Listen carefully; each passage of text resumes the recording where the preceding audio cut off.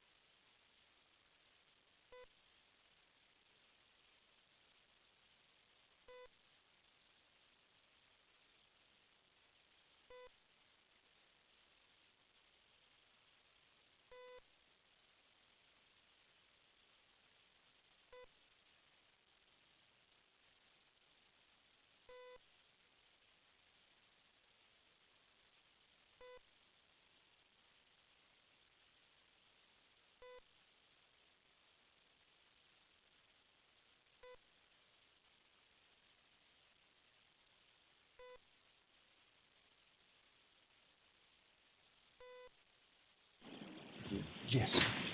All right, so that will come into evidence, and jurors, sometimes I do have to repeat myself a bit, but this is, again, before you can consider any electronic communication in your deliberations, you must first find that it's more likely true than not that the person who authored or sent these messages was, in fact, the person identified as doing so. If you do not find that it's more likely true than not that the person who is identified as doing so was the person who authored or sent or transmitted the electronic communication, then you may not consider that electronic communication in your deliberations. So, all right, Mr. Jackson, go right ahead. Thank you, Your Honor. Ms. McCabe, you'll recall yesterday we talked about the 12 times in your grand jury transcript that you talked about statements that you attributed to my client. You remember that conversation? Yes. And in those dozen times, you never used the word or the words or the phrase, "I hit him," correct? Correct. And your explanation for that was, well, I wasn't asked that specific question, correct? Correct. You were, in fact, on January 29th, let me rephrase that just a little bit. You did, in fact, on January 29th, seek to ask an officer to come back to 34 Fairview for the specific purpose of telling that officer something that you thought was important, correct? Correct. Which officer was that? Michael Lank. And about what time did you ask Officer Lank to join you back at 34 Fairview? I'm not sure. I know it was in the AM. I'm just not sure what time exactly. Somewhere around 9 a.m. Does that sound about right? Possibly. Okay, so this literally, we're talking about just a couple of hours after the incident in question. Correct. Okay. Sergeant Lank came with Sergeant Gallagher, I believe, correct? Correct. Came back to the location at 34 Fairview and gave you an opportunity to provide whatever information you deemed relevant at that time to impart to him, correct? Correct. And isn't it true that at that time, you didn't tell Sergeant Lank that my client said, I hit him. What you said was that my client said, I hope I didn't hit him. Correct? No. May I approach, Your Honor? Yes. Incident report, page. It's like the second to the last or third to the last page. It's lengthy. Could you take a look at that report, just the face page, and tell me if that appears to be an incident report associated with this case? I know you didn't draft it, but you recognize that that's an incident report from the police, Canton Police specifically. Yes. Could you turn to the tab that's the little light blue tab, maybe 3 pages from the end of that report? Yes. I'd like you to read that paragraph to yourself, if you wouldn't mind, please.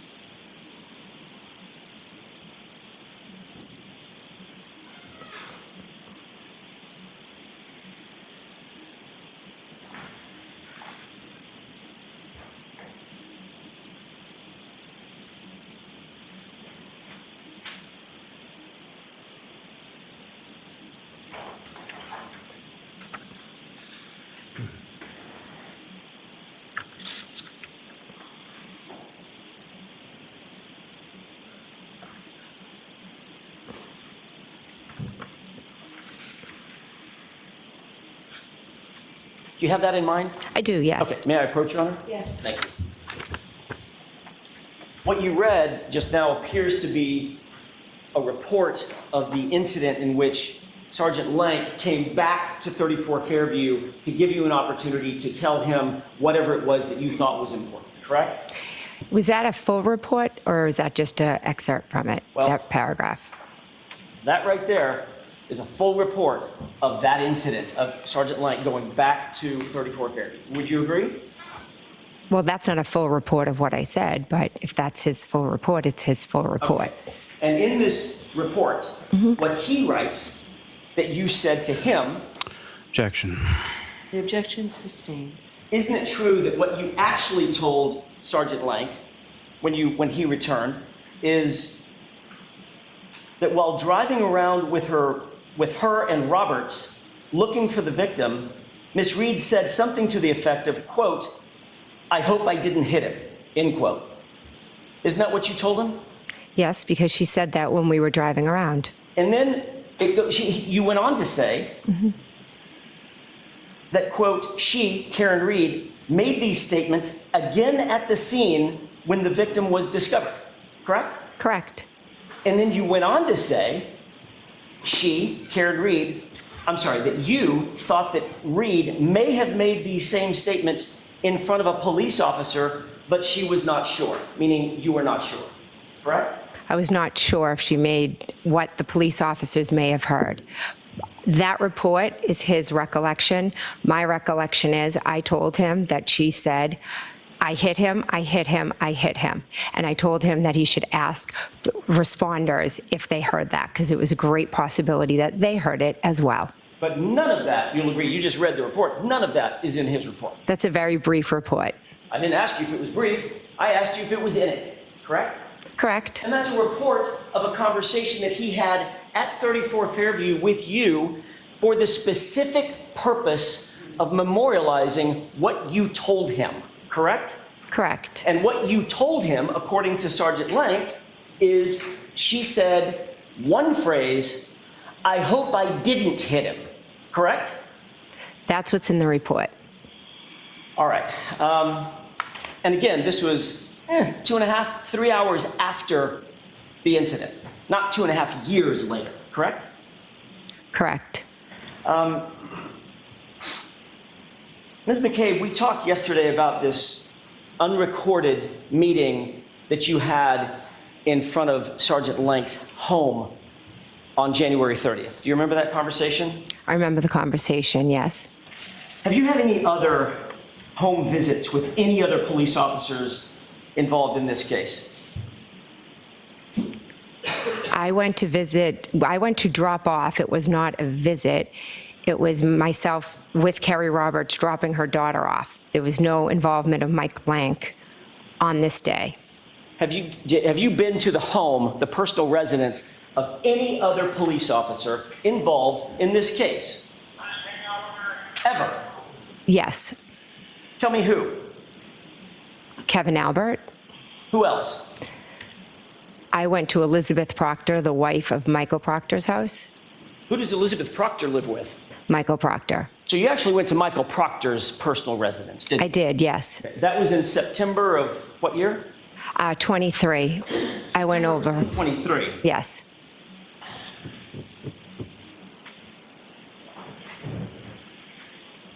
Why'd you go to Michael Proctor's house in September of 2023? I met Elizabeth Proctor in approximately July or August of 2023. We are two mothers that are being viciously terrorized and harassed by social media.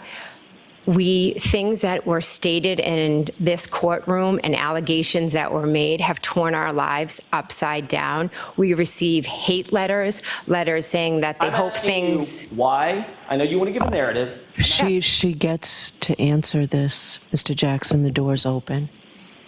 Your Honor, if she could answer the question why she went to the house as opposed to the narrative behind her motivation. It sounds to me like she's explaining why she went to the house. Okay. The door was open, Mr. Jackson. Go ahead. We receive letters, we receive emails, we receive calls. People drive by our house. There was a rolling rally outside of my house where people just screamed at us. They take pictures of our children. They took a picture of my daughter and put semen on it and said property of some named blogger that I think the defense is very familiar with. So that is why myself and Elizabeth Proctor got together. Michael Proctor was not home. We are two mothers trying to get through the unthinkable together. So you were upset about the public outrage concerning your family's involvement in the death of John O'Keefe. I was outraged because I am a state witness that is being tortured because of lies. Because of public outrage concerning your family's involvement in the death of a police officer, correct? No, it's a social media witch hunt. I see. So you decided that the best way for you to address that angst that you were feeling is to go to the lead investigator's home, personal home, in this case, correct? I went to visit Elizabeth Proctor. So Michael Proctor was not home. So just like when you went to when you went to Sergeant Lank's house, and the only person you met with was his wife, when you went to Michael Proctor's house, your claim is the only person you met with was his wife. I personally did not go to Mike Lank's. It was not Jen going to Michael Lank's. It was Carrie Roberts dropping her daughter off, and I happened to be in the car with her. Elizabeth Proctor I met with because we couldn't take the torture any longer. And you were later asked about this unrecorded visit at Trooper Proctor's home by Massachusetts State Police, correct? Can you remind me? Sure. Did you have a conversation with a trooper by the name of Tully, who interviewed you specifically about your contact with Michael Proctor? Could I see the report to refresh my memory? Do you not remember having a conversation with Trooper Tully? I've had many conversations over the last 2 years. Tully? Over the last 2 years with a number of troopers. Okay. All I'm asking you is, and I've got a report that can refresh your recollection. I want to know, first of all, do you remember having a conversation about your relationship with Michael and Elizabeth Proctor with Trooper Tully? I know I had a conversation with a trooper about it. I don't remember exactly which trooper. Fair enough. May I approach? Yes. This is the multi-page report. I'm going to show you this page. Okay. Thank you. Take a look at the face page of that, read it to yourself. And then I'd ask you to turn to the tabbed page, which is paragraph 27.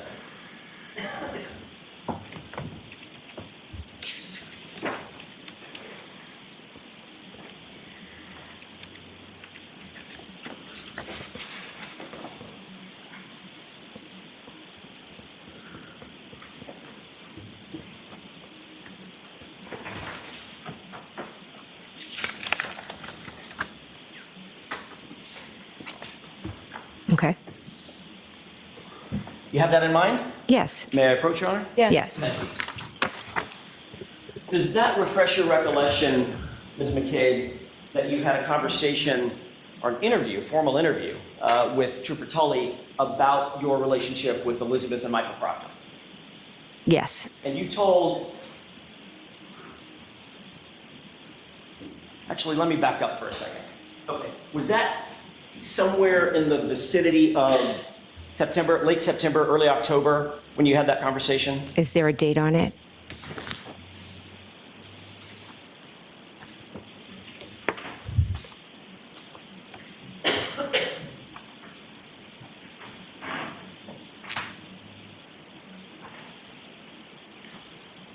May I approach, Your Honor? Yes. There's a date stamp on the bottom. Take a look at that date stamp on the bottom and tell me if that refreshes your recollection of about the time that that conversation would have taken place.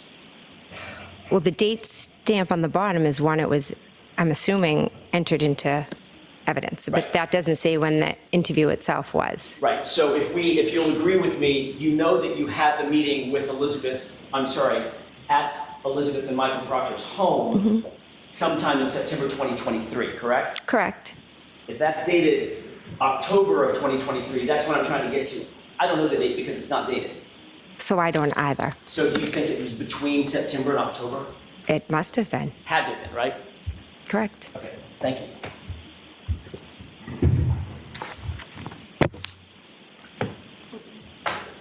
Before I get to that, I've got a couple of other questions.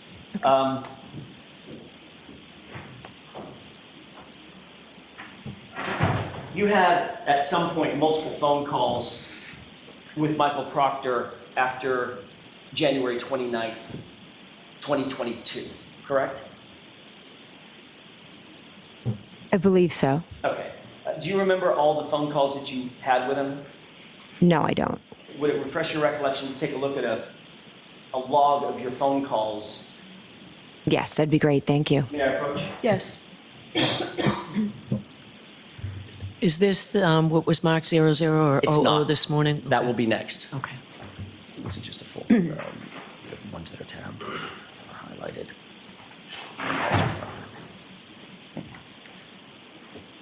Thank you. Take a look at that and tell me if you, specifically, there's a lot of calls there. There are blue tabs. If you could look at those blue tabs and then tell me when you've taken a look at those. Okay.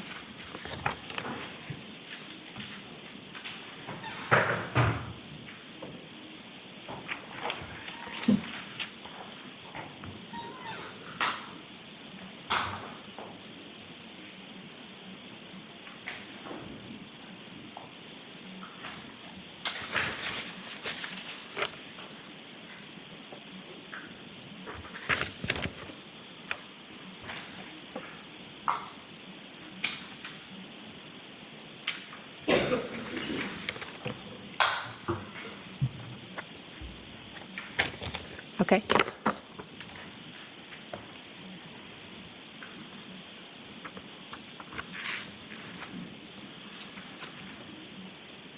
Can I have just a moment, Your Honor? Yes.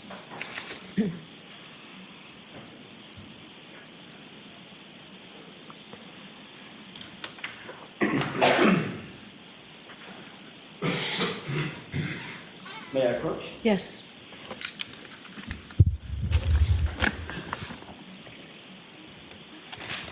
Thank you. You're welcome. Having looked at this set of records, does this appear to be an accurate reflection of the phone calls that you shared with Michael Proctor at some point on and after January 29th? Yes. Just to summarize those, and I don't want to belabor this, but there was a call on the 29th at 10:55 a.m. with Trooper Proctor, correct? Correct. There was a call on the 29th at 12:49 p.m., correct? I didn't memorize them. I understand. Would you? So if you want to give me the paper back, then I could probably answer correctly. You want to do Okay. it that way, we certainly can. May I? Yes. Thank you. Thank you.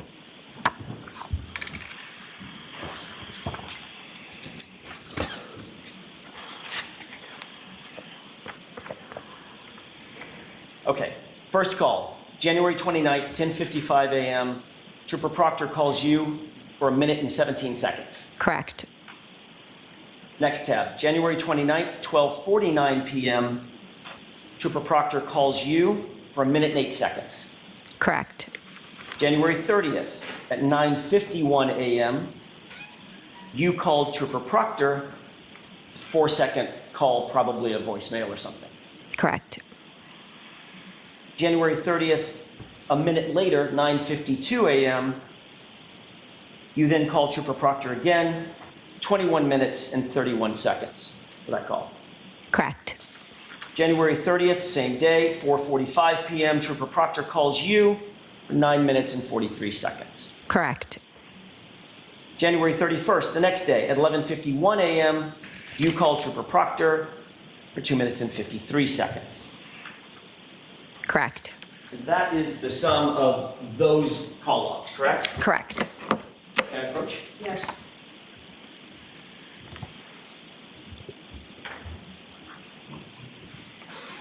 Those aren't all the calls that you had with Trooper Proctor. That didn't stop. It's just where these logs stop, correct?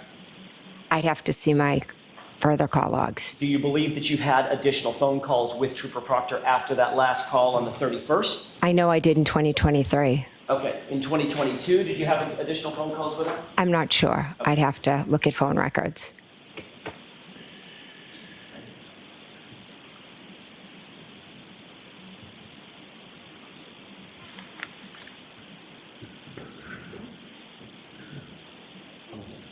May I have a moment, Your Honor? Yes.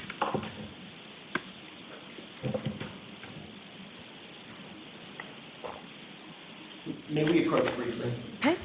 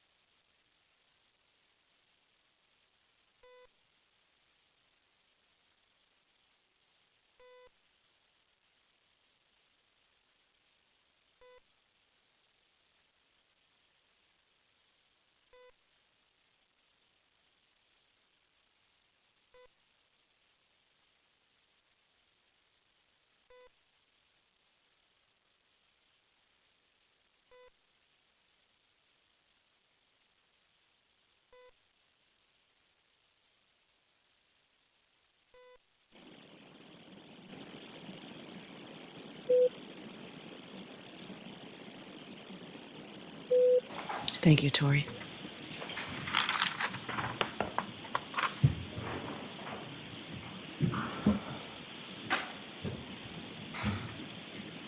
May I inquire? Yes. Thank you. Ms. McCabe, I don't have the records in front of me. Maybe they'll be found before the end of our conversation. But in the meantime, for expedition, do you remember a call on February 14th with Trooper Proctor lasting about 17 minutes? I don't know. Do you remember a call on February 17th lasting about 2 minutes? I don't know. Do you remember a call on February 28th lasting about 2 minutes? I don't recall. Again, it's hard. I expect that your answer is going to be, I don't recall, but I want to make a record if I could. So this is not a test of your memory at this point. I don't expect you to have it memorized. I just want to ask if maybe one of these stand out in your mind, or all of them. What about a second call on February 28th, lasting about a minute? Don't recall. On March 1st, another call with Trooper Proctor lasting about a minute. I do not recall. Apparently a second call on March 1st, lasting about 2 minutes and a few seconds. I don't recall. On March 11th, another call in the afternoon lasting about 12 minutes. I don't recall. And finally, a call toward the end of March, March 29th, lasting about 4 minutes. Again, I don't recall. Okay. Understood that this is not a memory test, and I don't have the records in front of me, so I apologize about that. Based on the conversation that we've just had, does that jog your memory that you had multiple calls in February and March with Trooper Proctor, as well as the calls we've gone over with the records in January? To be honest, I had calls with many people. I was in a state of shock for months following this. So if you have the record, I can answer off of that. But besides that, just reading them to me does not jog my memory. I'm sorry. That's okay. You wouldn't quarrel with the idea, I don't want to hold you to a number, you wouldn't quarrel with the idea that you had multiple calls with Trooper Proctor in January, in February, in March, correct? Well, the ones I've just saw on the record, yes, there were multiple calls there. And of course, you met him in your home on January 29th. Yes, I did. And he came into your living room, you had a conversation with him. In my dining room, yes. I'm sorry, your dining room. And also, Carrie Roberts was there. Carrie Roberts was not there. On the 29th? Carrie Roberts was not at my house on the 29th, no. When was she at your house when she was interviewed? I believe that was the Tuesday, whatever the date was. Maybe first? That sound right? First or second? Yeah, something. It was the Tuesday following. Okay. And was that with Trooper Proctor or a different trooper?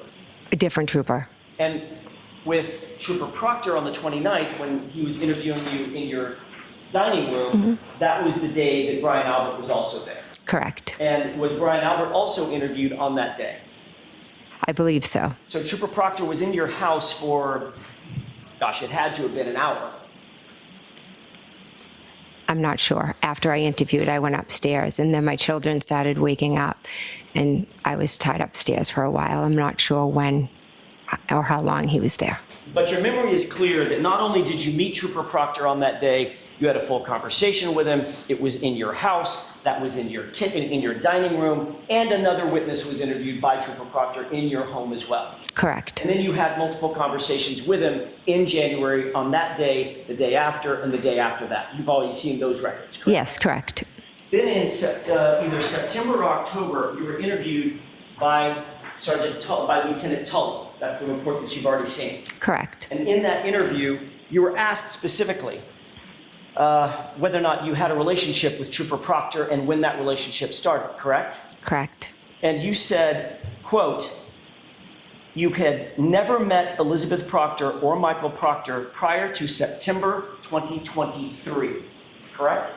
I did not say that. So yet again, this is another example of a trooper completely getting it wrong. Is that right? Objection. Sustained, ask it differently. In your view, did Lieutenant Tully get your statement wrong that you had never met Trooper Proctor before September of 2023? Objection. Is that true or is that wrong? Lieutenant Tully knew I met Proctor prior to that because Proctor was the one who did the initial interview on January 29th. Does it make you wonder why he wrote in his statement, quote, Objection, you've Your never Honor. met Elizabeth Proctor or Michael Proctor prior to September 2023? So the objection sustained. If you indicated that you had never met Trooper Proctor before September of 2023, that would be a false statement, correct? Objection. You can answer that, Ms. McCain. I met Proctor January 29th. It's everywhere. False statement. If you said it, would it have been false? That's all I'm asking. Yes. Okay.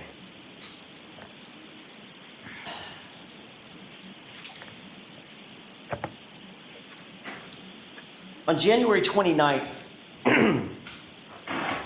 in the early morning hours, I want to take you all the way back to 1:30, 1:45 a.m. when you left 34 Fairview on the 29th.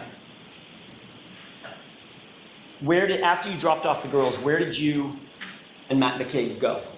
We came home. After you got home, you indicated that you went upstairs, correct? Correct. After you went upstairs, you indicated that you got on the phone. Correct. On your cell phone, correct? After you got on your cell phone, you indicated that you started searching for stuff. Correct. So if there's GPS, you've seen the forensic extraction or part of it, correct? Which one are you referring to? Phone. The forensic extraction of your phone. I saw what you showed me yesterday from Celebrate. That's what I mean. Okay. Right, part of it. I saw, yeah, the phone calls, yes. Okay. You're aware that that extraction shows that you got home after 2 a.m. or so that would be generally correct. Correct. The Celebrite extraction shows from your Apple Health data that you actually went up a set of stairs. That would be accurate, correct? Accurate. The Celebrite data shows that you actually logged into your phone, did a login, either Face ID or a passcode, opened up the phone. That would be accurate. Correct. The Celebrite data shows that you were engaging with an app called Safari to engage some Google searches, correct? Yes. That would be generally accurate as well, correct? Yes. So after you opened up Safari, you indicated that you Google searched something about ozone basketball. Is that right? Yes. That was sometime after 2 a.m., right? Yes. What was so important about ozone basketball at 2 a.m. that it couldn't wait until the morning? Why did you search it then? Well, first I was home, I was wide awake, and I had been texting about a basketball chat, and basketball was clearly on my mind. My daughter had been invited to join a team. I didn't know much about the team, so I just was like Googling to see, because the woman who had given my daughter the offer had wanted an answer. So you say that basketball was on your mind, correct? Yes. Was there anything else on your mind in that early morning hour time frame? Don't believe so. Ms. McCabe, if you wanted to know, in general, how long it takes for a human being to pass away because of exposure to extreme temperatures, right? If you wanted to know the answer to that, what would you Google search? What phrase would you use? I'm not sure. All I recall is what the defendant asked me to Google in the morning. If you wanted to know, I'm asking a different question. If you personally wanted to know, how long does it take for a person to die of exposure due to extreme temperatures, what would you put in? What phrase would you use? Objection. Sustained. Well, we don't have to guess at the phrase that you would use if you wanted to know something about dying of hypothermia, do we? Because you actually Google searched it. Objection.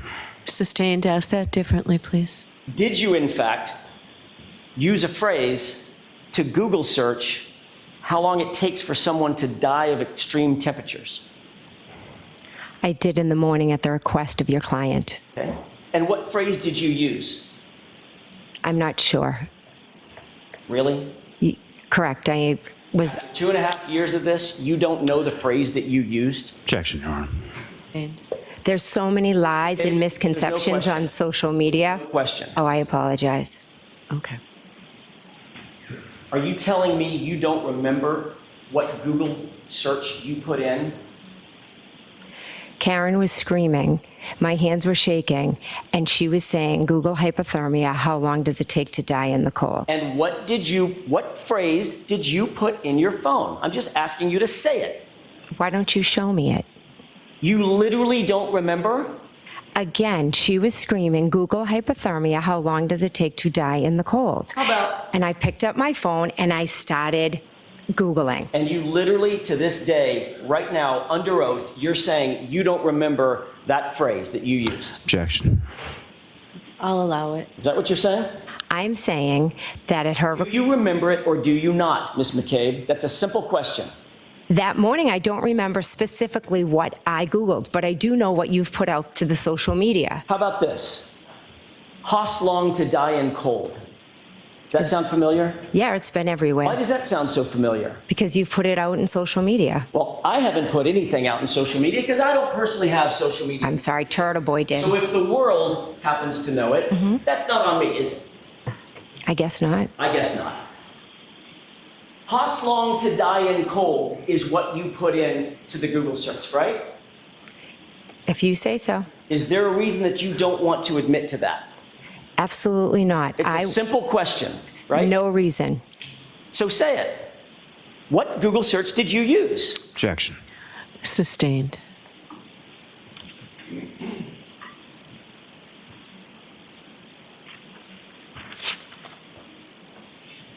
You were seeking at some point to Google how long to die in the cold, correct? Correct. And you made a mistake and mistakenly typed Hoss long to die in cold, correct? If you could show me it, I'd appreciate it. You later Google searched. May I approach, Your Honor? Yes.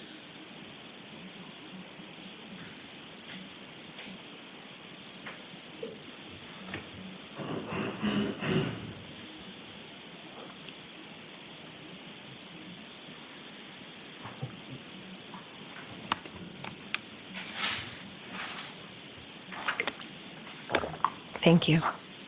While she looks at that, Mr. Jackson, can we bring our clerk back upstairs? Of course, yes. I think we're back to the Thank you very much. Can you text Thank you. Jimmy and tell him? Take a look at that report and tell me if that refreshes your recollection.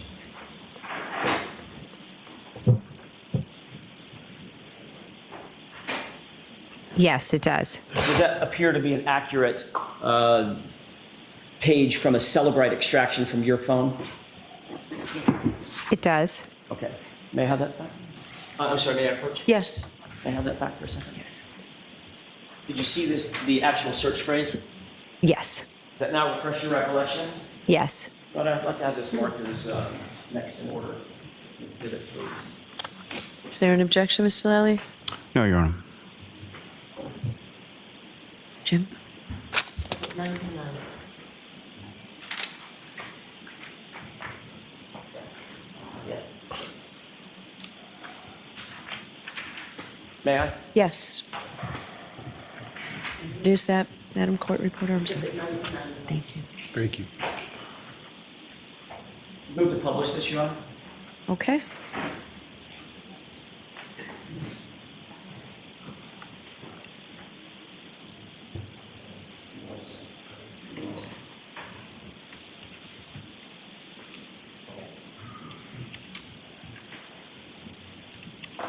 Does this appear to be the document that was just marked as Exhibit 99? Yes. I know it's a little bit small, Mr. Dixon. You see this column, Yes. third column from the, actually it's the fourth column from the left. One, some dates, some data, and then a Google search, correct? Correct. What does that Google search say? House long to die in cold. Now, you indicate that you did that, you made that search at 6:23 a.m., correct? Correct. And then you indicated that you did it again thereafter at 6:24, correct? Correct. At 6:24, you misspelled the phrase and you spelled it as follows: how long TI die in CIKD, correct? Correct. Now you claim that those two searches were at 6:23 and 6:24 a.m. respectively, correct? Objection. Phrase it differently. Sure. You've indicated under direct examination that these two searches were at 6:23 and 6:24 a.m., right?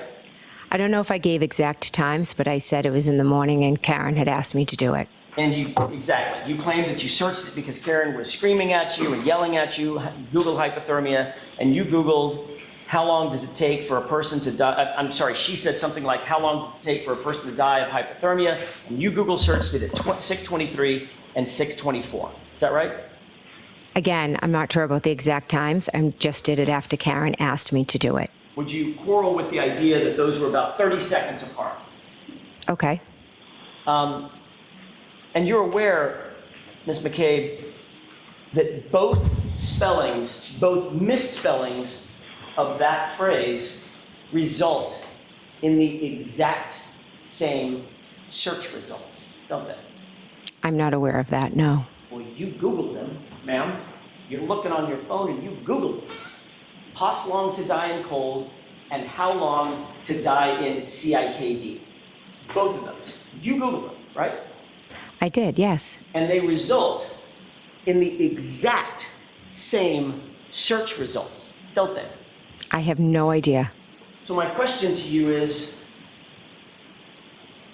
why the two searches? She was standing next to me screaming, shaking my hand. My hand was cold. I was trying to Google it.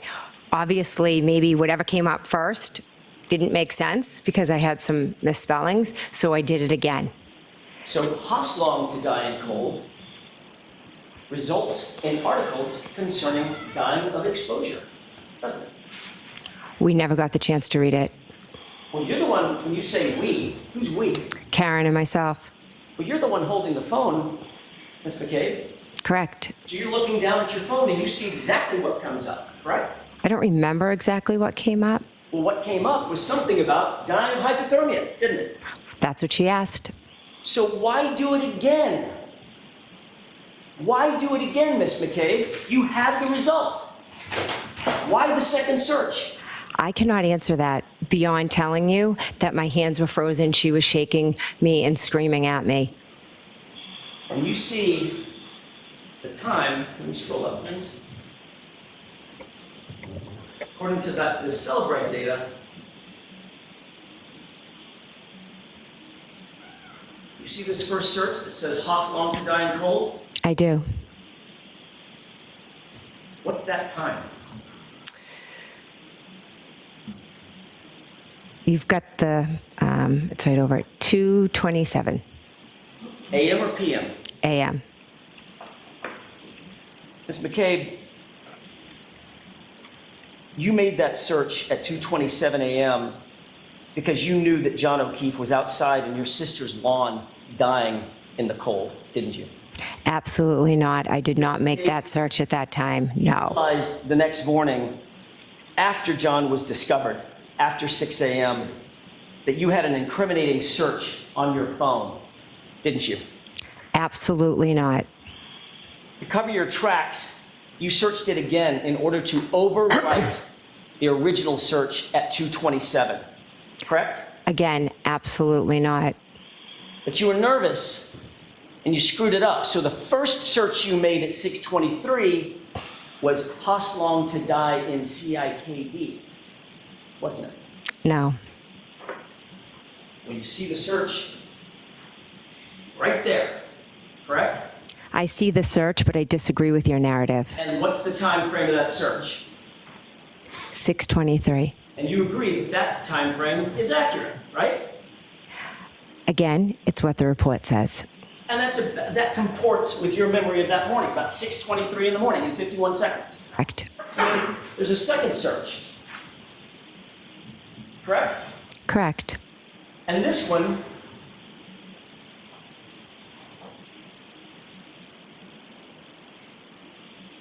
at 6:24 says Hoslong to die in cold.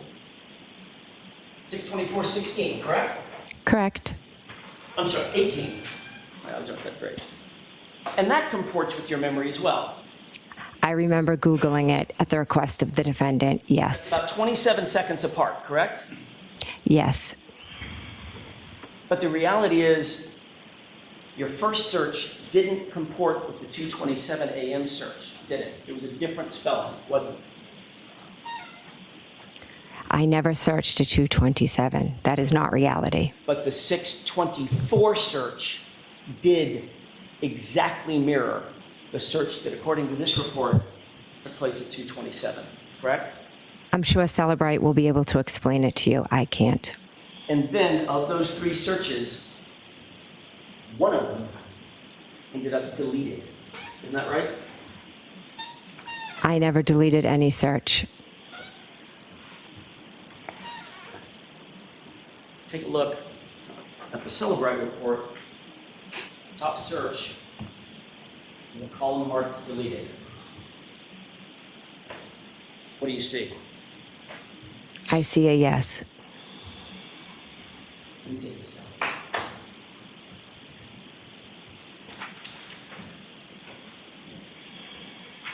Ms. McCabe, the reason you deleted that 2:27 a.m. call is because you realized that if you were caught Googling how long it takes for a person to die in the cold 3.5 hours before John's body was found, that would incriminate you, wouldn't it?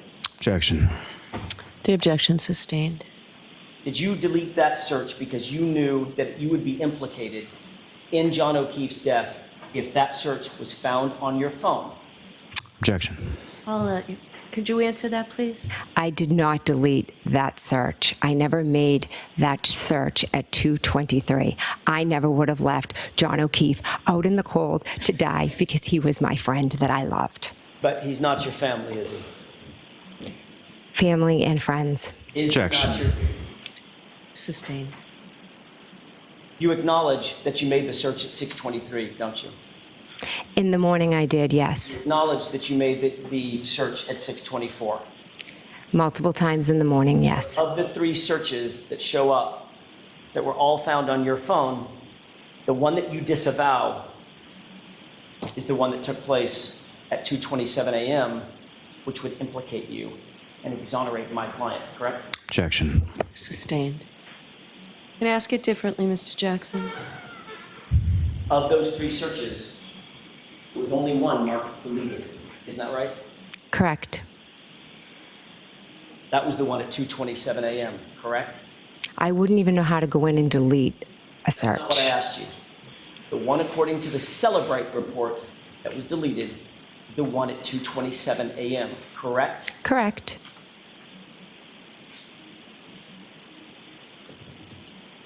You would agree that that's awfully convenient for you, isn't it? Objection.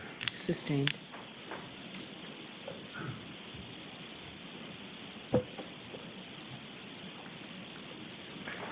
That's all I have, Your Honor. Thank you. Okay, Mr. Lally? Thank you. May I approach briefly? Yes. Thank you.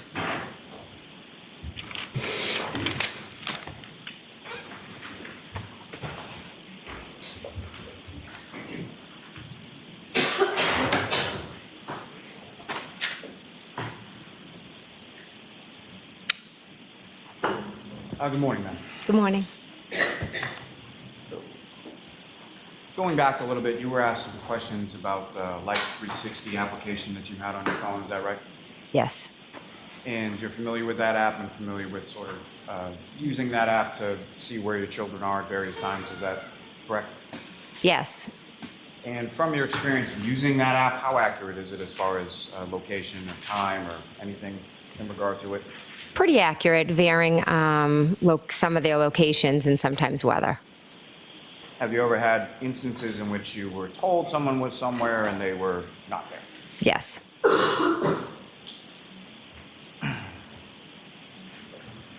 And you were asked some questions about Ryan Nagel's truck, correct? Yes. And do you know, or did you on January 29th, 2022, did you know Ryan Nagel? I did not. Did you know what kind of vehicle he drove? I did not. Keep your voice up, Mr. Lally, please. Do you know whether or not that was actually somebody else's truck? I do not know. Know whether or not on January 29th, 2022, Ryan Nagel had a friend named Ricky? I do now.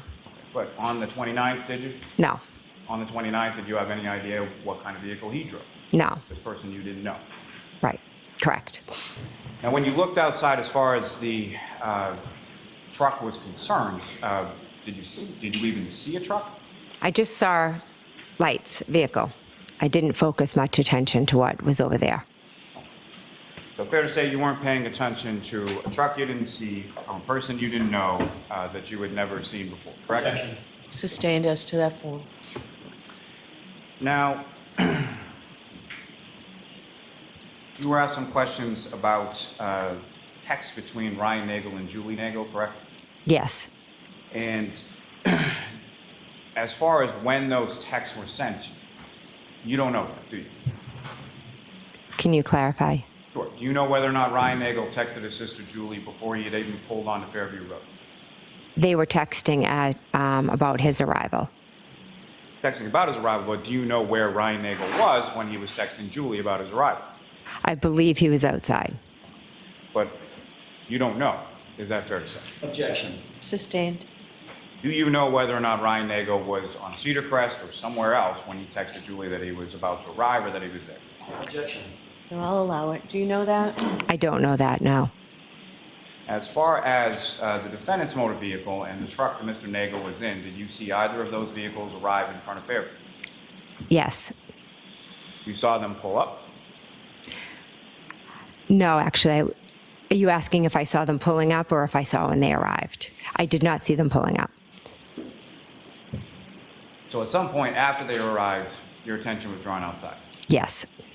And when we're talking about you going to the door and looking outside, how long a period are you looking at? Not long. So would you describe it as either a glance or more of a, were you staring intently at the vehicle out in front of the house? Objection. Sustained. How would you describe the manner in which you were looking out at the SUV in front of the house? I would go to the front door. I look out. I saw the vehicle. I believe I sent a text, and I went and sat back down.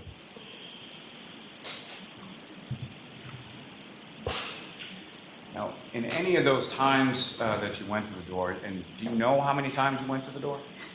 I don't know exactly.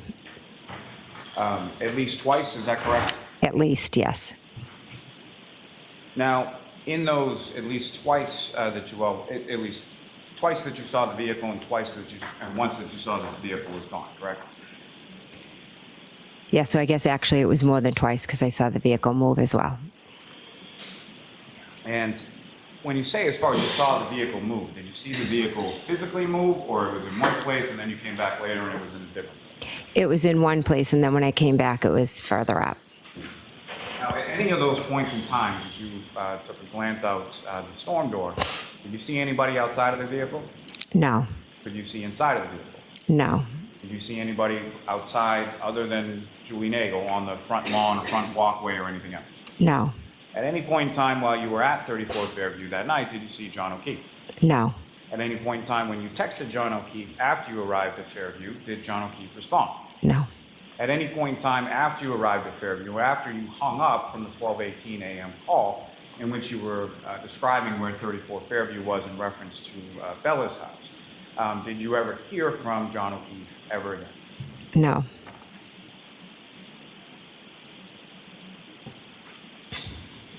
And during that about 20-minute or so period of time when Mr. O'Keefe or the defendant's SUV is in front of the house, you never heard anything from John O'Keefe, correct? correct. And did that strike you as unusual as far as him not responding?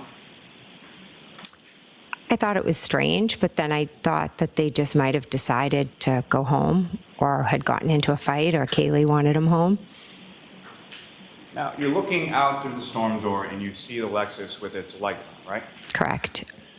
And from that area, the secondary area, up by the flagpole and the fire hydrant, that's the same area where you found John O'Keefe the next morning, correct? Correct. And with reference to that area, is there any lights as far as street lights or anything that you're aware of in that area? No, it's a dark area in the corner of the lot. Now, at any point in time, were you looking or were you expecting to see John's body on the lawn?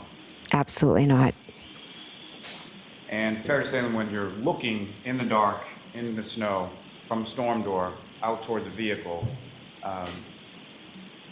not the same conditions as if you're standing in a courtroom or sitting in a courtroom today about 10 feet away from somebody during the daytime with lights on, correct? Correct.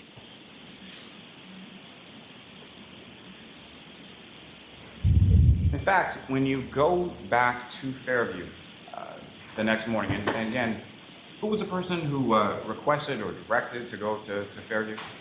Karen, And so when you go to Fairview along with the defendant and Ms. Roberts at the defendant's direction, sometime around 6 a.m., when was it that you first saw Mr. O'Keefe? I wasn't the one to first see him. Karen was. So she's banging on the door, asking it to be let out. She goes directly over to the body, correct? Correct. And neither you nor Ms. Roberts, well, you didn't see Mr. O'Keefe on the lawn until after she did that, correct? Correct. And that was after you had already sort of driven a little bit past where he was, correct? Correct.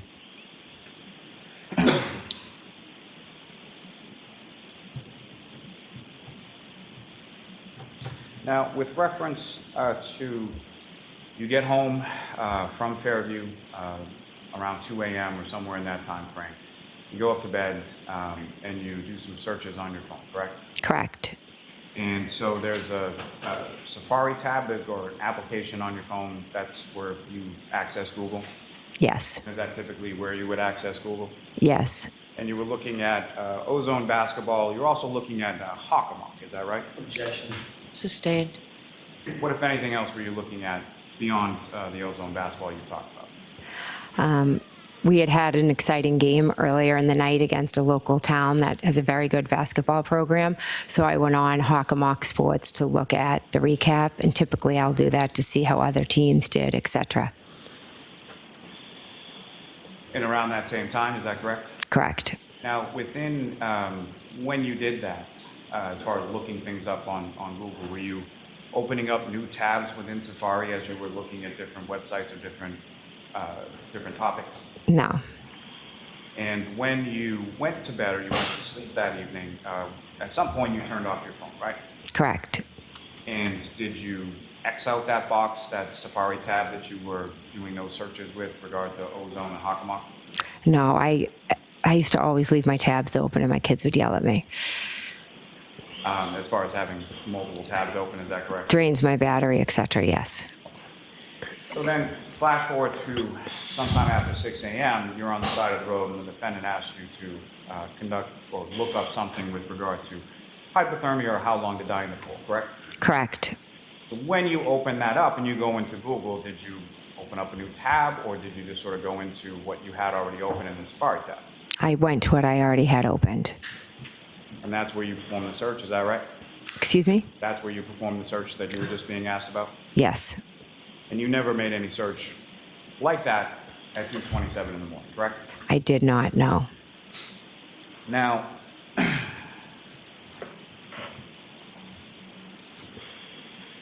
again, you've been shown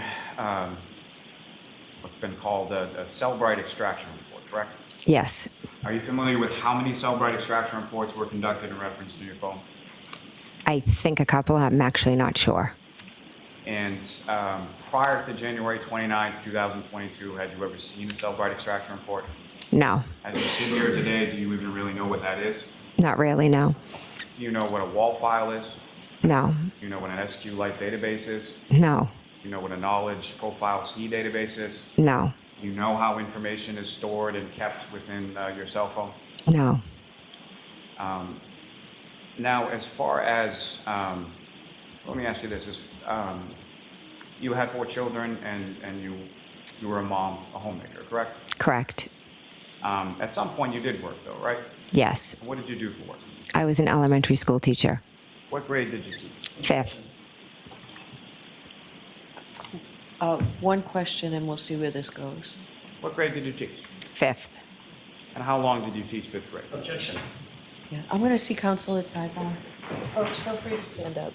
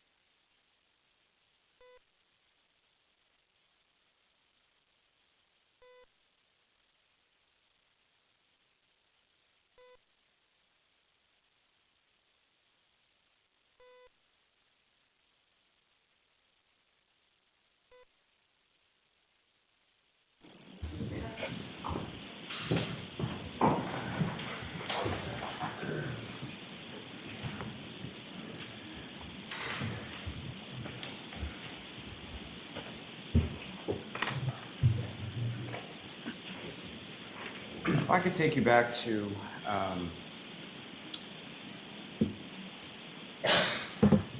4:53 in the morning is when you get that first call from Kaylee Bush, is that correct?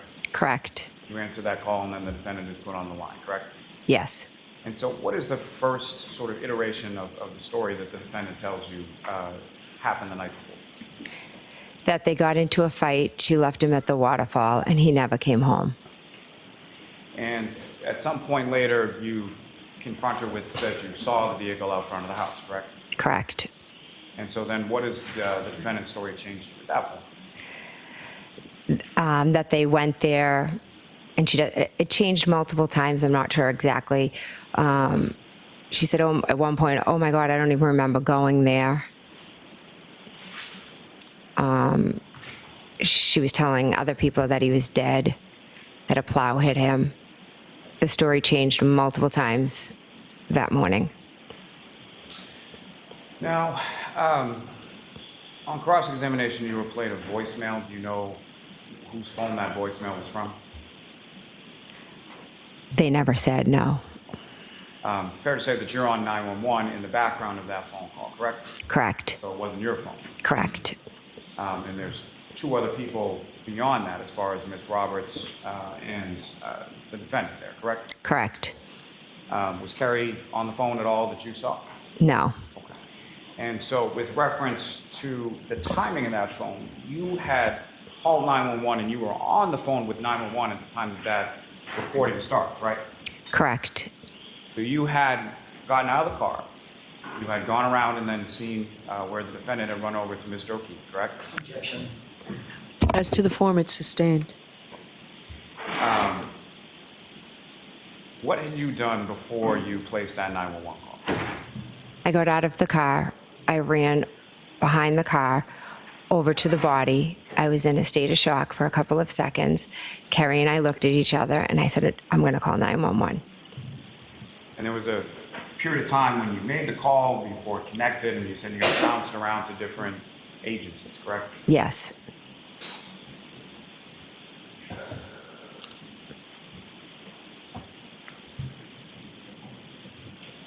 And this is after the defendant has hit the door and run from the vehicle over to Mr. O'Keefe's spot, right? Yes. So it's not your phone, and it's not Ms. Roberts' phone. Fair inference is the defendant's phone, correct? Correct.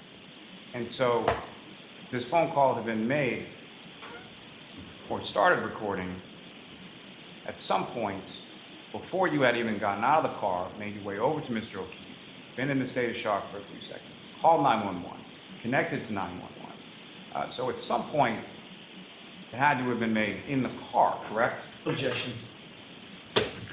Ask it differently. Do you know when that voicemail or that recording that you heard, do you know when that call was placed? I don't. Now, at the time that you are making the 911 call, where is the defendant in relation to the vehicle? She is over with Mr. O'Keefe.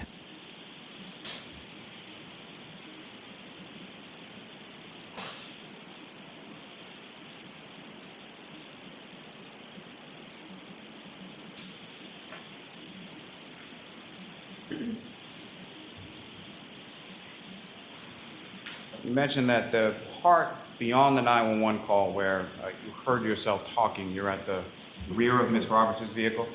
Yes. And why are you at the rear of Ms. Roberts' vehicle? In the beginning, I'm at the rear gathering towels or blankets. And then a few times I go to the rear because I'm trying to speak with the 911, and Karen is screaming hysterically, and then Carrie starts screaming at her to calm down. It was quite chaotic, so I was moving away so that I could be clear with the operators. Now, at some point you went into your sister's house at 34 Fairview, right? Yes. And why did you go? Officer Lank asked me to go in and wake them up. So you were asked to go in there by the police to wake them up, correct? Objection. Sustained. And at some point you indicated that you had called Officer Lank to come back to the house, right? Yes. And how did you get his number again? Julie Albert. And as far as, are you aware whether or not Brian Albert, Nicole Albert, or any of the other people that were present had Officer Lang's number? Objection. Sustained. Why did you ask Julie Albert and not Brian Albert or Nicole Albert? Because I knew she was the only one that had his number.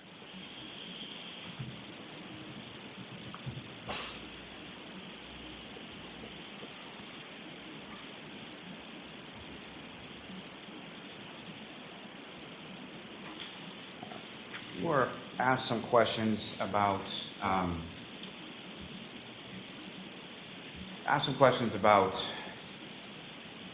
when you were on scene, and you indicated in your testimony on direct that you heard the defendant say, "I hit him, I hit him, I hit him," correct? Yes.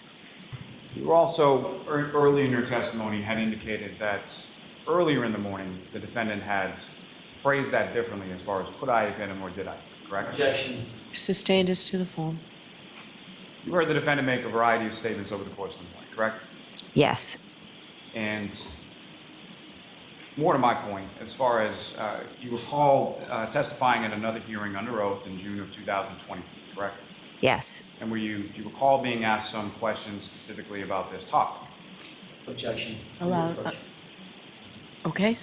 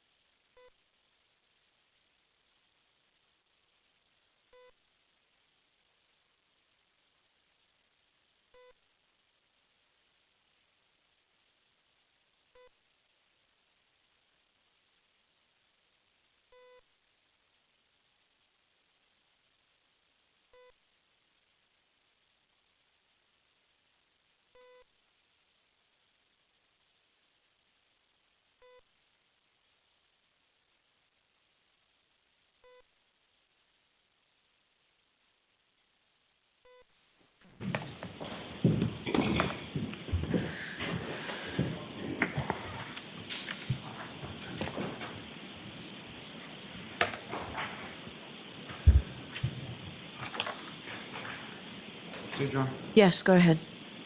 Yeah, Ms. McCabe, as I was asking before, in June of 2023, you testified in another proceeding, correct? Correct. And you were asked questions specifically about those statements that you heard the defendant say on the morning of January 28th, correct? Correct.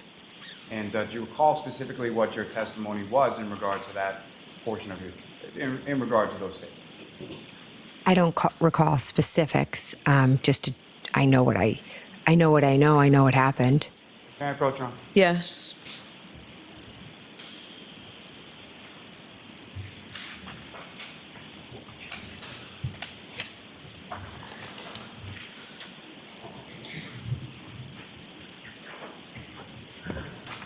Now I'm giving you 2 pages. Direct your attention to the bottom of the first page and then into the next page. If you could just review that to yourself and look up what it means.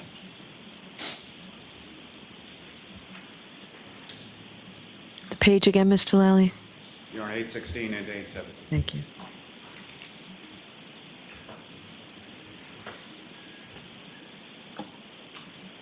May I approach, John? Yes. Ms. McCabe, is your memory refreshed as to what you said in that prior proceeding in regard to those statements? Yes. And what did you say? What did I say in that?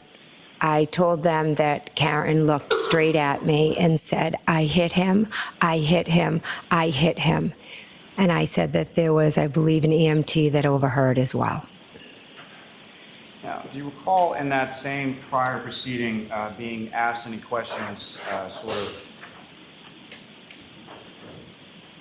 at different times, the defendant saying different iterations of that same statement? Objection. Sustained as to form. No leading, Mr. Lally. With respect to that's testimony in that same prior proceeding, what, if anything else, were you asked about statements the defendant made to you that morning?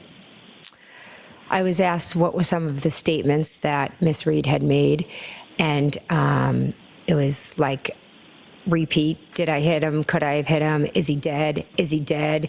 Is he dead? Could I have hit him? Did I hit him? I have a cracked taillight. And then her, I hit him, I hit him, I hit him. And so with respect to questions and as far as did I hit him or could I have hit him, and the statement I hit him, those were at different times, correct? Correct.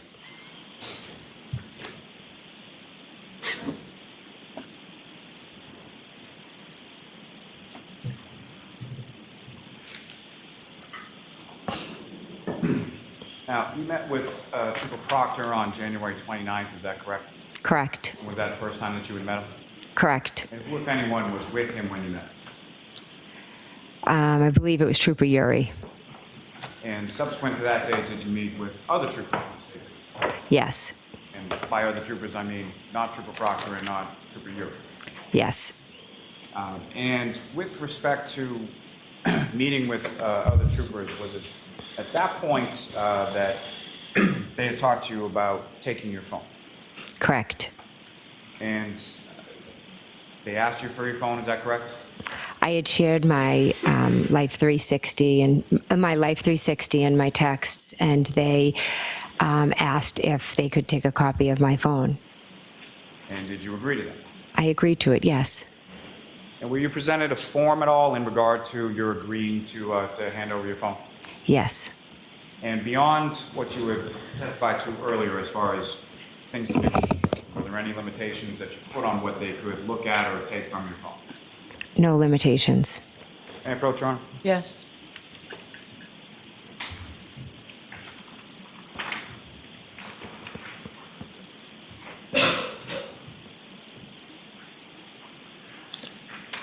I'm showing you a document. Again, just ask you to look at it, look up.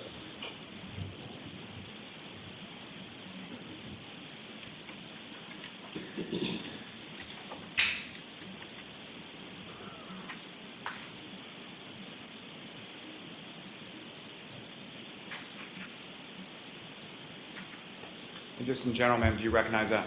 Yes. What do you recognize that to be? This was the consent form for my phone. So that's the form you filled out with the troopers in regards to giving over your phone. Correct. May I approach again, Your Honor? Yes. I'll move the seat to submit as the next exhibit. Is there an objection, Mr. Jackson? No objection. Okay, thank you. The exhibit 100. Thank you.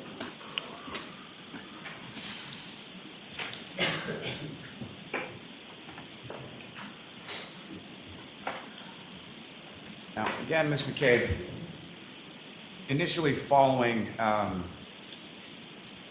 the events of initially that morning around 6 a.m. or so, at some point you were seeking or you had actually asked the defendant for Carrie Roberts' phone number, correct? Yes. And why is it that you were looking for Carrie's number specifically? Well, the driving conditions were terrible. She was driving to Braintree to pick up Mr. and Mrs. O'Keefe. And then they were heading to the hospital, and I was just looking to see how John was doing. Now, you had mentioned at some point, did you speak to Ms. Roberts that morning in regard to updates as far as how John was doing? Yes. And you mentioned that later on, either that day or the next day, that you had gone over to Mr. O'Keefe's house with Ms. Roberts, correct? Yes. And who was driving at the time that you went over to the O'Keefe's house with Ms. Roberts? Carrie was driving.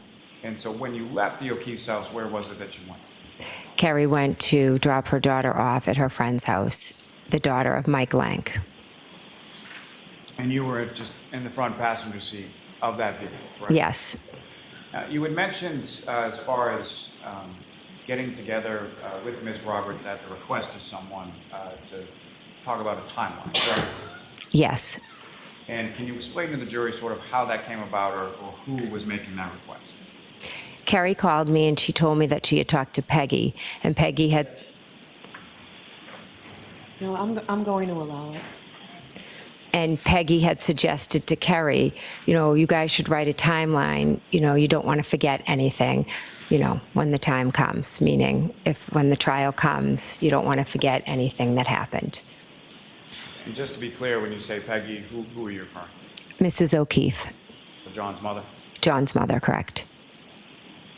Now, you were asked some questions about subsequent date as far as hearing bits and pieces or portions of Ms. Roberts' statement to troopers at your home, correct? Correct. Do you know whether or not that was the first time that Ms. Roberts had talked to troopers or officers or anyone from either the Canton Police or the State Police? I believe on the 29th in the afternoon, troopers went to her house. So that would have been the first time. So the time that she was at your home and speaking to troopers, that would have been at least the second time that she had spoken to troopers, correct? Objection. Sustained. Now, with reference to Ms. Roberts and her phone, was Ms. Roberts, the time that you handed your phone over to the troopers, was Ms. Roberts present there as well? Yes. And what, if anything, did you see Ms. Roberts do with respect to her phone and the troopers? She turned her phone over as well and signed the consent.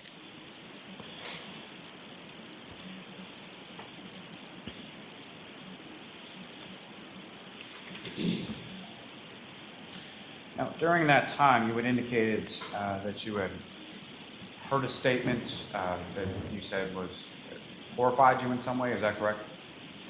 From Miss Roberts? Yes. Correct. And what was that? What was she talking about? Objection. The door has been opened, Mr. Jackson. That means you can answer. Okay. So basically, Carrie is a talker, and once she started...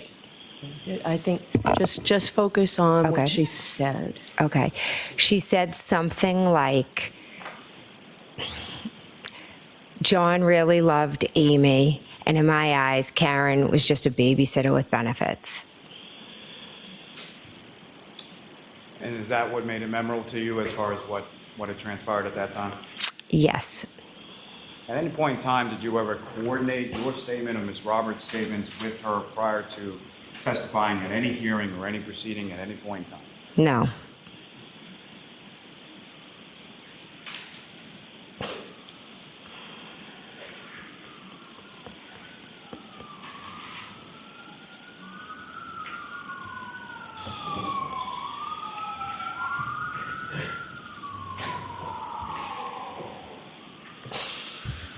Let me ask you, when you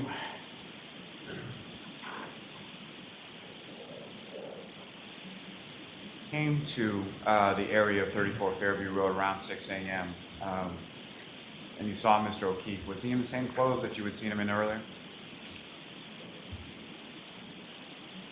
He had jeans and I believe the same shirt on, yes. And nothing additional as far as a jacket or anything like that that you saw? Not that I recall. Now, again, as you were driving down Fairview Road, if the defendant did not bang on the door and essentially jump out of the car and make a beeline over to Mr. O'Keefe, would you have stopped the car? No.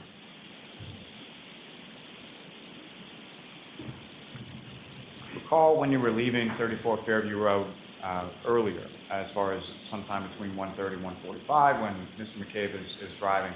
Do you recall whether or not the roads were plowed or treated or anything that you saw at that time? I know there was snow on them, but I can't recall specifics. Now, as far as the defendant coming over your house shortly after 5 a.m., was that something that you were expecting at the time? No. And what was it prior to the defendant showing up and sort of screaming in front of your house? What was your sort of plan as far as based on the information that Ms. Reed had called for? My husband and I were going to go out and we were going to drive over to Tom Beatty's house to see if John was there. Now, as far as the 911 call that you were making, that information that you were providing, what was that based on? What I was seeing. But as far as how Mr. O'Keefe had come to be there at 34 Fairview Road, when you're communicating any of that to the 911 operator or to officers on scene, was that from your observations when you were inside 34 Fairview after the waterfall or from some other source? Well, it was from what Karen was saying as we were driving there. So as far as him being dropped off or anything like that, that came from the defendant, correct? Correct.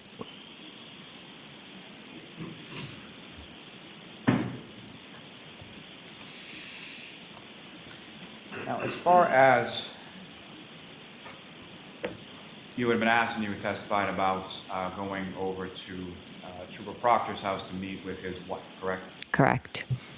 And you testified about certain incidents of harassment that you had undergone, as well as Mrs. Proctor, is that correct? Correct. And how long had that been going on for at that point? At that point, it started in April, and now I believe I went over there in September.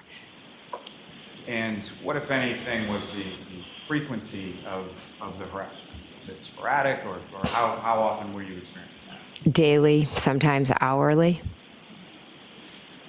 And in addition to what you've already testified, what, if any, other incidents do you recall specifically involving either you or your children or your home? People come by my house, they take video, they scream. They've gone to my child's sporting events and called me names. They've written letters to my daughter's colleges and said that they shouldn't allow them to play. And then they've attached these horrific articles that have been complete lies about all of us. They send me Facebook messages. They call my phone, home phone and cell phone, all hours of the night. They tell me to kill myself. They tell me I'm a terrible mother. They harass my children. My daughter testified here the other day. We didn't even get out of the building, and people were, saying horrendous things, that she's a liar. Your mother should die. It's just, it's unimaginable what my entire family is going through. I go to the beach, they take pictures, they post it, they threaten that there are eyes everywhere. I'll never be able to live a normal life again. I am a witness. That's all I am. I am not on trial. I am a witness. And these people are terrorizing me. Stand as to that part. I'll strike that part. Everything else will stand. Okay. And so, your understanding that Mrs. Proctor had sustained similar issues as you had? Correct. Now, again, Trooper Michael Proctor never met him prior to January 29, 2022, correct? I have never met him prior, no. And the time that you went over to meet with Elizabeth Proctor, was Trooper Michael Proctor home at that time? No, he was not home. And had you ever been over to his house prior to that or any time subsequent to that? No, never. Now, you did have some conversations with Trooper Proctor following this day and around let me ask you this. You testified a bit about a rolling rally. Is that correct? Correct. Can you describe to the jury sort of what that was or what occurred on that day? So that day in July, a group got together under one blogger, and they all met and they decided to go to different houses. So Michael Proctor had been made aware of what was happening, so he had reached out to tell me, you know, what was going to be happening and how they had set up some cameras. It was a Saturday. I had just come home from vacation with my children and my husband. Mrs. O'Keefe picked up my two younger children and brought them out with her so they wouldn't be home for this. And my two older children and my husband were in the house while about, 50 to 75 people came to my house. They screamed, they yelled, "There's a murderer." They just caused an absolute ruckus outside. And prior to that, did you have any conversations with Trooper Proctor or any other troopers from the state police about knowledge of that incident occurring prior to its occurrence? Yes. And as far as setting up sort of pole cameras around your house to memorialize whatever was going to happen? Yes. Now, you were asked some questions with regard to the Google search. Again, that was initiated after 6 a.m. Why again? Because Miss Reed asked me to Google how long to die from hypothermia. She said, Google hypothermia, Google how long it takes to die in the cold. She was shaking me, screaming at me to do it. And she's shaking you as you're typing, is that correct? Correct. And there are some misspellings in it, correct? Correct. I also have MS, and I have Well, I'll allow that. I have MS, and I have, issues with my hands, so I a lot of times Google and make errors, but the cold also makes my hand go completely numb. So I'm not surprised that that's how it would come out. When you were in your bedroom sometime after 2 a.m., fair to say the defendant wasn't there shaking you when you were Google searching for ozone basketball or Hakamak? Objection. Sustained.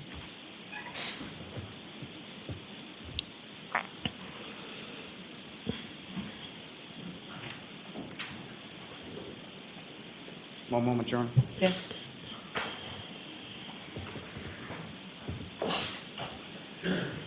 Nothing further, Your Honor. Okay, Mr. Jackson? Very briefly, Your Honor. Concerning statement, I hit him.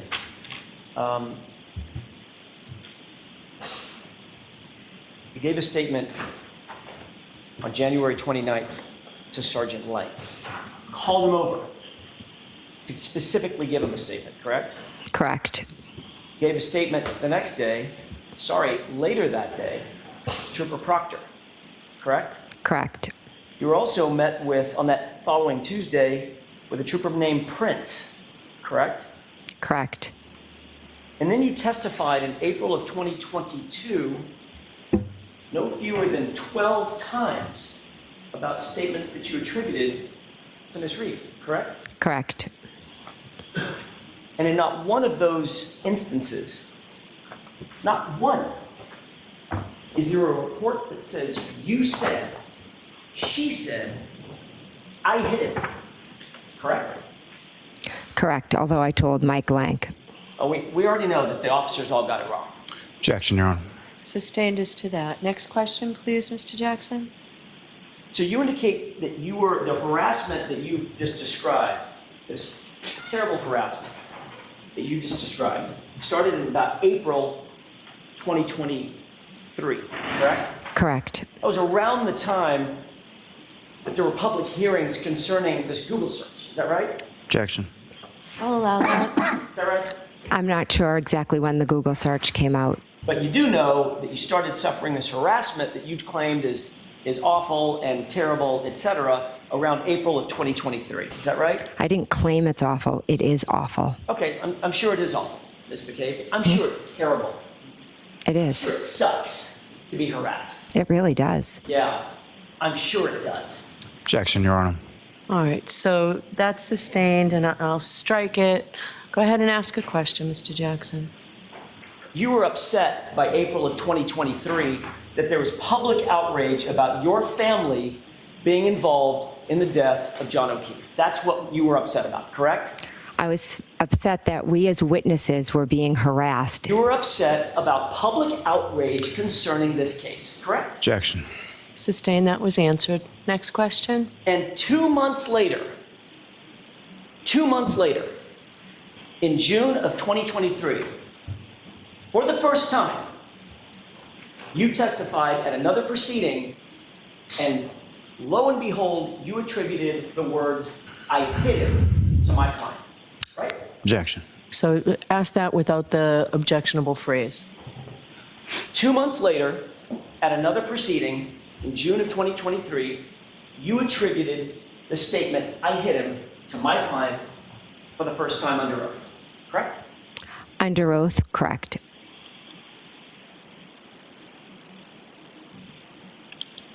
You indicated when you turned your phone in, the police were perfectly okay with you deleting communications with your children, correct? Correct. Including Allie, who's a material witness in this trial. Objection.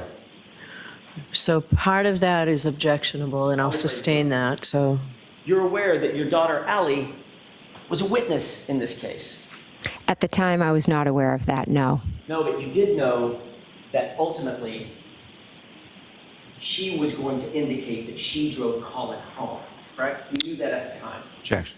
That's sustained. Did you know at the time that Allie had driven Colin home, or she said she drove him home? I had no idea she drove him home. But you deleted all those communications with Allie, didn't you? Objection. Sustained. Did you delete all the communications that you had off your phone with Allie, your daughter? Objection. So this has already been answered, but go ahead, finish. Let's finish this loop. Did you delete them? I deleted the conversations with my 4 daughters. At that time, Allie was not a witness. Okay. All I asked you, you heard my question. Did you or did you not delete your communications with Allie McCabe? Objection. That's been answered. You said that there was this statement that horrified you, your words, horrified you, that Carrie Roberts made during her interview that you were eavesdropping on, right?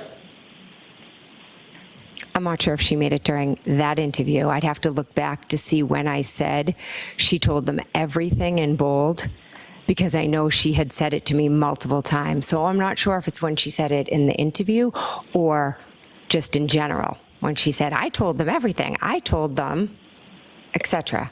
So when you said in that group chat, she's telling them everything, that might not even be what you're talking about. No, it was. And you said that horrified you, correct? I didn't know Carrie Roberts, so yes, her statement horrified me. Horrified you. Yes, that was horrifying. And in that group chat, your response to that horrifying statement was 3 words. I love it. Was there a response prior to that? You tell me, ma'am. I'm not the one under oath. You are. Well, if you want to show me it again, I'd love to get. Yesterday. So do you have it handy, Mr. Jackson? I don't, Your Honor. I'll grab it. It's marked. Okay. Your Honor, it's been marked and entered. It was the packet this morning that I did. That's it. May I approach? Sure.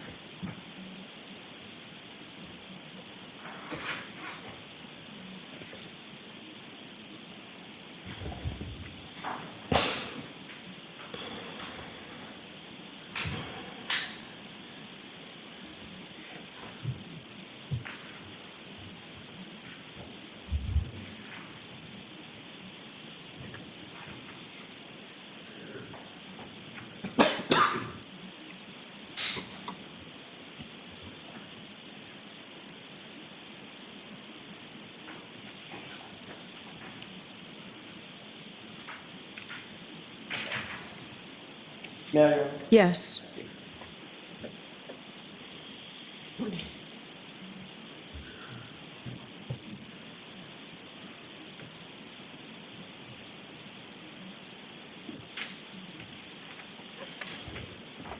Take a look at those 2 pages if you would. Could you tell me what pages, please? 169 and the second page, Ms. McCabe, if you wouldn't mind. What's the second number, Ms. McCabe? Number, the bottom right. 2170. Thank you.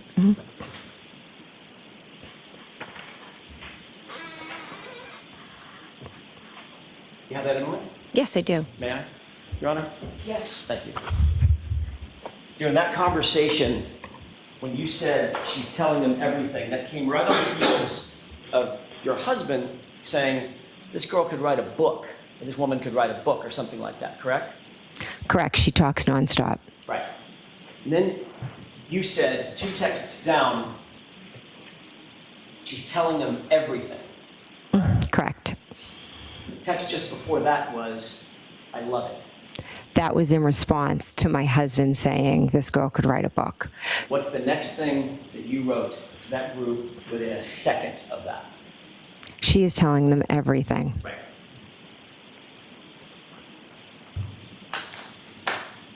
May I approach the court? Sure.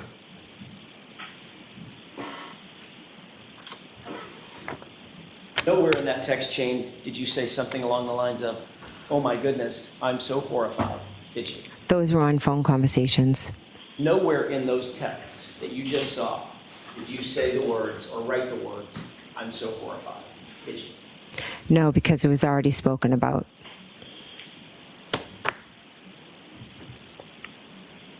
You were asked on that morning, January 29th, 2022, as you drove to the location and ultimately to 34 Fairview, what ultimately happened. And your testimony was, as you approached, my client was searching frantically for John O'Keefe, correct? I don't believe I said she was searching frantically for John O'Keefe. Searching frantically. She was screaming frantically in the back seat and texting in the back seat. Was she just sitting there, curled up in the back seat, sucking her thumb, or was she searching out the window? She was screaming Right. between Carrie and I. So I'm not really sure how she saw John over here when her head is up here screaming and then looking down and texting. Was the whole point of that trip, Ms. McCabe, to search for John? It was because she knew where he was. The whole point of that trip was to look for him, correct? She directed us to go to 34 No. Fairview. The whole point of the trip was to look for John, correct? At 34 Fairview, where Karen said to go. And your testimony is that if it hadn't been for Karen jumping out of that truck, you wouldn't have stopped, correct? Because I wouldn't have seen him. I didn't know he was Yes or there. no? She did. Okay, yes or no? Was that your statement? If she hadn't gotten out of the car, you wouldn't have stopped. I don't believe it was stated like that. I believe there was a question and I answered. And the question was, would you have stopped? And your answer was what? What was the direct question? Oh my goodness, Miss McCabe, it was 5 minutes ago. Right. Did he ask, did you Objection, see Your Honor. something? You like to change words. I just want to be certain. So, Mr. Jackson, just keep it to questions, not comments. You were asked just a second ago by Mr. Lally, if Karen Reed hadn't jumped out of the car, you wouldn't have stopped, correct? Correct. Thank you. That's all I have. Okay. All right, Ms. McCabe, we are finished. Jurors, I'm going to ask you to follow them out like you've done.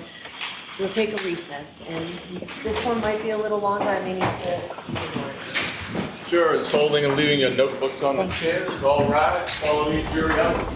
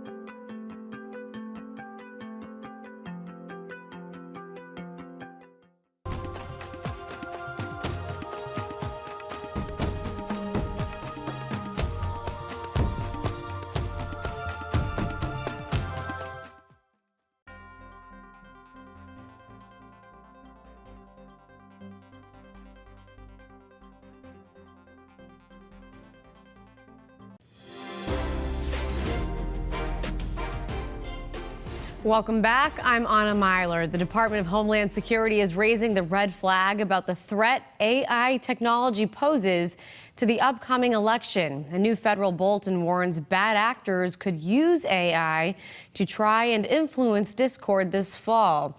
As CBS's Natalie Brand shows us, it's a scenario that election officials are preparing for through special exercises. You can't blindly trust what you see or hear anymore. A message elections officials are working to amplify in the countdown to November. They face a web of increasingly complex and high-tech threats to voting, including artificial intelligence. Damit ein böswilliger Angreifer. This fake video of Arizona Secretary of State Adrian Fontes shows just how easily an elected leader's image and voice can be manipulated. I am without a doubt exactly who you think I am. Arizona's elections officials gave journalists an inside look. I've heard that there's a chatbot being used. And how they're training to stay ahead of bad actors. Our elections are going to be in good shape because we're preparing this way. And Fontes says the media has a critical role in helping the public understand what's real and what's not. Voting this Tuesday only enables the Republicans. During primary season, a fake robocall impersonating President Biden told New Hampshire voters to stay home. A real-life example of AI interfering in elections. It accelerates the speed at which bad information can move. It increases the volume through which it gets out there in the world. That's one of the bigger new threats that we haven't faced yet, that we're not too sure about yet. There are real threats. Ben Hovland chairs the U.S. Election Assistance Commission, which has created an AI toolkit to help election administrators. I do think election officials are prepared, but I think we just continue to add more and more to their plate, and it's important to recognize those changes, recognize those challenges. Federal officials say they're working on a full-court press with states and localities to defend against the new threats and ensure this upcoming election is secure. Natalie Brand, CBS News, Washington. Gas prices may be lower at the pump this summer as the Biden administration releases 1 million barrels of gasoline from a Northeast reserve. The reserves in New Jersey and Maine will be released in batches of 100,000 at a time in order to create a competitive market. Right now, AAA says the average in Massachusetts is $3.55, 10 cents higher than last year. Turning to the weather now, taking a live look at the Charles River. Not a cloud in the sky out there. What a beautiful start to the day. Jason, it's going to get hot by this afternoon. Ooh, wee doggy, yes. Hazy, hot, and humid. Those are the three H's we're going to be describing our Wednesday afternoon, friends. Our beautiful diamonds there in the east are going to be shining brightly. We're already in the low 60s right now. Dew point temperatures not that far away in the upper 50s. Once it gets to that 60-degree threshold, going to feel like a tropical air mass. And certainly with the heat index values climbing into the 90s today, it's definitely going to feel like it as well. Overnight lows this morning. Hey, we did not even dip into the 50s here in Boston, even points north and also west.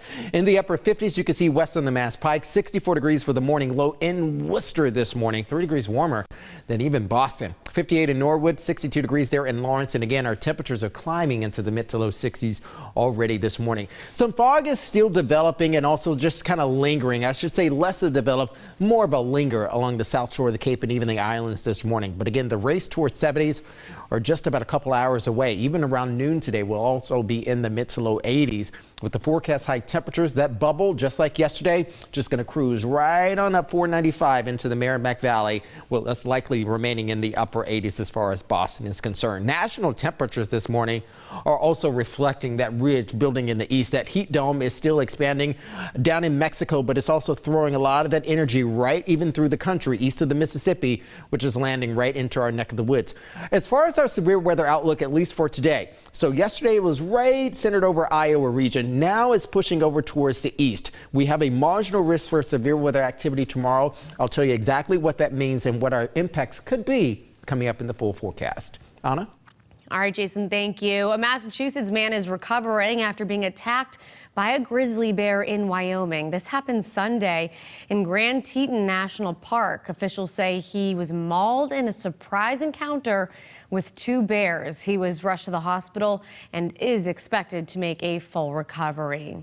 A Pepperell woman says this picture should serve as a warning to anyone who drives near turkeys. One of the birds flew right into her windshield. The bird survived, but as WBZ's Mike Sullivan shows us, the windshield did not. It's a case, one that's particularly foul in nature. I mean, I know there's a lot of turkeys, but they're not usually flying into your vehicle. Leaving Joan Laddick with a car she can only drive safely a few feet. All of a sudden, out of the clear blue, this giant tom turkey flew right at the car from nowhere. Because it flew off the window and I guess landed on the side of the road somewhere and took off, and it was alive. She was heading down Route 113 leaving Dunstable. Her and her husband were in the car. They often see flocks of turkeys in this pasture just beyond the road. Turkeys don't fly very high. The big bird managed to get up to her windshield, shattering it into countless pieces. Turkey feathers in the glass and the shape of the turkey. I don't know where he came from, but he was not going where I was going, that's for sure. Thankfully, at the time, there were no cars coming in the other direction. At any point, did you fear for your life?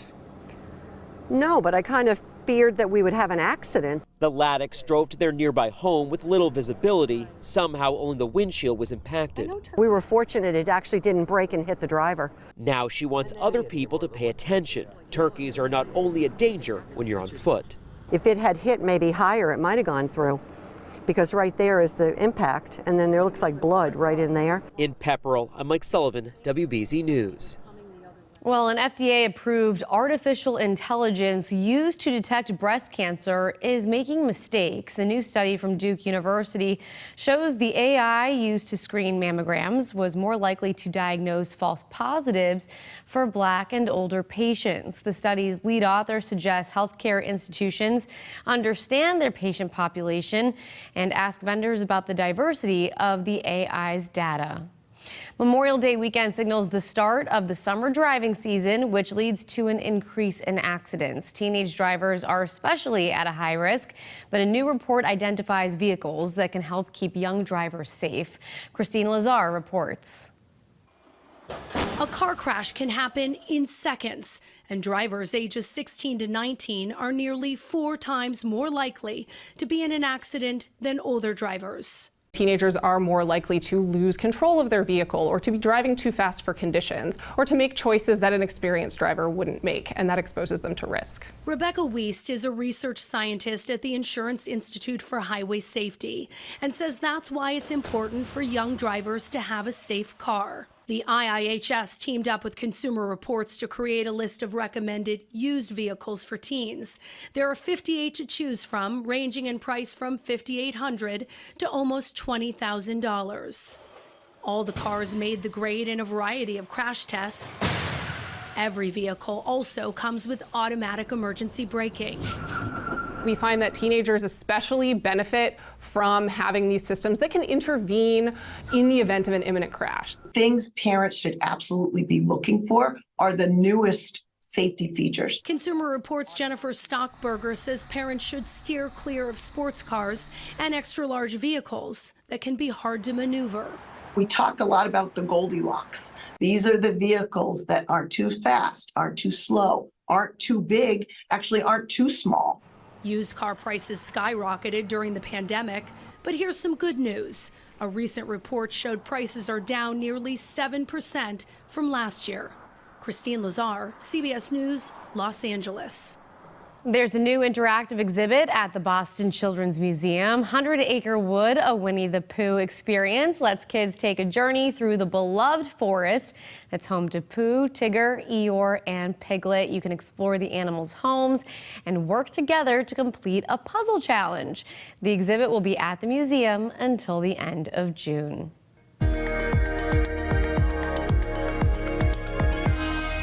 Well, Greater Boston starts with giving students a chance to reach new heights. The first of its kind STEM program is teaching kids how to fly. WBZ's Paul Burton was the only reporter there for the first student flight.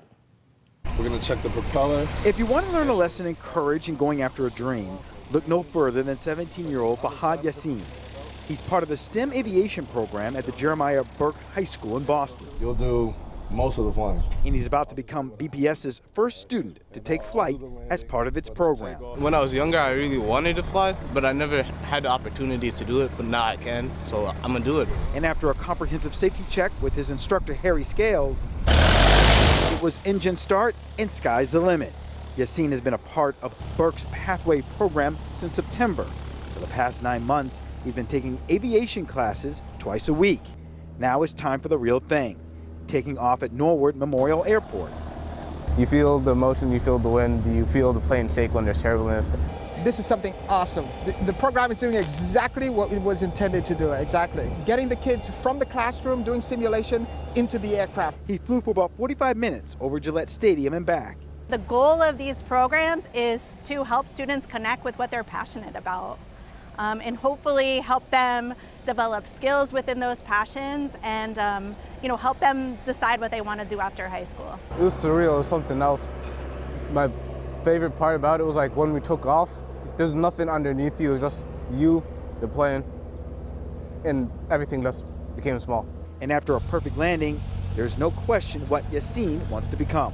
I was hoping to go to flight school and get my private pilot license, and after that, fly for commercial airlines.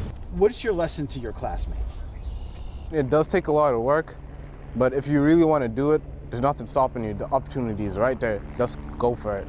The hardest part is starting. BPS says they hope to expand the aviation program to other schools so more students can be exposed to careers in aviation. In Norwood, I'm Paul Burton, WBZ News. Coming up after the break, Boston Calling draws acts from around the world, but one group just needs to come in from the pike. The Wolf Sisters, Canton natives, who are bringing their sound to the Boston Calling stage.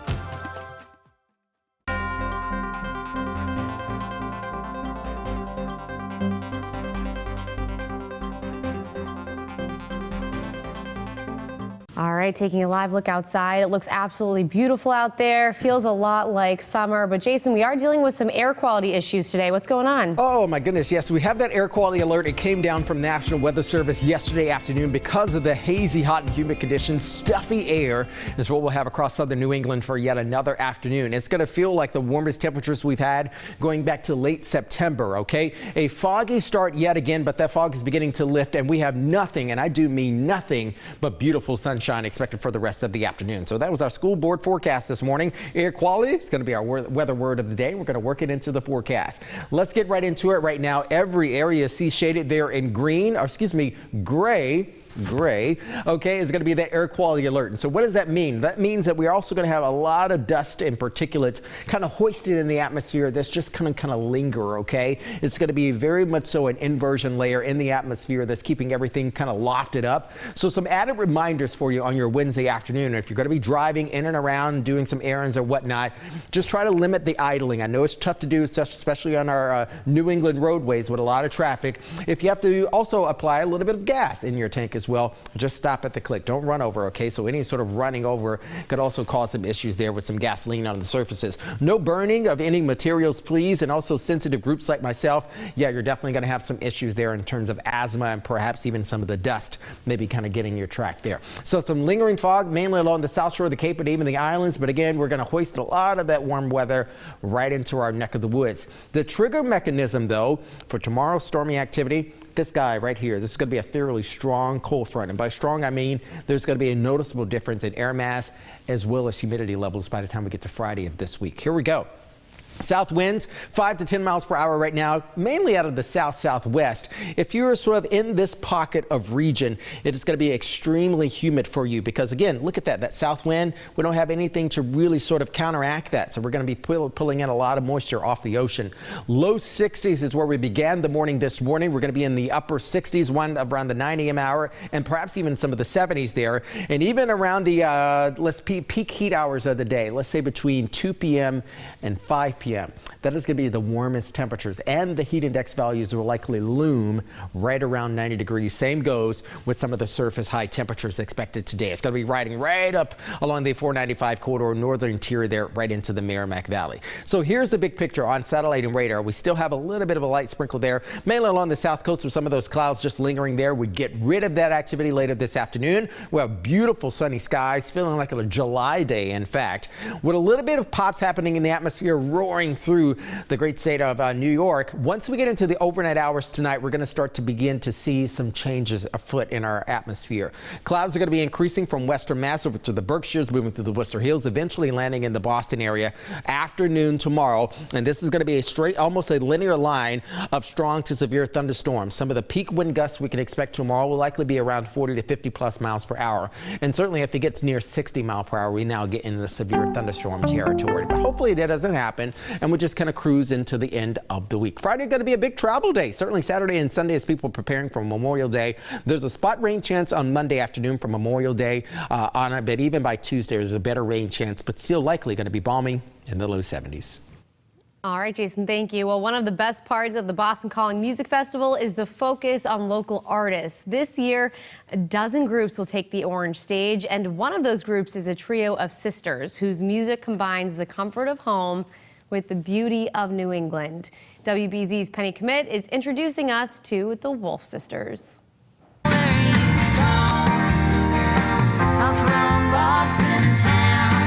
There's just something about New England that makes artists put a pen to paper and capture the essence of the beauty of the Northeast.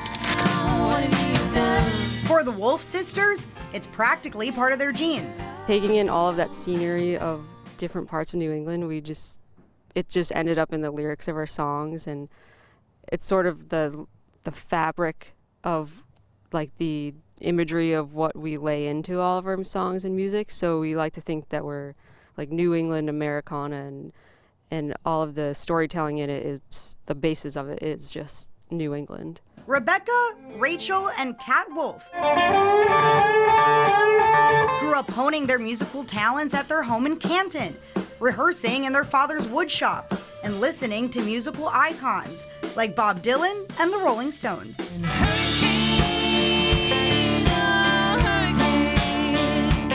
Their father is also a musician and makes his own instruments. It seems their musical gifts only bring them closer together, which may come in handy as they get ready to take the stage at Boston Calling this year. It's sort of a privilege to get to play with together as sisters and family. I feel like just because we grew up together and have been playing music with each other since we were young kids, that we're sort of on the same wavelength in a different way that I felt than with other musicians. We don't have to like communicate like with words. Like we just know each other so well and know the backgrounds of like our music influences so well that if someone plays something, like we just get it right away. So I think that's sort of the fun part of playing with siblings. Can I have my comments on? We definitely are goofier together. You won't see me like this around anybody else, which is really fun. 2, 3, Quebeca! The indie band has been working tirelessly to find their sound and continue to grow and evolve as musicians. Finding a balance between the two can be a challenge, especially when it comes to social media promotion. I think it's a great tool, but I also think oversaturation, you're kind of fighting just everybody has a free publisher and not everybody maybe needs that platform.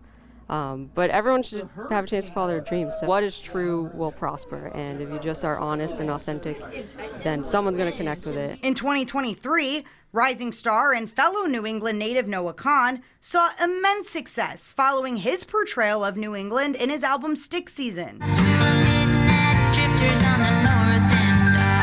The Wolf sisters are following down a similar path, turning to their childhoods and their memories of growing up here as inspiration for their own music, evident in their albums like Dark River. I moved to LA, I noticed the difference the most. I feel like New England's just real, and I mean maybe people aren't the nicest on the surface, but they're more real on the inside.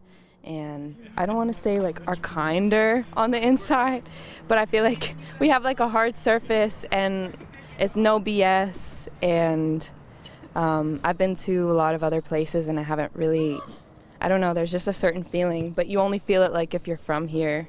As for what sets us apart from the rest of the country, we get all 4 seasons, and even though right now it's a little bit of an extreme sometimes, I think it definitely adds to the beauty of New England.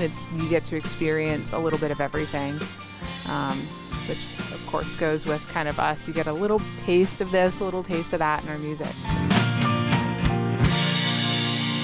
They sound great. WBZ is teaming up with Mix 1041 to give away 2 VIP prize packs to Boston Calling. Each winner will receive 4 passes to all 3 days of the festival. Just head to our website, WBZ.com, to enter, and we will announce the winners live this Friday on The Morning Mix. And be sure to join us tomorrow night for a special preview of Boston Calling. You'll get to meet some of the artists and get a sneak peek at the excitement at Boston's biggest music festival. It airs Thursday night at 11:30 p.m. on TV 38 and right here on CBS News Boston. When we come back, a signature drink for summer days at the ballpark. We've got the details on that coming up next.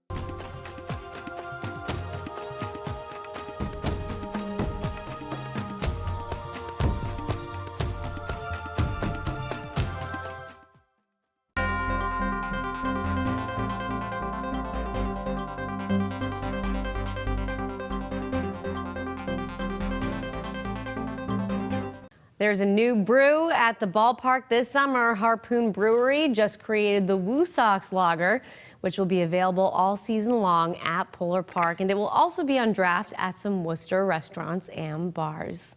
Thank you for streaming CBS News Boston on this Wednesday. I'm Anna Myler. Have a great rest of your morning.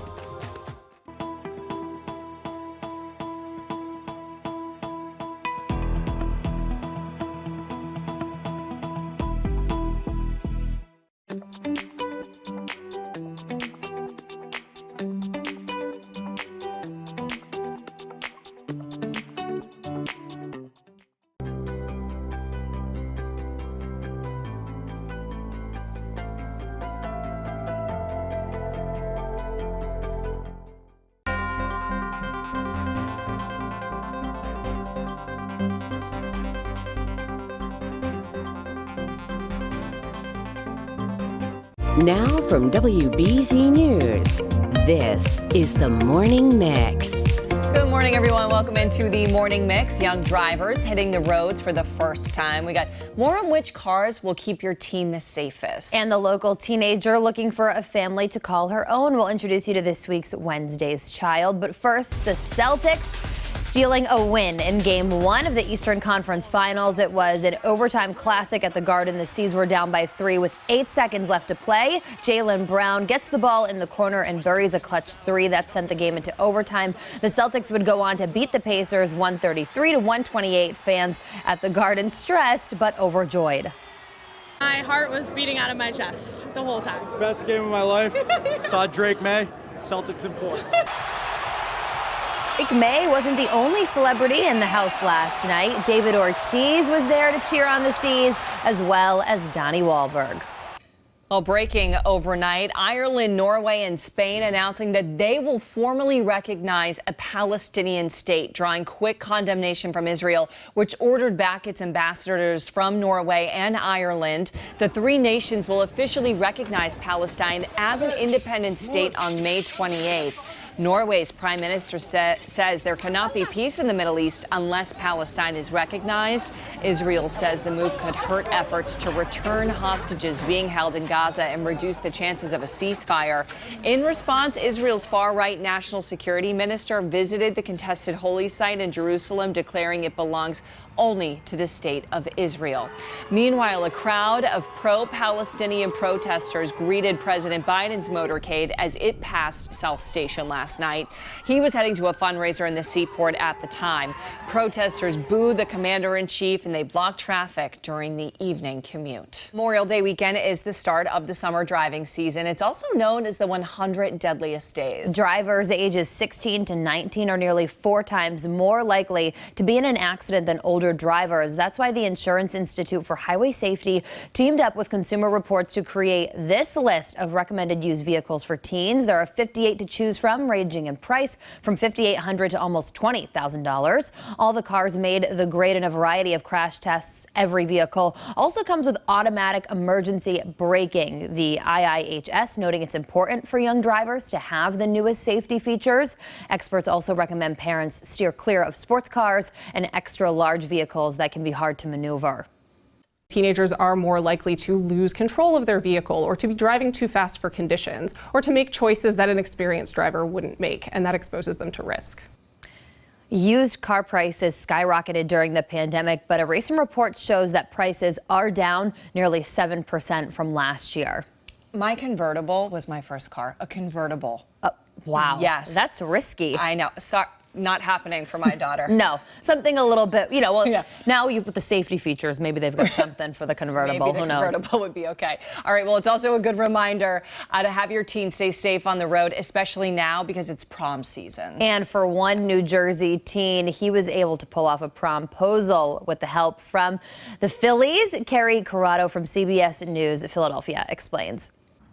It's a promposal that may just put every other promposal to shame this year. If I can get Bryce Harper to pull this off, then it would be really big. And he wasn't kidding. Literally everyone has seen the video of Bryce Harper helping a Haddonfield Memorial High School student pop the question. It all started with a simple knock on the door and a quick introduction. I got prom coming up, and I'd love it if you could help do my promposal with me because she's a really big Phillies fan. Me and my friends were out in the street when he says, "You want to do it right now?" And we just look at each other, jaws drop, and we're like, there's no way he just agreed to this. Jake Portella says Harper followed him to Julia Leonetti's home nearby, and his heart was racing. I was really scared that I was going to look like a bad driver. We pull up, and then we both get out of the car, walk up. I'm scared that she's not going to answer the door. So I open the door, and then I come face to face with him, and I shut the door immediately. I shut the door, reopen the door, and immediately I start to cry. Bryce Harper goes "Oh, Jake wants to know, if you want to go to prom with him, what do you say?" I go, yes, yes. Leonetti says she immediately hugged Harper to see if he was real and jokes that she should have hugged Jake first. He somehow, got the MVP to my front door. So immediately I'm like, I need to hug Jake right now. This is actually so incredible. The high school seniors say when it comes to their prom looks, they are thinking Phillies themed. But as for right now, they're still trying to process the whole thing. I've heard a lot of stories about how celebrities are mean, and I've never really expected someone as popular as him to do something like that for me. Yeah, just helping a brother out, man. Good. Oh, you going to prom with him? Yes! In Haddonfield, Carrie, CBS News, Philadelphia. Why was this not a thing when we were in school? There were no promposals. How do you say no to that? You can't. You don't. That's why she hugged the player first, and she's like, okay, well, I guess I have to go to prom with you now. May is Foster Care Awareness Month. More than 8,000 kids and teens are in foster care in Massachusetts, and every one of them has a unique story. For today's Wednesday's Child, WBZ's Paula Evans spoke with one 16-year-old who is hoping to find a family that's right for her. Okay, so do I press it to make it go? Jaylana was about to help me with my pathetic skills in this race car video game. Oh boy, this is not good. We met up at Dave & Buster's in Woburn for an impromptu birthday party. Jaylana, or JJ, just turned 16. Well, happy birthday. Thank you. She has a wide range of interests and talents and has her eyes set on college. If you were going to describe yourself to someone who's never met you before, how would you describe yourself? Quiet at first, and then I'd probably be forward, and then speak freely around you. Yeah. Once you really get to know people, then you like to connect with them. I'm very loud. That's good. It's good to be loud. It's good to talk a lot. That's when you know you're relaxed. JJ describes herself perfectly. Once we got talking, she really opened up.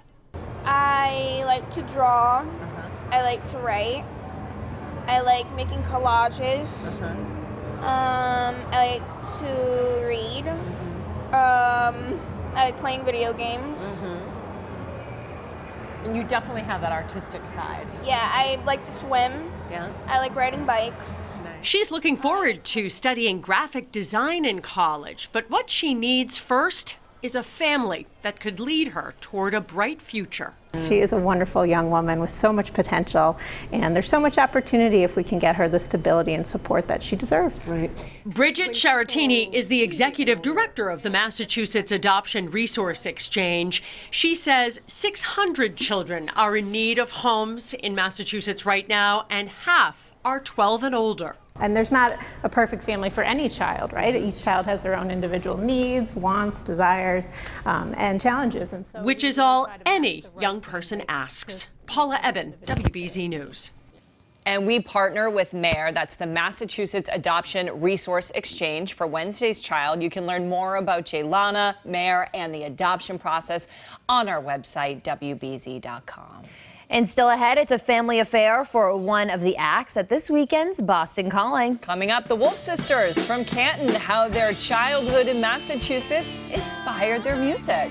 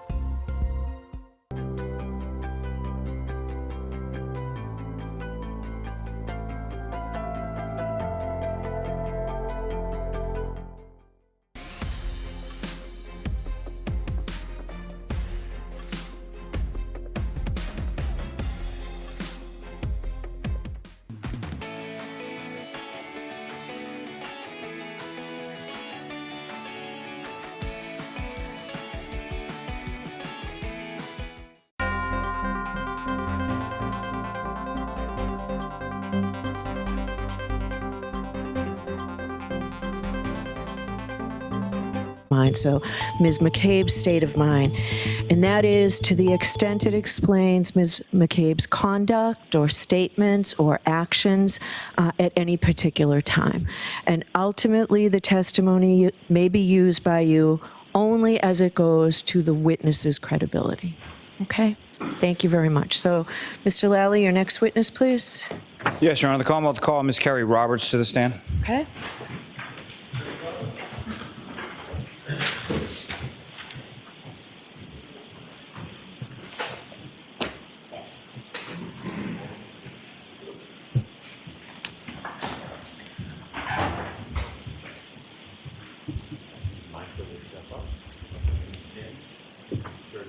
Raise your right hand. You solemnly swear the evidence given to the court and jury in the case now in hand should be the truth, the whole truth, and nothing but the truth, so help you God. Thank you. You may take the stand.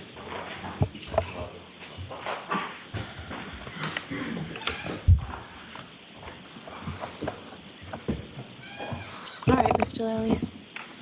Good morning. Good morning, ma'am. Good morning. Could you please state your name and spell your last name for the jury? Carrie Roberts, Roberts. And where do you live, ma'am? Canton, Mass. How long have you lived in Canton, Mass? 10 years. And who, if anyone, do you live in Canton with? My husband, my 2 children. And your 2 children, how old are they? And boy, girl? My son is 12, my daughter's 14. And do you work, ma'am? I do. What do you do for work? I'm an executive assistant. How long have you been doing that? 17 years. And your husband, Kurt, does he work as well? Yes. What does he do for work? He's a heavy equipment operator. And how long has he been doing that? Maybe 20 plus years. Now, if I could turn your attention to the evening of January 28th, 2022 into the morning of the 29th. Do you recall those dates? Yes. And do you recall what days of the week they were? Say it again. Do you recall what days of the week they were? Friday. So the 28th. Friday the 28th. Into a Saturday the 29th. Now, on the evening of the 28th, do you recall what you were doing that evening? I was bowling with my daughter and her friends and one of the mothers. And do you recall where that was? Westgate Lanes in Brockton. And about what time was it that you got home from that? Probably about 8:30ish, because there was a storm coming, so we wanted to be home. I didn't want to be out late. And when you got home, you and your daughter, is that correct? Say that one more time. You and your daughter came home around 8:30 or so? Yes. Who, if anyone else from your house, was home when you got there? I think my husband was home. He was going out. I think I passed him, and he was heading out to meet his friends. My son was not home. And who were the friends that he was going out to meet? John O'Keefe and Michael Camerano. So, Ms. Roberts, I'd like to start with just Mr. Camerano. How do you know him? He's been childhood friends with my husband. And do you know where your husband was going to meet Mr. Camerano and Mr. O'Keefe? Miss McCarthy's. It's a bar in Canton. Sort of in the center of town, is that right? Yes. And Mr. O'Keefe, how do you know him? I've known him since high school. And where did you go to high school? Braintree High School. And how is it that you came to know Mr. O'Keefe? How would you describe your relationship with Mr. O'Keefe? He was one of my closest friends. In addition to John O'Keefe, through growing up and going to Braintree High, were you familiar with any other members of the O'Keefe family? Yes, Kristen, his sister, was a senior when I was a freshman. John was a year older than me, and Paul was 2 years younger than me. So at some point, I was in school with all of them. And after high school, at some point, did you come to know any of the members of the O'Keefe family while you were living in Canton? Yes, my son and John's nephew went to an in-home daycare together.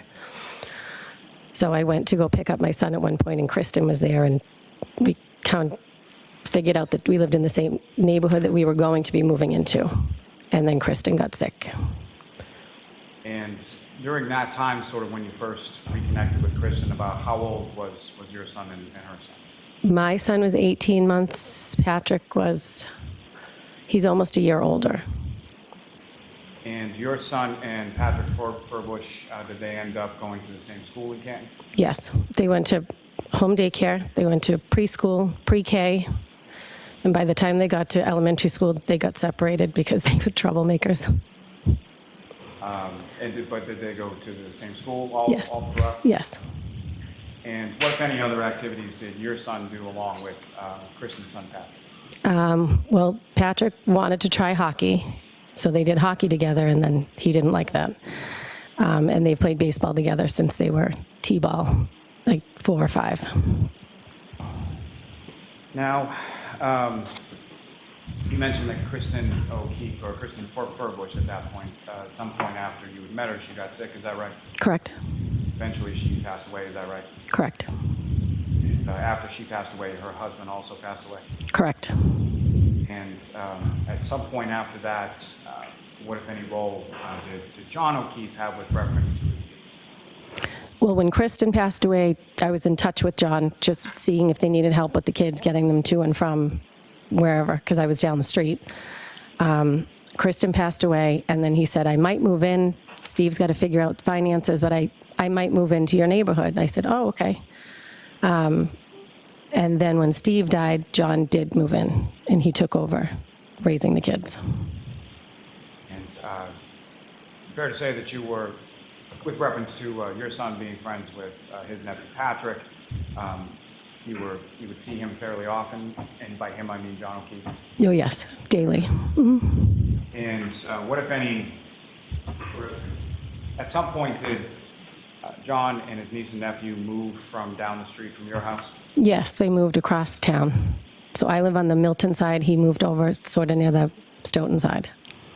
And about how far a drive is that sort of from your house to where you moved to? It was on Meadows, correct? Yes, and it depends because Canton's terrible for traffic. Maybe 7 minutes, maybe 8, depending. And if it's in the evening, it's longer. And after Mr. O'Keefe and his niece and his nephew moved sort of across town, where did his nephew Patrick, where did he go to school at? He remained at the same school that he was at with my son.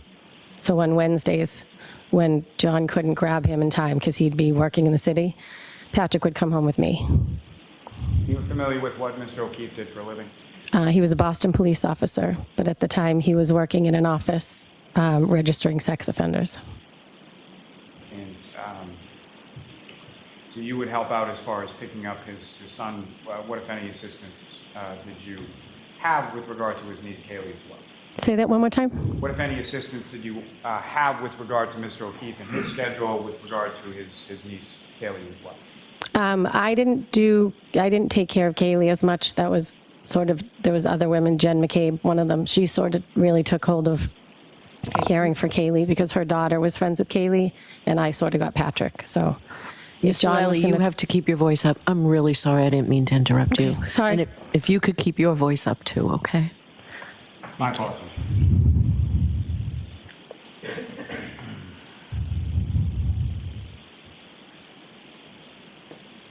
And then through the years that you knew Mr. O'Keefe when he lived in Canton and your time being friends with him, what, if any, conversations would you have with Mr. O'Keefe in regard to any sort of relationships or dating or anything like that? Well, he dated a lot of people. But it depends. Your conversations with, what, if any, sort of role would you have, or what, if any, knowledge did you have in reference to the people that he dated? My husband, whenever he would go on a date with somebody, he would have my husband come meet them, sort of say, like, what do you think? And he had a couple of girlfriends that were very nice. Now, at some point, did you become aware of a person by the name of Carrie? Yes. And when was it and how was it that you first came to know that person? John called me and said, Karen and I are going to stop by, because we had people over. And I said, who is Karen? Because I didn't know if he was going to bring someone from high school and surprise me with a random, I had never heard of her. And he said, you know who Karen is? The girl I'm dating. I said, nope, but okay. And then they came over that night. And do you recall when about that was? I think it was sometime in July. In July of what year? What are we, 2020? Sometime shortly after sort of the COVID pandemic? Yes. How would you describe your relationship, if any, with Karen? She was like another person that took care of the kids. She took care of Kaylee and Patrick a lot, so I would coordinate with her if Ryan and Patrick were going to go to the golfing range, or if Ryan was going to go with them to the Red Sox game, that kind of thing. We weren't do lunch or hang out like girlfriends. Was there any occasions where you had sort of socialization or go out as couples or anything like that with Mr. O'Keefe? No, they came over our house one time, and then we'd do baseball tournaments down the Cape, and we'd all get together, but the four of us never went out. And just for clarity purposes, do you see Ms. Reed in the courtroom today? Yep. Identify her as to where she's seated or an article of clothing she's wearing? Say that again? Could you identify as to where she's seated or an article of clothing that she's wearing? She is seated at that front table, and she has a black and white suit jacket. Can I just ask the record to reflect identification by the witness? Yes. Okay.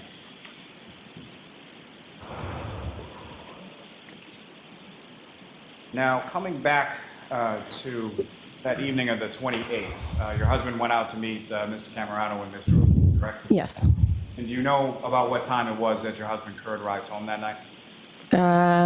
Maybe around 10:30.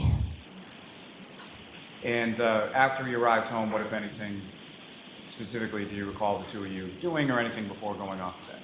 I remember sitting on the couch, and the front door is right there, and it was open, and it started to snow. It had just started to come down probably about midnight, but it was coming down fast, so you knew it was little snowflakes usually mean a big snowstorm. And I said, well, it's starting, so we went to bed because we knew we weren't going out anywhere. And as far as turning your attention to the next morning, at some point you awoke. Do you recall what it was that awoke you that morning on the 29th? Karen called me at 5 o'clock in the morning. And is that sort of a normal occurrence as far as Ms. Reed calling you and specifically calling you that early? No. And when you went to answer the phone, at some point did you look at sort of like the screen to your phone? I don't know, I just answered Ask this in a different way. As far as, at some point, did you realize or did you know whether or not that call that at some point you answered, correct? Yes. Okay. And the call that you answered, do you know whether or not that was the first call Ms. Reed had placed you that morning or no? It was the second call, only from looking at my phone after, because I said, oh shoot, she called me. She just called and I didn't. She called twice. And the phone call that you answered, about what time was that? 5 on the dot. And if you know from looking at your phone, the phone call that you didn't wake up or didn't answer, do you know how long before that phone call was? I think it was a minute or two before. So 5 o'clock on the dot, you get a phone call, you answer it, and it's Ms. Reed, is that right? Correct. And that phone number, you had her sort of programmed into your phone as a contact, is that correct? Yes. And on prior occasions, had you called that number or gotten a call from that number on prior occasions? Yes. And when you got that call or made that call, who was the other person on the end that you were speaking? Say that again? Maybe a pretty simple question as far as it goes, but just with reference to any prior phone calls that you either got or received with that number that you programmed in as Karen Reed. When you spoke to someone by calling or receiving a call from that contact, who was on the other end of the call? Karen Reed. Okay. So you answered the phone sometime right around 5 a.m. and can you describe to the jury sort of what the content of that conversation was? I answered the phone and she said, John's dead. Carrie, Carrie, Carrie. And then she hung up. And as far as her end of the conversation, did you say anything or get a chance to say anything before she hung up? No. And when she's speaking to you and saying those words to you over the phone, how loudly is she saying those words? Very loud. She woke my husband, who was sleeping. So at the time that the phone rings and you pick it up, your husband's sleeping, correct? Yes. And then afterwards, he's awake. Correct. Now, what happened then? Then I got out of bed and Kurt said, what was that? I said, I don't know, something's happening. And I think I started getting dressed at that point because I don't know if I started getting dressed at that point or after she called back again. I tried to call her, I think a couple times back to be like, what is going on? Finally, she called me back again and she said, I'm afraid John might be dead. He might have gotten hit by a plow. He did not come home last night. I was not supposed to stay in Canton last night, and he would never leave Kaylee alone. I think something happened. And do you recall earlier in the day of the 28th having any communication with either Mr. O'Keefe or Ms. Reed? I did with John. He texted me. Do you recall generally what that was about? My son got into a scuffle with some boy at school, and Patrick wasn't in school at the time. I think he went to a doctor's appointment, but Patrick got wind of it, so John was calling to see if my son was okay. Now, turning back to, again, that morning of the 29th, you called Ms. Reed a couple times. She didn't answer. Is that correct? Correct. And at some point, she called you back?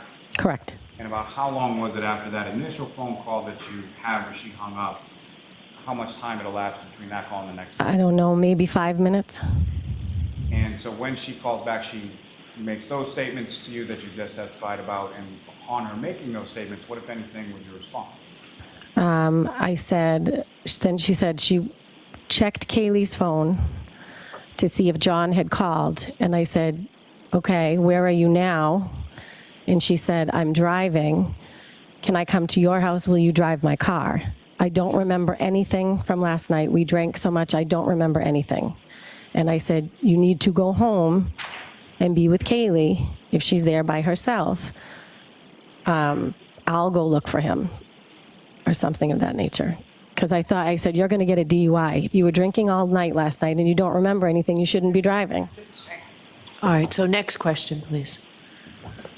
When you were talking to her on the phone, what, if any, observations did you make of sort of how she was speaking or She was very frantic, and her voice was elevated. She was very frantic. And the loudness that you were describing during the course of that first phone call, what, if any, observations did you make with respect to that in regard to the second? Same. Throughout the rest of the day, it was the same. So you indicate to her that she needs to go home, is that right? Correct. And what, if anything, did she say in response to that? She said, I'm going to come to your house. Will you drive my car? And I said, okay. And after that, what did you do from there? I started getting dressed. I think that's when I was starting getting dressed. And my husband said, where are you going? I said, I don't know. Something happened. John didn't come home. Karen's worried, so I'm going to go help her. And he said, you're not going anywhere. It's a blizzard. And I said, yes, I am. And I went downstairs. I started the car, cleared it off, and I sat there waiting, and she didn't come. So I called. During the time that you're waiting in the car, do you know about how long a period it was that you were waiting in the car? I would say at least 10 minutes of sitting in the car. And to that point, as far as when you went outside to the car, what, if anything, did you observe about the weather, and what, if anything, did you do with your car as you were turning it on? I cleaned the car off. I turned the car on. I got in it, and I thought to myself, well, she thinks he might have got hit by a plow or something. I'll see if there's any accidents. So I called the Canton non-emergency line, and I said, have there been any plow accidents? My friend's boyfriend didn't come home. And they said no, there were no accidents. So then I called Good Samaritan Hospital and Milton to see if anybody had been brought in a car accident. They said no. And then finally Karen called back. Before we get to that, just in reference to, at any point in time, did you call Mr. O'Keefe? Yes. And when you called Mr. O'Keefe, were you able to speak to Mr. O'Keefe? No. And do you know how many times you called Mr. O'Keefe? My husband called him, and I think I called him. And when was that in relation to you going out to your car and clearing it? That was when I was in the house. Karen actually said, can you try and call him? And you did, and you didn't get an answer? Correct. And do you know whether or not your husband got an answer? He did not. So you go out to the car, you're waiting, and you make those phone call initially to Canton Police, is that correct? Yes. And do you know who you spoke to at Canton Police? I believe it was Officer Good. Is that someone that you knew in any way prior to this date of January 29th? We have mutual friends, but no, I'd never met him.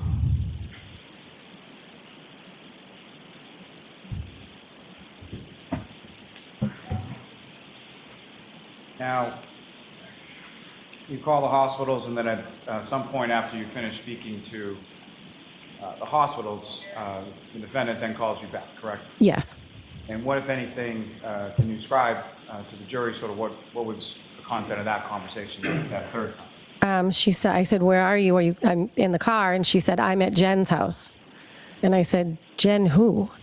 She said, Jen McCabe. She's going to drive my car. And I said, okay, stay there. I'll come to there. We'll follow and we'll drop your car off. And we'll just take my car and go look for him.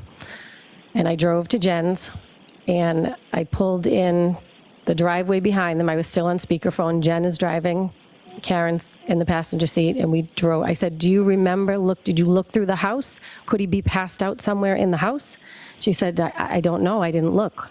So I said, let's do that. Let's get in the cars. We're not taking two cars. It's a blizzard.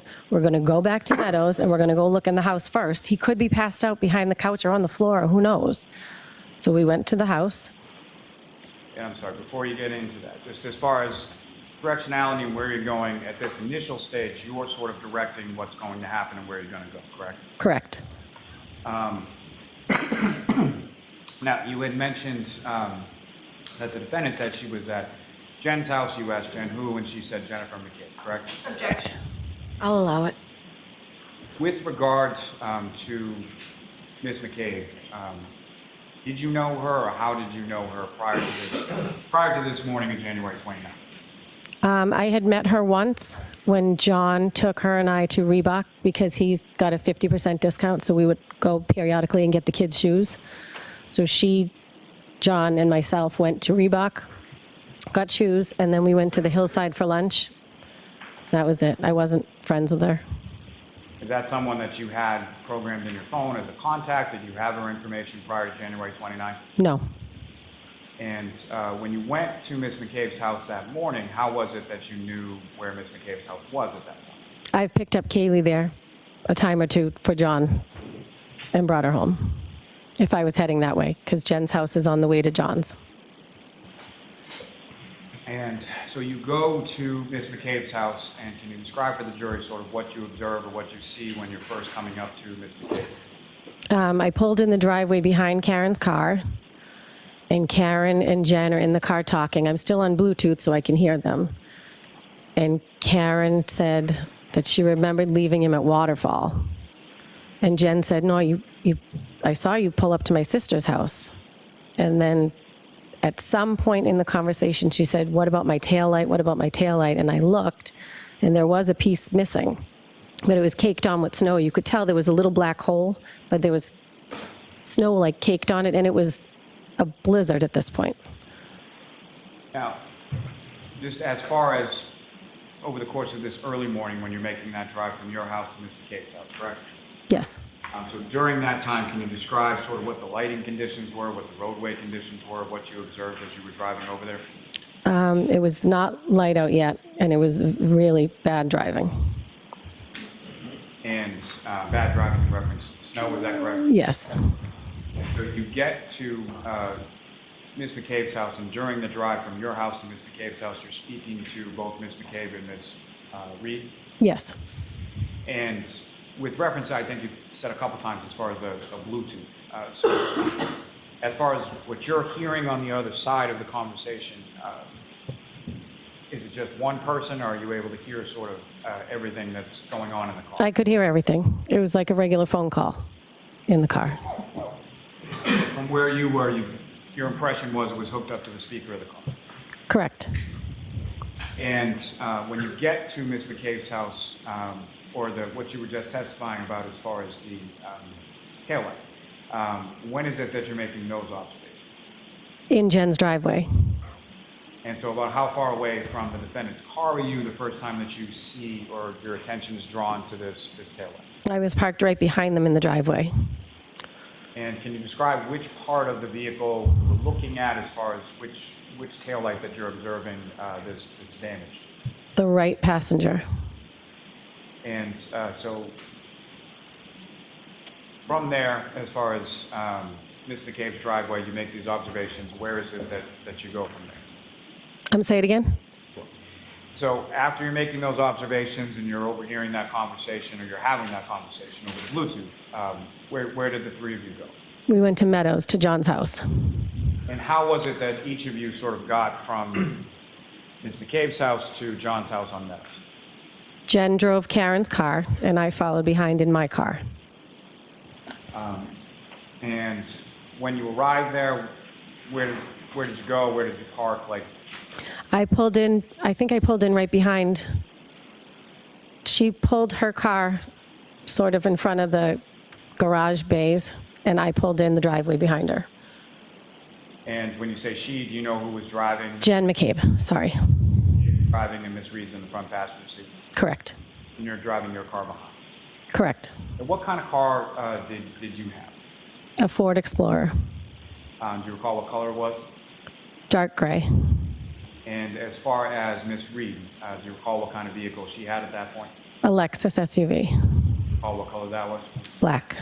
Now, with respect to Mr. O'Keefe, do you recall what kind of vehicle John O'Keefe had? He has a Traverse. And do you recall what color that was? It's like a beige green. Your Honor, with the court's permission, if I could ask to publish what's been marked as Exhibit Number 2. Okay.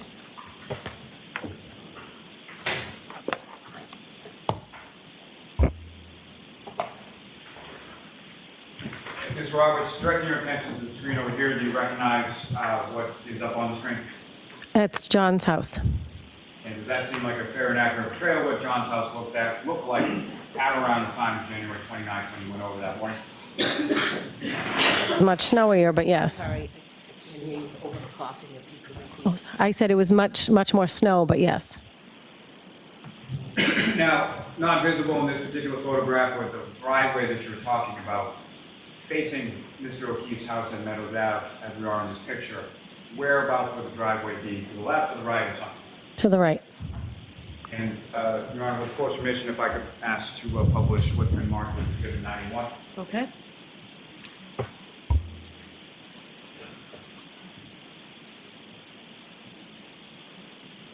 And again, Ms. Roberts, do you recognize what's up on the screen? That is John's car. And what is it that's behind John's car? Behind a basketball hoop? No, I'm sorry.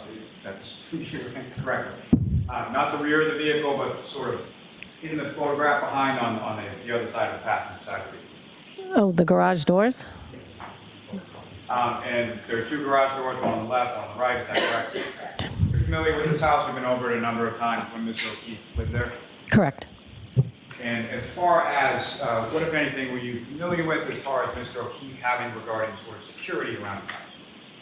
Security, he has a Ring camera that was in the driveway and a Ring camera that was at the side door.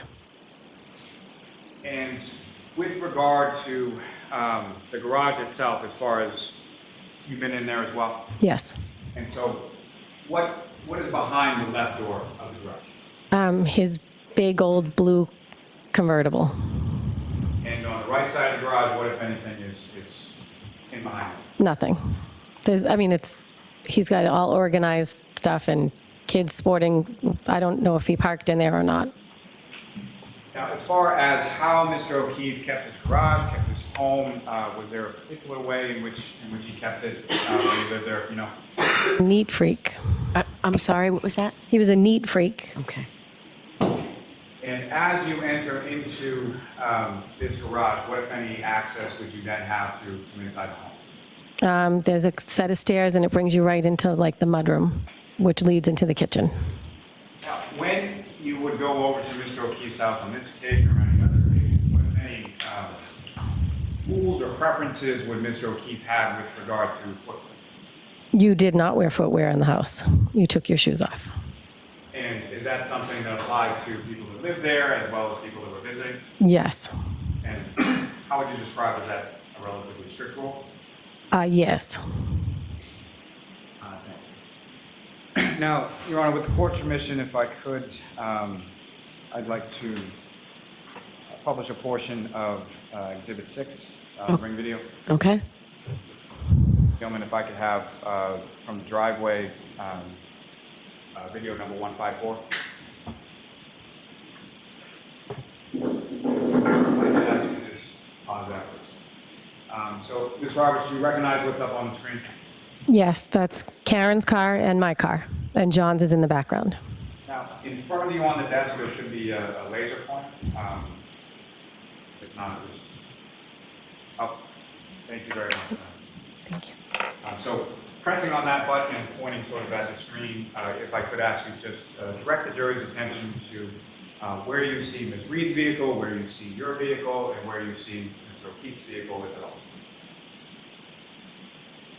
That is John's car. That is Karen's car. That is my car. And is this a fair and accurate portrayal of sort of where the cars were and what things looked like when you first arrived at Mr. O'Keefe's house, coming from Ms. McCabe's house? Yes. Ms. Gilman, if you could. Positive. Now, with reference to any individuals that you observe in this video, again, using the laser pointer, if you could draw the jury's attention to who you observed and where they are. That is Jen McCabe, and that is Karen Reed, and that's me. And at some point, you enter in through the garage, is that right? Correct. Now, as far as the garage doors were concerned, when you came back that morning, what, if anything, did you notice about the garage door? The right garage door wouldn't close. So it was open when you arrived? I don't recall if it was open when we arrived, but when we were leaving, it wouldn't close. And do you recall, do you have any idea of sort of how that mechanically worked, like how you would open, how you would close the garage door? Yeah, there's a code on the side. And at any point in time, whenever you noticed that the garage door was open, were you or any of the people that you were able to close that door? No. And so is that the door that you entered into in order to get into the garage, to get into the mud, and take off your shoes and go whatnot? Correct. And when you came into the house that morning and you entered into the mud, what, if anything, did you do with your shoes, and what, if anything, did you observe Ms. McCabe and the defendant do with their shoes? Jen and I both had taken our shoes off in the sort of steps in the garage before we entered into the mudroom. We took our shoes off, and Karen just walked in. And Ms. Gilman, if you could just play the video from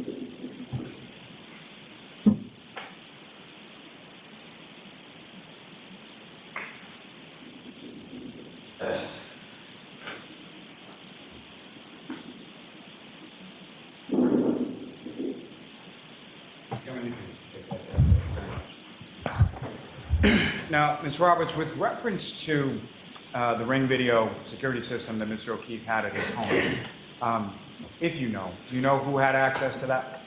I do not. Obviously, do you know whether or not Mr. O'Keefe had access to that? He did, yes. Okay, do you know how or what device he used in order to access it? I only know he had it on his phone. And how do you know he had it on his phone? Because he would check it all the time. Beyond the sort of initial observations you made in Ms. McCabe's driveway with regard to the right rear passenger taillight of Ms. Reed's vehicle, what, if any, other observations did you make, or what, if anything else, did you do with reference to that area of the vehicle? Karen did point it out at one point in the driveway. She said, my taillight, look at my taillight. And I looked at it and I said, you told me you don't remember anything from last night. She said, do you think I hit him? Do you think I hit him? And I said, no, I don't think you hit him. I think you probably hit something, but let's just go in the house and look for him. And so as far as your recollection is concerned, that sort of interaction that you had or looking at the taillight, when did that happen? I don't know if it was when, well, it obviously wasn't when we got there. It was what must have been when we were leaving to go out to look for him. When you what? I'm sorry. I wasn't sure if it was when we arrived or when we were leaving to go back out and look for him, but now that I've seen the video, it's obviously when we came back out of the house. Okay. And who was present for that? Who was present? Yes. Jen McCabe, Karen Reed, and myself. And as far as where Ms. McCabe parked that vehicle, at any point in time that you were at the house, did that vehicle move at all? And by that vehicle, I mean Ms. Reed's vehicle. I don't think so. So where it's parked in that video is essentially where it stayed as far as you know? I believe so. Now, with reference to those observations or when you were looking at the rear passenger taillight area of Ms. Reed's vehicle, how close to the vehicle were you when you were making those observations? Right in front of it. There was one piece, like a rectangle encapsulated, like whatever was broken. I remember there was one piece of metal sort of sticking out. So if it was an encasement for a light of some sort, I remember looking at it and the piece was sort of sticking out and I thought someone's going to catch their sleeve on that or something. And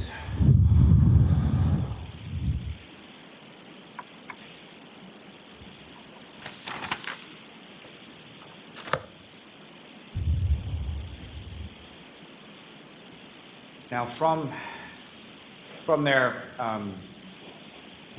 when you arrive at the house, you go into the house, you take off your shoes. What happened then? I started looking. Jen started looking. Karen, her and Jen went upstairs. I started looking downstairs. I started looking on the other side of the couches to see if maybe he passed out somewhere. And then I went upstairs, and Karen was standing in John's room. The bed was made. She was just standing there, and Jen had gone in to talk to Kaylee. And then I said, all right, let's go. Now, He's not in the house. He's not in the house. As far as your knowledge of Mr. O'Keefe, him not coming home when any of the children were home, was that something that was normal? Him not coming home if the children were home? Correct. Yeah, he would not do that. And obviously you knew Kaylee was there, but what, if anything, did you know as to where Patrick was at that point? He was at a friend's house. And was that something that you knew independent of this morning or what had transpired up to that point? Say that again? How did you find out that Patrick was at a friend's house sleeping over? Karen said, I said, where's Patrick? She said he's at his friend's. So you were in the downstairs area of the home, is that correct? Yes. And looking through the rooms, you didn't find Mr. O'Keefe, correct? No. Now, at any point in time, did you go upstairs? I did. And when you went upstairs, where in the upstairs did you go? At the top of the stairs is John's bedroom, so I looked in there. I looked in the bathroom, I looked in the closet, I looked in Patrick's room.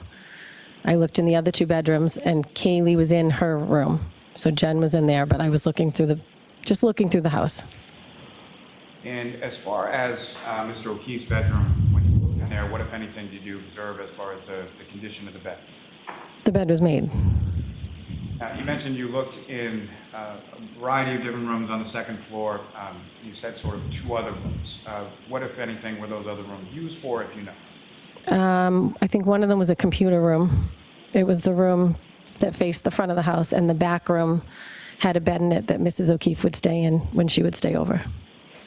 And again, just to be clear, when you say Mrs. O'Keefe, you mean John's mother? John's mother, sorry. And as far as the computer room, who, if anyone, had access to that, if you know? Had access to the computer room? Yes. What was it used for, space? Oh, there was a desk with a computer or laptop. And did you know whose laptop that was, whether it was John's, whether it was the defendant's, whether it was the kids? I don't know if it was the defendant's at the time, but John's laptop used to be in that room.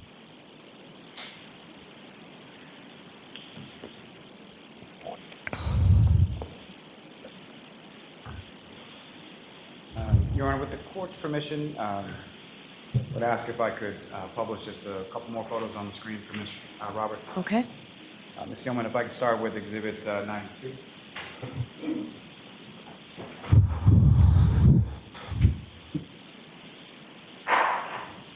Ms. Roberts, directing your attention up to the screen, do you recognize what's depicted in that photograph? That's Karen Reed's Lexus. And specifically, if you could, using the laser pointer in front of you, direct the jury's attention to where you observed damage that way. That's where the metal piece I was describing was. As far as what's depicted in this photograph up on the screen, is that consistent with what you observed in Mr. O'Keefe's driveway and Ms. McCabe's driveway when you saw it that morning? Well, caked in snow, but yes. Well, absent the snow, yes. Yes. And Ms. Gilman, if I could have the next exhibit number 93. Again, Ms. Roberts, do you recognize what's depicted in this photograph? Yes. Essentially a closer-up image of the same area, correct? Yes. And what's depicted in this closer-up image, is that also consistent with what you observed in Ms. McCabe's driveway and Mr. O'Keefe's driveway that morning? Yes. Now, Your Honor, with the court's permission, I would ask again if I could publish a portion of what's been marked as Exhibit 41. Okay.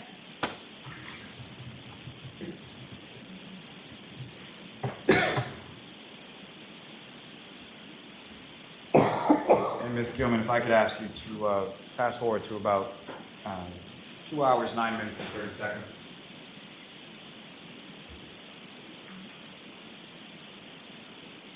You can play from there.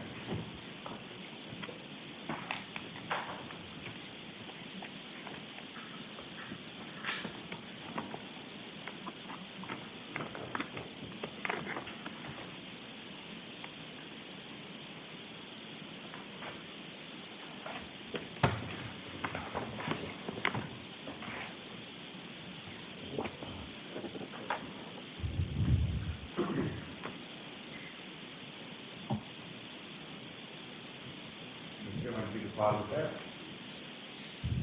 Ms. Roberts, directing your attention up to the screen, do you recognize what's on the pause portion of the screen from this video? That's John's house. And Ms. Gilman, if you could press play again.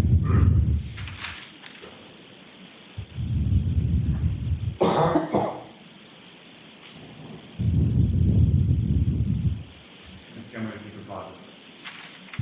And again, Ms. Roberts, directing your attention up to the screen, do you recognize what's sort of in front of the camera in this particular portion of the video? That's Karen's car and John's car. And where you observe Karen's car and John's car, again, if you could just, using the laser pointer, direct the jury's attention to where you observe each of those in this still frame here. That's Karen's car. That's John's car. And are those essentially the same positions that you were talking about that the jury saw earlier in the ring video from Mr. O'Keefe's house? Yes. Your Honor, may I approach? Yes.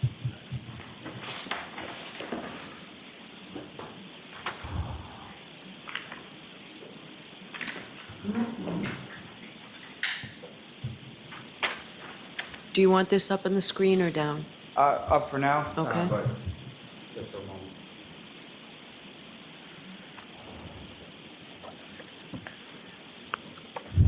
Ms. Roberts, I'm going to show you just 2 photographs. Ask you to just look at those and look finish.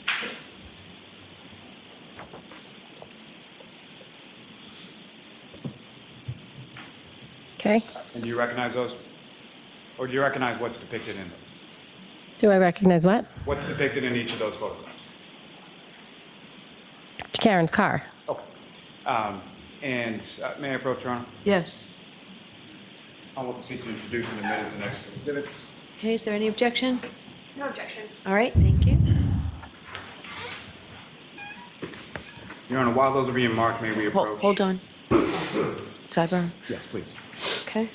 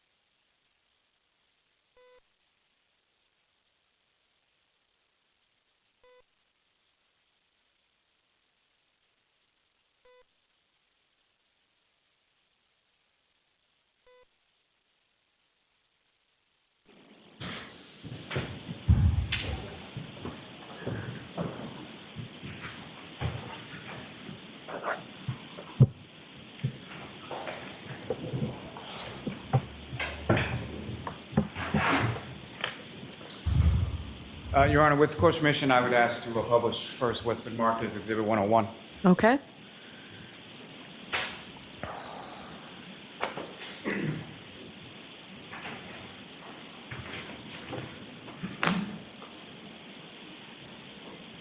And Ms. Roberts, what's up on the screen now is Exhibit 101. You indicated that's Ms. Reed's vehicle in the same position where Ms. McCabe left the car from the driver, correct? Yes. Does this appear to be a still shot from the same video that you just saw in the prior exhibit? Yes. Ms. Dillon, if I could have Exhibit 102 now.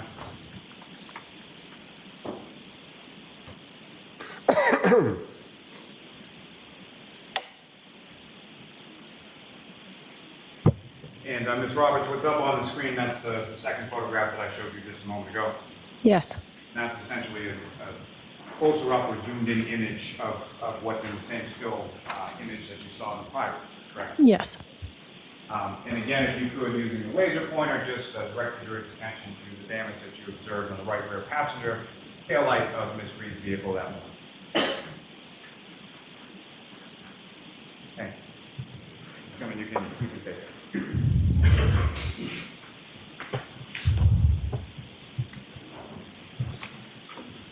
Now, you go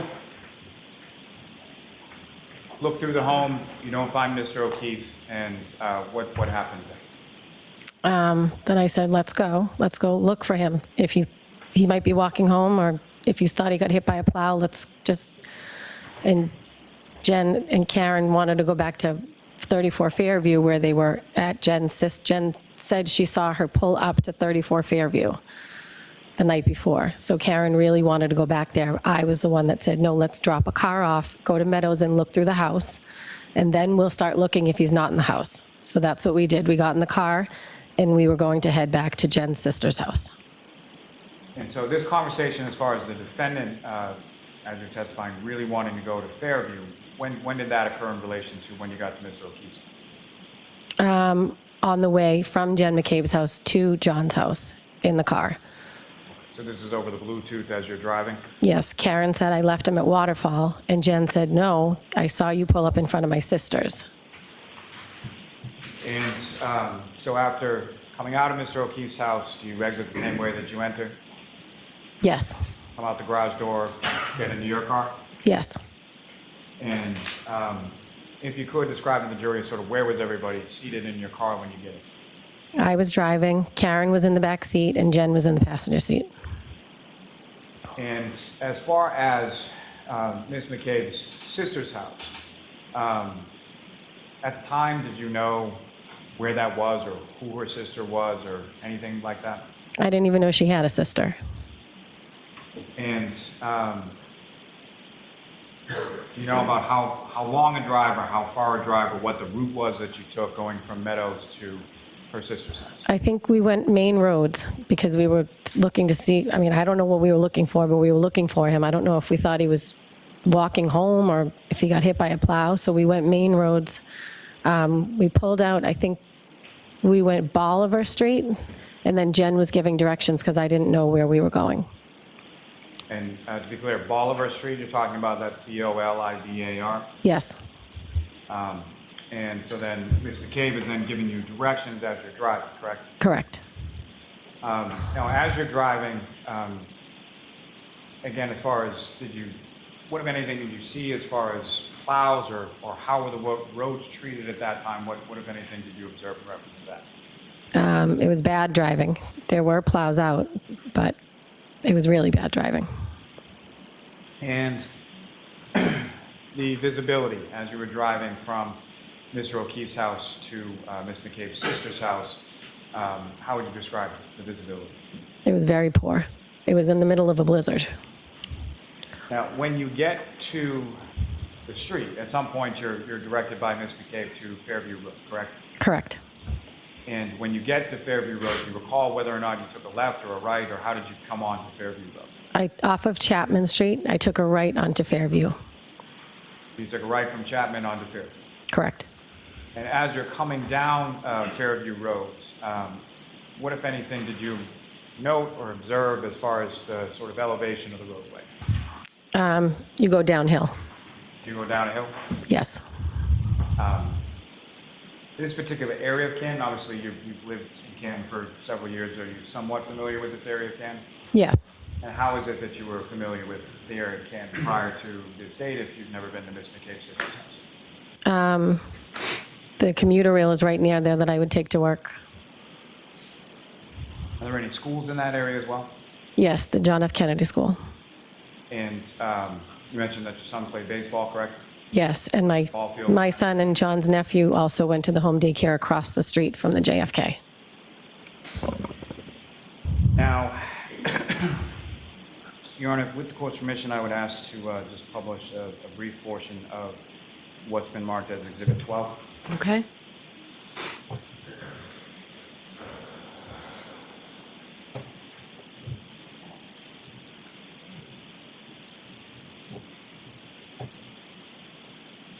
Gentlemen, what I'm going to ask is if you could push this video forward to 2 minutes and 30 seconds.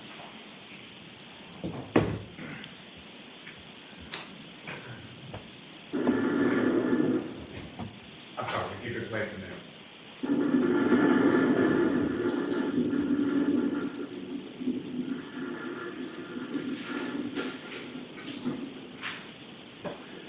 I could ask him to stop right there. Ms. Roberts, from what you've seen on the video, as far as what's the depicted in this video, is that a fair and accurate portrayal or consistent with what you observed that morning as you were driving around going from Mr. O'Keefe's house to Ms. McCabe's sister's house? Yes. And the turn that this vehicle is taking at this point in the video, about 2 minutes and 40 seconds in, do you recognize what street that vehicle is turning onto? I believe it's Fairview. And Ms. Gilman, if you could.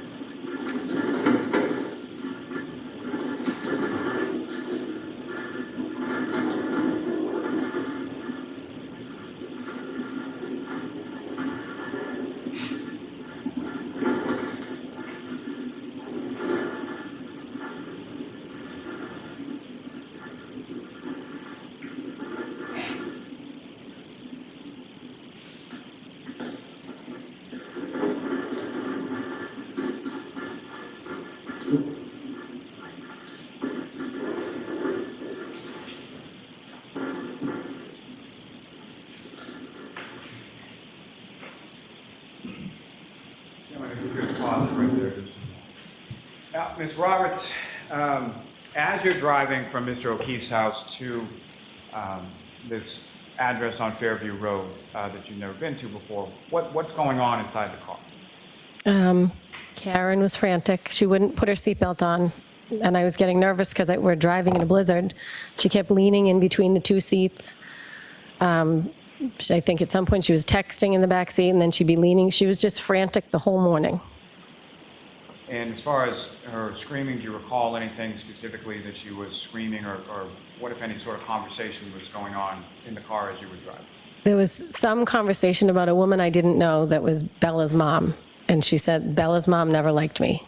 I think Bella lived near Jen's sister, maybe? I don't know. Some conversation about Bella's mom, and Karen said she didn't like me. And do you recall where you were in your travels when that topic of conversation came up? No, I don't recall. Now, in reference to following that, what, if anything, did you say in regards to any other sort of women? Any other what? Following that conversation in regard to Bella's mom, who you didn't know, what, if anything, did you say or introduce into the conversation? Fairview Road runs along Spring Street, I think it is, Spring Lane. So Spring Lane and Fairview are both off at Chapman Street, and there was a woman he dated that lived on Spring Lane. So when Jen was telling me where her sister's house was, I said, I don't know where Fairview is, and she said it's near Spring Lane, and I said, oh, where the dance instructor lived. John had once dated a dance instructor. And then Karen said, do you think he could have gone there? Do you think that's where he could have been? No, I was just using it as a reference point. She said it's near Spring Lane, and I knew that the dance instructor lived on Spring Lane. And just to be clear, when you say the dance instructor, this would be for his niece, Kaylee? Correct. And you indicated that the two of them, being Mr. O'Keefe and the dance instructor, had dated at some point in the past, correct? Yes. How long ago was that? Oh, it was when Kaylee was little. She was probably like 5. So almost 10 years before this date that you're driving around. Now, as you're driving along and driving down Fairview, what is it that you're doing? What, if anything, do you observe Ms. McCabe doing? And then what, if anything, do you observe the defendant? Well, we were looking for John walking or wherever he may be. So I'm driving and looking on both sides, and I think Jen was looking on both sides. And Karen she would be in the back seat, then she'd be in between us, then she'd be in the back seat, and then in between us. And as you came down the hill on Fairview, what, if anything, what happened then? Jen said, my sister's house is right up here. And all of a sudden, Karen said, there he is, let me the F out of this car. And she started kicking the door. And how was she kicking the door? With her feet. Well, how was she kicking the door? How hard was she kicking the door? Pretty hard. I mean, she wanted to get out of the car, but it was locked because once you start driving, the back doors lock. So I looked over and I didn't see anything. And I looked at Jen and I said, she's crazy. And I unlocked the door and I sat back and watched, and she ran over to a mound of snow. And so as the time you're driving down the road, have you seen anything, as you're driving down, sort of looking at the side of the road, had you seen anything on your side of the vehicle? No. And when you say she gets out of the vehicle, is it your side or passenger side where Ms. McCabe is that? The driver's side. So she gets out of the driver's side of the vehicle and the back passenger, correct? Correct. And how quickly does she go sort of from your car to where she ends up? She ran over to the mound.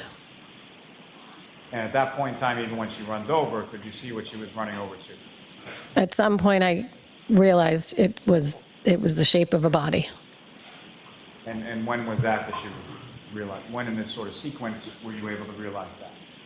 That was in seconds. Once she ran over to his body, I said, "Oh my God." And she lifted up his shirt and started to lay on him. And when you stopped to let her out, where were you in relation to that mound of snow or what you learned? I think my car was like in the middle of the road. I just stopped. And in relation to where the mound of snow was, had you driven past it at that point? So where was it? Yes. Okay, so it was located behind your vehicle? Yeah. And Ms. Gilman, if you could, I would ask this, let's play on that for about 6 minutes and 30 seconds.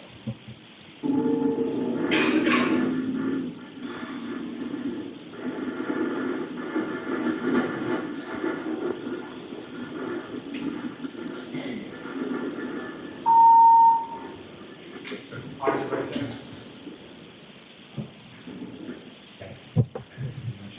Okay. What's depicted in the screen in front of this camera angle? Do you recognize what that is? That's my car. And is that essentially where you parked your car when Ms. Reed started kicking the doors and got out and ran over? Yes. You could just press play for a moment. Pause it. Now, from this video, do you see where in relation to your vehicle, Mr. O'Keefe, where you found Mr. O'Keefe? With the pointer?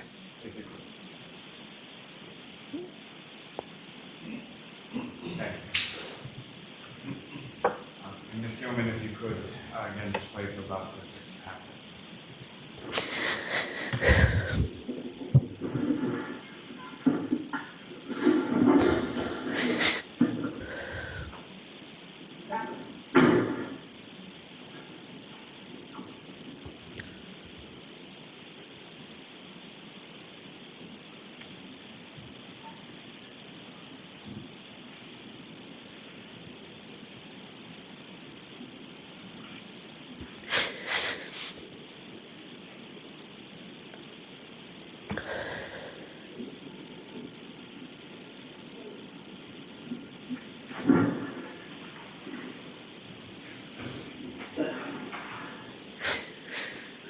Do you have drug problem? You can run? Huh?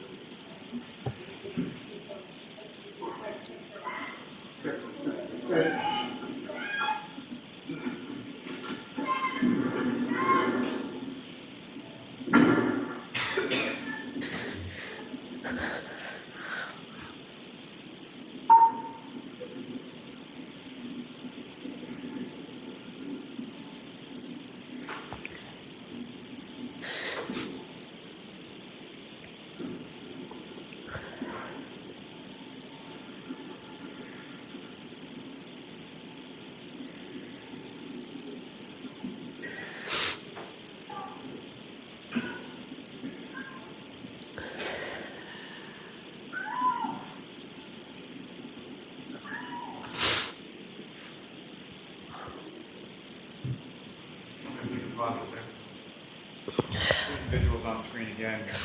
But just using the laser pointer and direct your attention to those are. That is Jen McCabe. That's Karen Reed. That's me.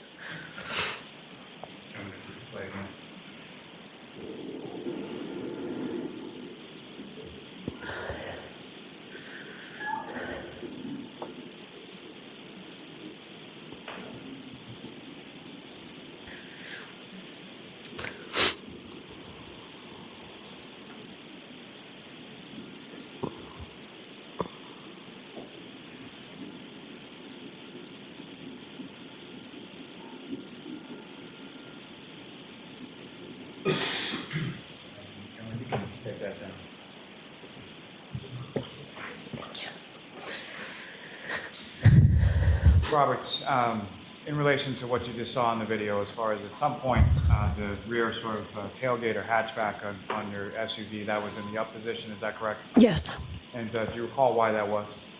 because I was having Jen get the baby blankets to wrap around him out of my car.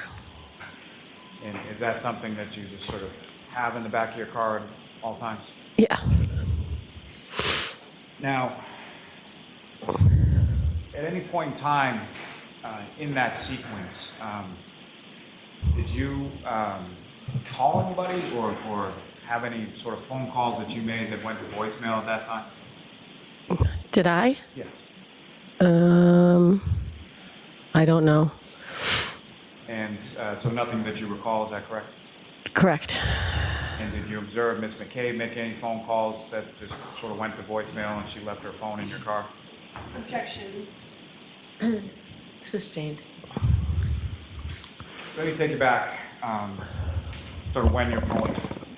So as far as the conditions when you pull up and the defendant is banging on the door and gets out and runs over to Mr. O'Keefe. What's depicted in that video, obviously without your vehicle being in the middle of the roadway, is that a fair and accurate portrayal of what the road looked like and sort of what you saw upon your arrival? Yes. So after the defendant gets out of the vehicle, what did you do? Where did you go? When I realized it was him or someone, I ran over and I dug his head out, rubbed the snow. And do you recall you recognized the person in the snow was Mr. O'Keefe? Once I dug his head out, yes. And do you recall how his body was positioned as far as how, was he on his stomach, on his back, on his side? He was on his back. And so you brushed some snow away from his head, is that correct? Off his face. And when you were brushing the snow off his face, what, if anything, did you observe about his face or the condition of him at that? He had blood coming out of his nose and his mouth. And his right eye it looked like a golf ball. His left eye was fine, but the right eye looked like a golf ball. Now, you mentioned that you wiped some snow from around his head. What, if anything else, did you observe on the rest of his body? He was bleeding in the back of the head. So when I was wrapping I don't know why I was wrapping blankets around his head, but I didn't know. He had a cut on the back of his head. Do you recall which side of his head that cut was on? I don't. It just was blood on the blanket that was under him, under his head. Now, as far as the rest of his body, did that have snow on it as well? Say it again, I'm sorry? The rest of his body, separate from his head area, what, if any, snow did you observe on the rest of his body? He was completely covered. And you know about how much snow was covering the rest of his body? I would say like 4 inches, maybe 3. I don't really remember exactly how many, but he was covered. And so with reference to Mr. O'Keefe and when you arrived there, 3 of you being you, the defendant, and Ms. McCabe, what is it that you were doing when you first sort of come over to Mr. O'Keefe? Well, Karen was laying on top of him, and I told her to get off him because I was going to do CPR. And I said, Jen, you need to call 911. And I started CPR on his chest compressions, and then Karen was giving him mouth-to-mouth. And as far as CPR goes, is that something that you had any training in prior to this? Yes. And can you tell the jury a little bit about that as far as what, if any, training did you have as far as CPR was concerned? I get CPR certified every 2 years through the American Red Cross at work. So you start doing chest compressions, is that right? Correct. And you direct Ms. McCabe to call 911? Yes. And what was the defendant doing at that? She was doing mouth-to-mouth, and she was frantic again, running around. And as she was running around, what, if anything else, was she doing or saying while she was running around? Did I hit him? Did I hit him? Is he dead? Is he dead? Is that something that she said once or more than once? More than once. And similar to sort of the tonality or the volume of the voice that you were describing before, Was that consistent when you're there, sort of in front of the house? Yes. Now, in relation to where you were with Mr. O'Keefe, obviously you've never been in this house before, is that right? Correct.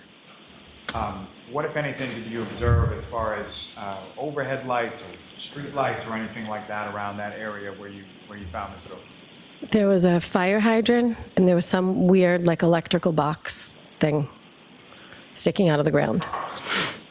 But you don't recall any sort of like overhead lights or anything like that? I don't recall.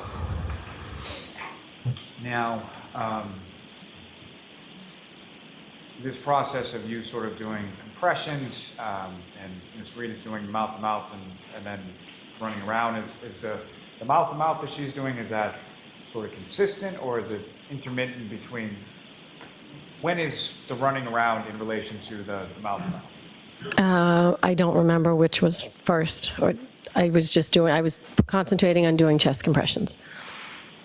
And so while you're doing the chest compressions, at some point do first responders start to arrive?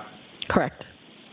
And about how long was it from the time that you sort of get out of the vehicle, go over, realize it's Mr. O'Keefe, et cetera, and to when the first responders arrive? I don't know.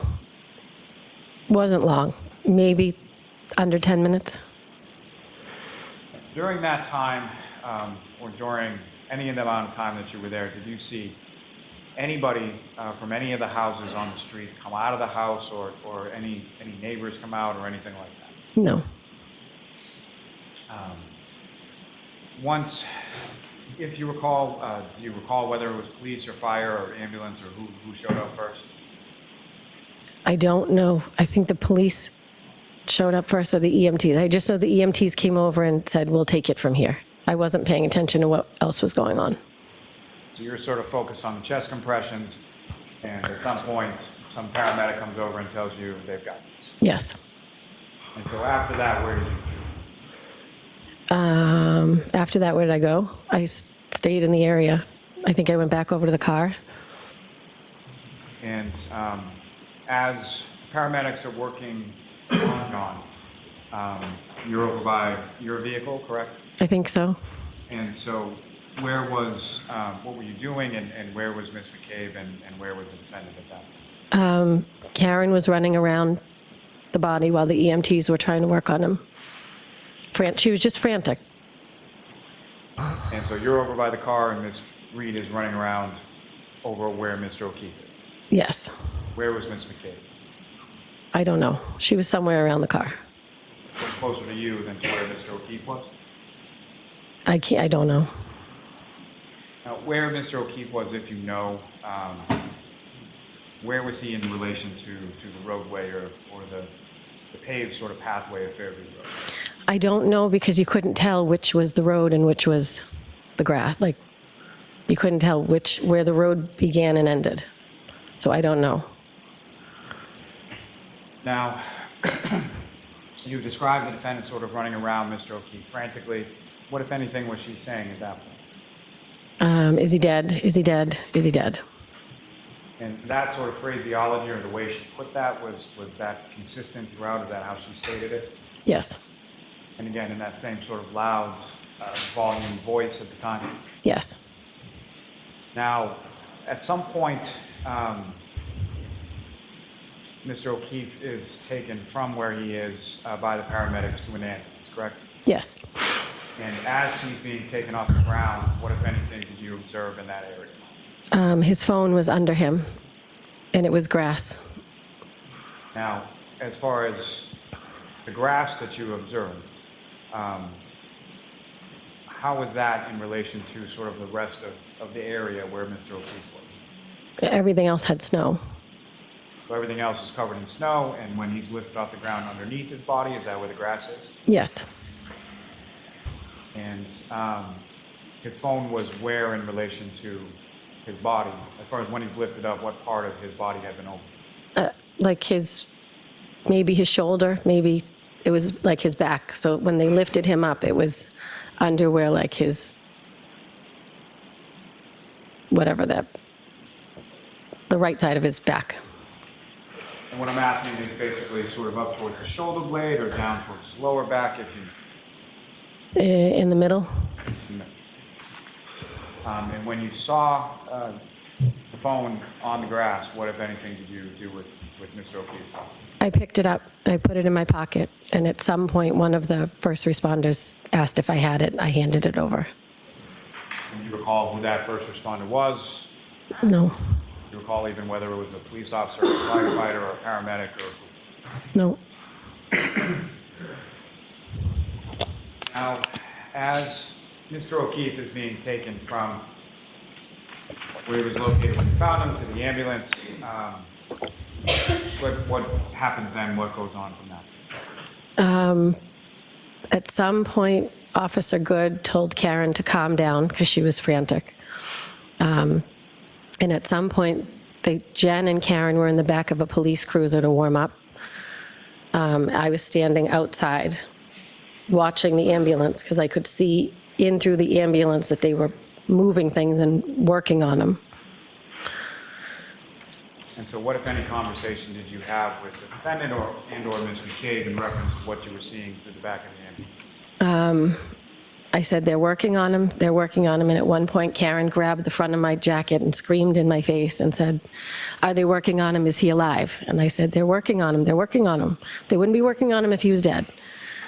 And then she had us hold hands and pray. And then at some point, she had blood on her hands, and she told us she had her period. So I think she was just in a state of shock, maybe. And what, if anything, did either you or Ms. McCabe say to her when she said that? We said, no, that's not your blood. That's John's. And what happened then? Then the ambulance drove away. And if you know about how long was it from the time that you were told by the paramedic to sort of step away from Mr. O'Keefe, they had this, from that point to when the ambulance drove away? I don't know. I don't think it was long. I watched them work on whatever they were doing in the back of the ambulance, and they got in the ambulance and drove away. And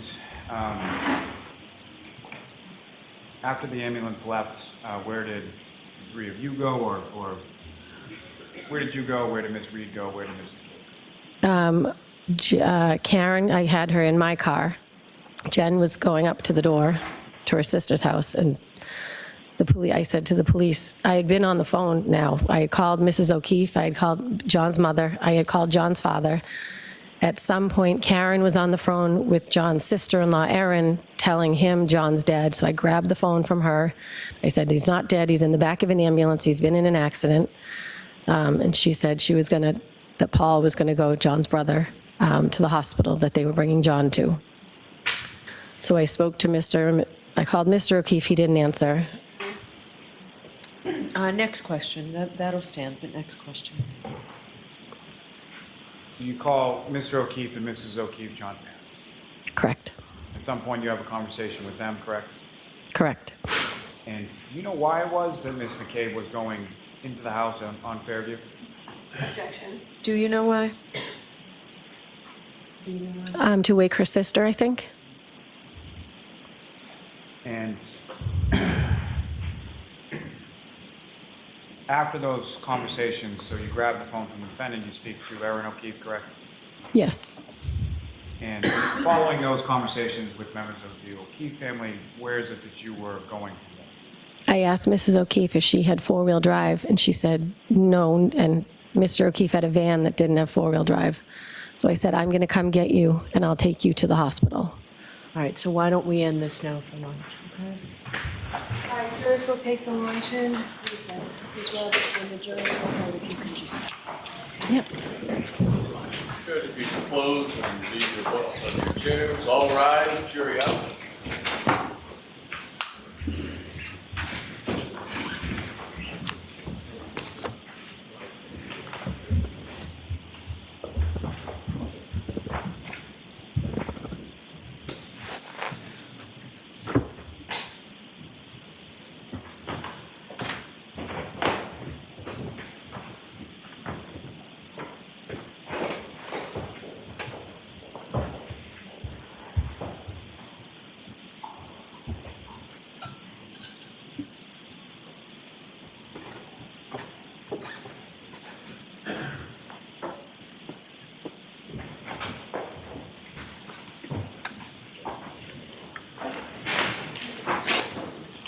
Goodbye.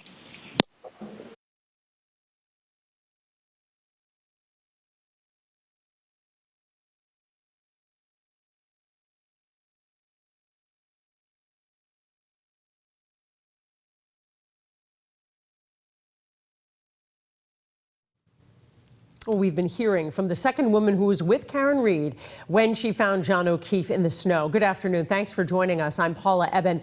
Jurors are taking a break now, and today's testimony started with more cross-examination of Jennifer McCabe, as WBZ's Anna Myler shows us. Jennifer McCabe was back on the stand this morning for tense questioning about Google searches that she made and what time she made them on the day Boston police officer John O'Keefe's body was found in the snow. This morning, Karen Reed's lawyers questioned McCabe about the now infamous misspelled Google search she made, "Hus long to die in cold." She says Reed told her to make those Google searches. She was screaming, "Google hypothermia, how long does it take to die in the cold?" And I picked up my phone and I started Googling. In court today, the defense pointed to cell phone data showing the first time McCabe made that search was at 2:27 in the morning, hours before John O'Keefe's body was discovered. Defense attorney Alan Jackson says the timing of the search exonerates Karen Reed and implicates McCabe in O'Keefe's death. Ms. McCabe, you made that search at 2:27 a.m. because you knew that John O'Keefe was outside in your sister's lawn dying in the cold, didn't you? Absolutely not. I did not make that search at that time, no. Did you delete that search because you knew that you would be implicated in John O'Keefe's death if that search was found on your phone? I did not delete that search. I never made that search at 2:23.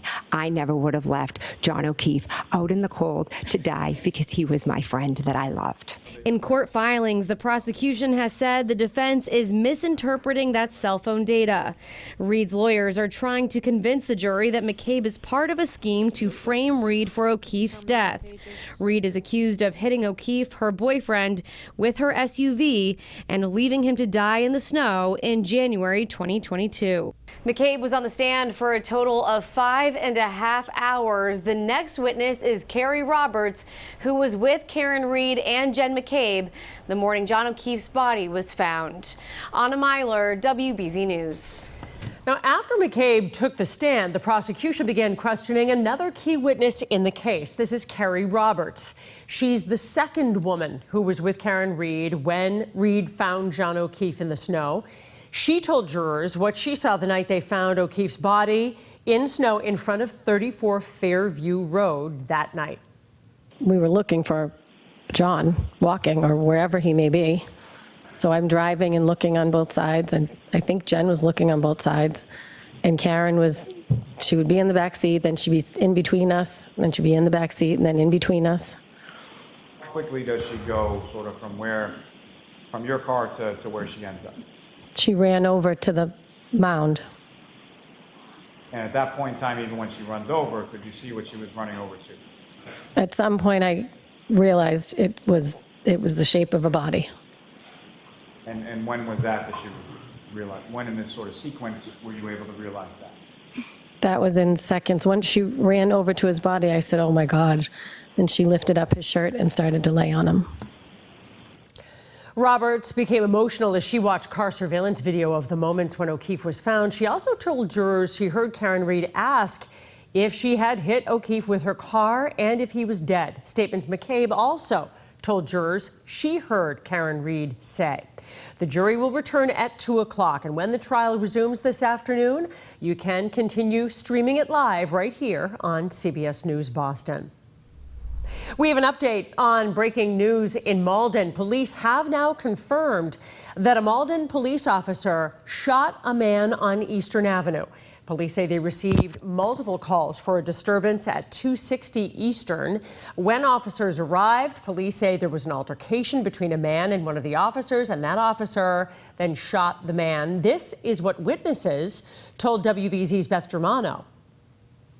When the cop, showed up, the guy was acting pretty crazy, so she tased him, and I guess he kept running at her, so she shot him. It's unsettling. world's upside down. There's too many shooting. The man is now being treated at a hospital. Police say there's no threat to the public, but Malden police are investigating along with state police and the DA's office. More breaking news this afternoon. Live power lines fell on a dump truck in Wellesley. Take a look from Sky Eye. You can see here the situation unfolding on Kenilworth Circle. It appears the trailer was up when the driver hit those wires. Police in Marshfield need your help locating a missing man. We're told 27-year-old Patrick Delaney was last seen on foot near Green Harbor by Burke's Beach. He was wearing black shorts, no shirt, and he had a backpack. Police say there is no danger to the public, but if you have seen him or have any information, call police. Reading police hope this picture will help them track down the person who shot a 10-year-old boy with an Orbeez gun. It's like a water pellet gun. On Friday afternoon, the small silver sedan was spotted near Minot Street. The boy and a friend were walking along when one of the small gel pellets filled with water hit him in the face, but the boy is okay.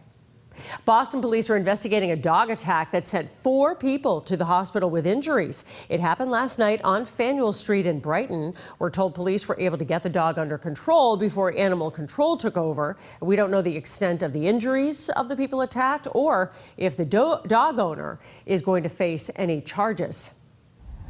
Well, no, this is not Yogi the Bear. That is Oxford Police's warning to residents around Prospect Street and north of Oxford. Police tell us this bear is looking for bird feeders and food in trash. They're warning residents to keep an eye on their pets and children. As we take a look at the skyline of Boston, we have got some much warmer temperatures today, and will it last till tomorrow? Here's meteorologist Jason Michael with the very latest. Well, Paula, we put on our best show today. Beautiful blue skies, also a lot of sunshine out there, but we also have some air quality issues to talk about as well. This is going to be the warmest day we've had in several months going back to September, and especially for the city. We're expecting upper 80s today. Low ozone, also some of those particulates are going to be lofted up as well. So a few air quality reminders for you on your Wednesday afternoon. Turn off the engine, though. I know it's going to be a little bit tough, especially with the traffic that we have here across southern New England. Limit the idling if you can, and also stop at the click. Certainly if you're going to be filling up the tank later on today. No spillages, okay? No burning of trash or even other materials. That also cause some issues out there. And also the sensitive groups like myself, the pollen's giving you a little bit of an issue there, along with some of the dust and maybe a little bit of those mites in the atmosphere. Asthma, if you're like me as well. So limit that daytime exposure. Hot weather is going to be moving on in. You can already start to see here some pops happening across the Ohio River Valley. We have that area of high pressure keeping us relatively stable, also very bright as well for our Wednesday afternoon. That warmer weather is still expected to cruise on into the area here. We're going to be above average through the end of the week heading into the weekend because of that northerly jet stream. Current temperatures outside right now, low 80s. Feels absolutely amazing, but we're not going to be done. We're still expecting temperatures to climb some 5 to 6 degrees, even warmer as we get deeper into the afternoon. We'll expand upon that forecast for you and also talk about that limited storm threat for us tomorrow afternoon coming up in the full forecast. Paula? Jason, thank you. New Hampshire's Child Protection Agency is now being sued over the death of a young boy who was found buried in a state park in Abington. Authorities say Elijah Lewis was beaten and starved to death by his mother and stepfather in Merrimack, New Hampshire. His father has now filed a lawsuit against DCYF, saying that caseworkers ignored warning signs and allowed Elijah to continue to live with his mother. The mother, Danielle Dauphinais, is now facing murder charges. Her boyfriend is serving 20 years after pleading guilty to manslaughter. Harvard University will decide today whether to allow 13 undergraduate student protesters to graduate on time. The school's administration told the students they would be prevented from graduating due to their participation of the pro-Palestinian encampment at Harvard. Earlier this week, faculty members voted in favor of allowing those students to cross the stage. Memorial Day weekend tradition is living on in Worcester. Earlier today, thousands of flags were placed on the graves of veterans at the St. John's Cemetery. And this happens every year ahead of the holiday weekend. Each flag represents a service member from Massachusetts killed defending the U.S. since the Revolutionary War. Well, May is Foster Care Awareness Month. More than 8,000 children and teenagers are in foster care in Massachusetts, and every one of them has a unique story. For today's Wednesday's Child, I spoke with one 16-year-old who's hoping to find a family that's right for her. Okay, so do I press it to make it go? Jaylana was about to help me with my pathetic skills in this race car video game. Oh boy, this is not good. We met up at Dave & Buster's in Woburn for an impromptu birthday party. Jaylana, or JJ, just turned 16. Well, happy birthday. Thank you. She has a wide range of interests and talents and has her eyes set on college. If you were going to describe yourself to someone who's never met you before, how would you describe yourself? Quiet at first, and then I'd probably be forward, and then speak freely around you. Yeah, yeah. Once you really get to know people, then you like to connect with them. I'm very loud. That's good. It's good to be loud. It's good to talk a lot. That's when you know you're relaxed. Right? JJ describes herself perfectly. Once we got talking, she really opened up. I like to draw. I like to write. I like making collages. I like to read. I like playing video games. And you definitely have that artistic side. Yeah, I like to swim. Yeah. I like riding bikes. She's looking forward to studying graphic design in college, but what she needs first is a family that could lead her toward a bright future. She is a wonderful young woman with so much potential, and there's so much opportunity if we can get her the stability and support that she deserves. Right. Bridget Charatini is the executive director of the Massachusetts Adoption Resource Exchange. She says 600 children are in need of homes in Massachusetts right now, and half are 12 and older. And there's not a perfect family for any child, right? Each child has their own individual needs, wants, desires, and challenges. And so we really try to match the right family to... We partner with MARE, the Massachusetts Adoption Resource Exchange, for Wednesday's Child. You can learn more about Jaylana, MARE, or the entire adoption process by going to our website, WBZ.com. Well, coming up after the break on CBS News Boston, Boston Calling draws acts from around the world, but one group just needs to come in from the pike. Up next, the Canton natives bringing their sound to the Boston Calling stage. And an overtime win for the Celtics. We'll hear from the team about this nail-biter game to kick off the Eastern Conference Finals.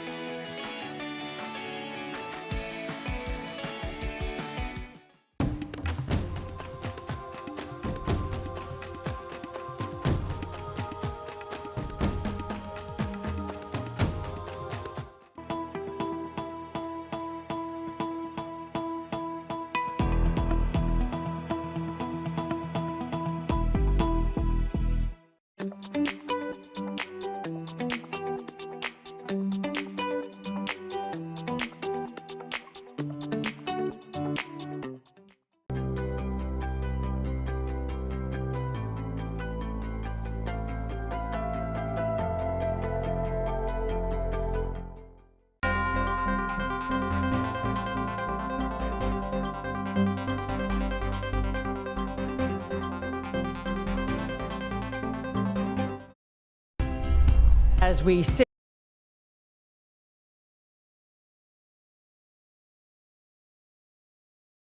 here is meteorologist Jason Michael with the latest next weather forecast.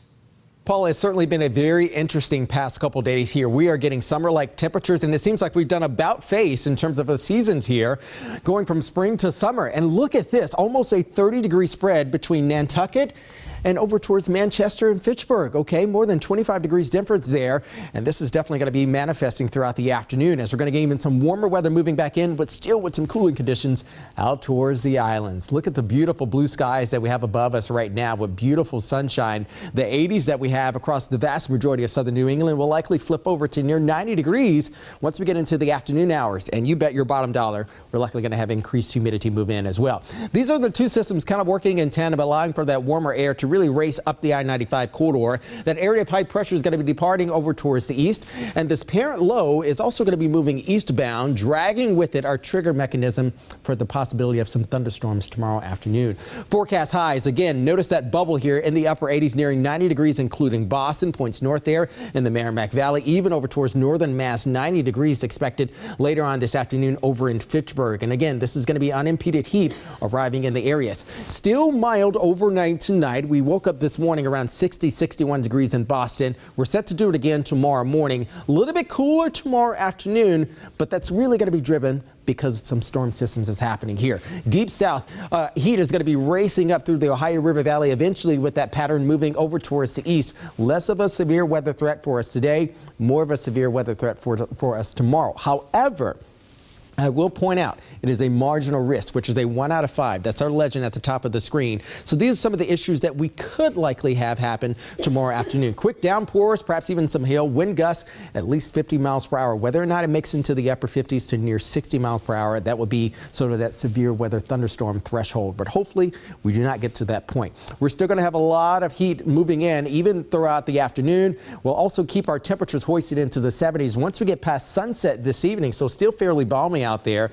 Look at the hour-by-hour forecast. As we move into the overnight hours, one thing that's going to happen tomorrow morning, the first thing we're going to see is we're still going to see some increasing cloud cover through about noon, and then likely pick up on some sprinkles becoming light rain and even some of the quicker downpours. This is going to be mainly driven with that cluster of storm systems moving eastbound. The trigger mechanism is this cold front, but what makes this a potent issue for us is there's going to be a very different air mass coming in behind that drier air, but also cooler air, and even more comfortable conditions lying ahead for the weekend. So a big holiday travel day on Friday, mid-80s expected. By Saturday and Sunday, we're cruising back into the lower 80s, a much more tolerable forecast for us. Even a little bit cooler on Monday heading in towards Tuesday. Monday, we're going to watch for some chance showers popping up in the afternoon to develop. And even on Tuesday, sticking with some chance showers and temperatures remaining in the low 70s in the afternoon. All right, Paula? Jason, thanks. The Boston Calling Music Festival is just 2 days away now. One of the best parts is the focus on local artists. This year, a dozen groups will take the orange stage, and one of those groups is a trio of sisters whose music combines the comfort of home with the beauty of New England. WBC's Penny Kmitt introduces us to the Wolf Sisters.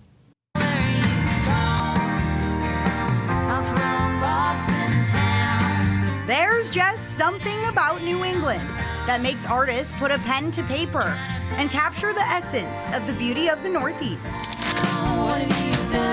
For the Wolf Sisters, it's practically part of their genes. Taking in all of that scenery of different parts of New England, it just ended up in the lyrics of our songs, and it's sort of the fabric of like the imagery of what we lay into all of our songs and music. Rebecca, Rachel, and Kat Wolf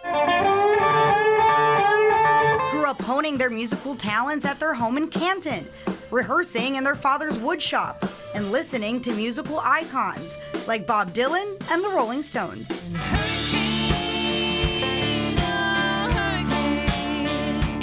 It seems their musical gifts only bring them closer together, which may come in handy as they get ready to take the stage at Boston Calling this year. It's sort of a privilege to get to play with together as sisters and family. I feel like just because we grew up together and have been playing music with each other since we were young kids, that we're sort of on the same wavelength in a different way that I felt than with other musicians. So I think that's sort of the fun part of playing with the siblings. Can I have my comment time? We definitely are goofier together. You won't see me like this around anybody else, which is really fun. 2, 3, Quebeca! The indie band has been working tirelessly to find their sound and continue to grow and evolve as musicians, In 2023, rising star and fellow New England native Noah Kahan saw immense success following his portrayal of New England in his album Stick Season. The Wolf sisters are following down a similar path, turning to their childhoods and their memories of growing up here as inspiration for their own music, evident in their albums like Dark River. I feel like New England's just real. We have like a hard surface and it's no BS, and I've been to a lot of other places and I haven't really, I don't know, there's just a certain feeling, but you only feel it like if you're from here. As for what sets us apart from the rest of the country, we get all 4 seasons, and even though right now it's a little bit of an extreme sometimes, I think it definitely adds to the beauty of New England. You get to experience a little bit of everything, which of course goes with kind of us. You get a little taste of this, a little taste of that in our music.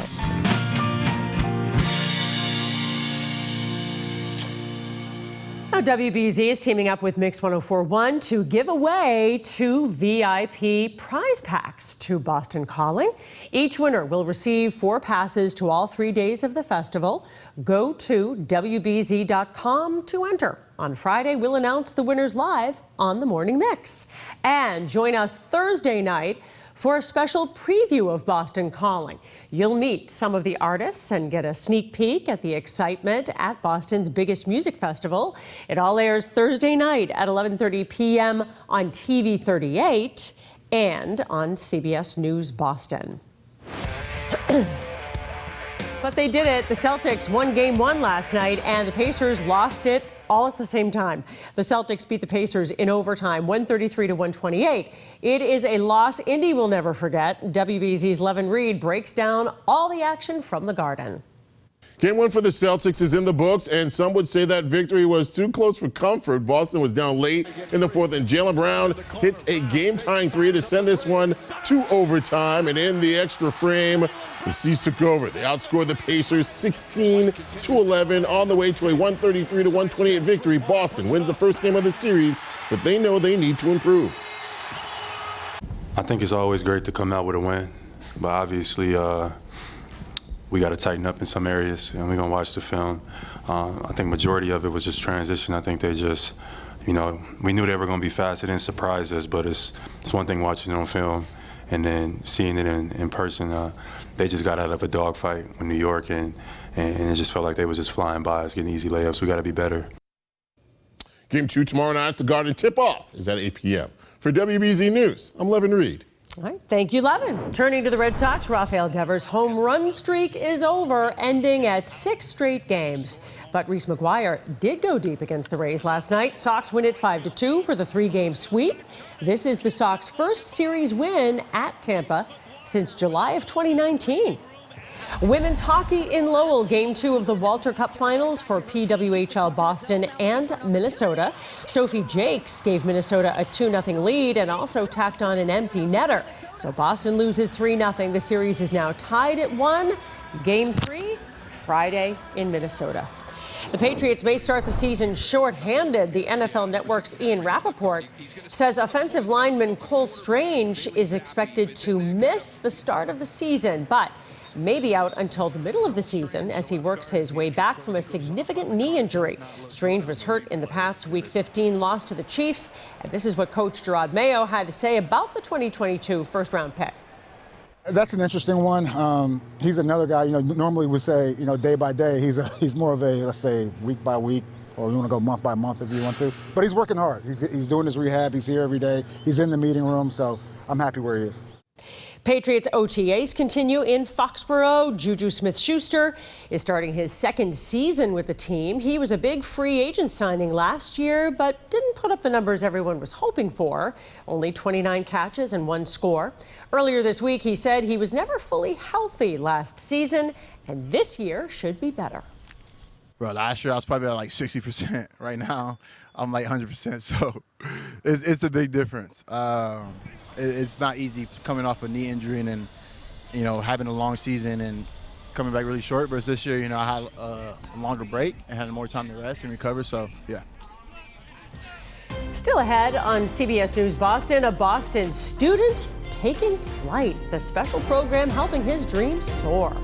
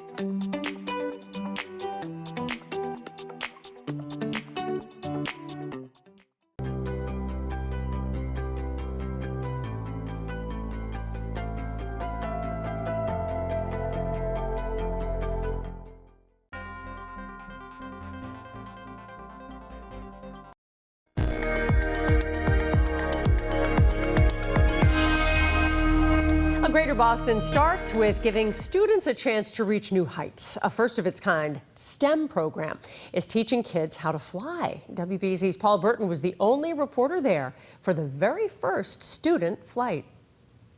We're going to check the propeller. If you want to learn a lesson in courage and going after a dream, look no further than 17-year-old Fahad Yassin.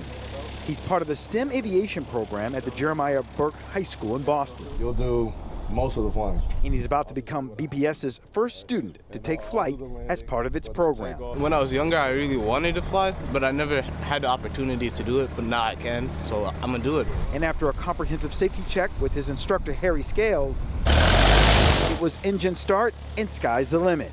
Yassin has been a part of Burke's Pathway program since September. For the past 9 months, he's been taking aviation classes twice a week. Now it's time for the real thing. Taking off at Norwood Memorial Airport. You feel the motion, you feel the wind, you feel the plane shake when there's turbulence. This is something awesome. The program is doing exactly what it was intended to do, exactly. Getting the kids from the classroom, doing simulation, into the aircraft. He flew for about 45 minutes over Gillette Stadium and back. The goal of these programs is to help students connect with what they're passionate about. And hopefully help them develop skills within those passions and help them decide what they want to do after high school. It was surreal, it was something else. My favorite part about it was like when we took off, there's nothing underneath you, it was just you, the plane, and everything just became small. And after a perfect landing, there's no question what Yassin wants to become.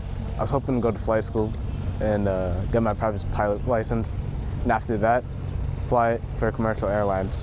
What is your lesson to your classmates? It does take a lot of work, but if you really want to do it, there's nothing stopping you. The opportunity is right there. Just go for it. The hardest part is starting. BPS says they hope to expand the aviation program to other schools so more students can be exposed to careers in aviation. In Norwood, I'm Paul Burton, WBZ News. Barbie is celebrating iconic women in sports by honoring 9 professional female athletes from around the world, including Venus Williams, with these one-of-a-kind role model dolls. Barbie's also introducing a sports assortment and gymnast playlist, highlighting careers in sports like a basketball player, boxer, soccer, and a tennis player. Thank you for streaming CBS News Boston. I'm Paula Eben. Today's top stories and your weather are straight ahead.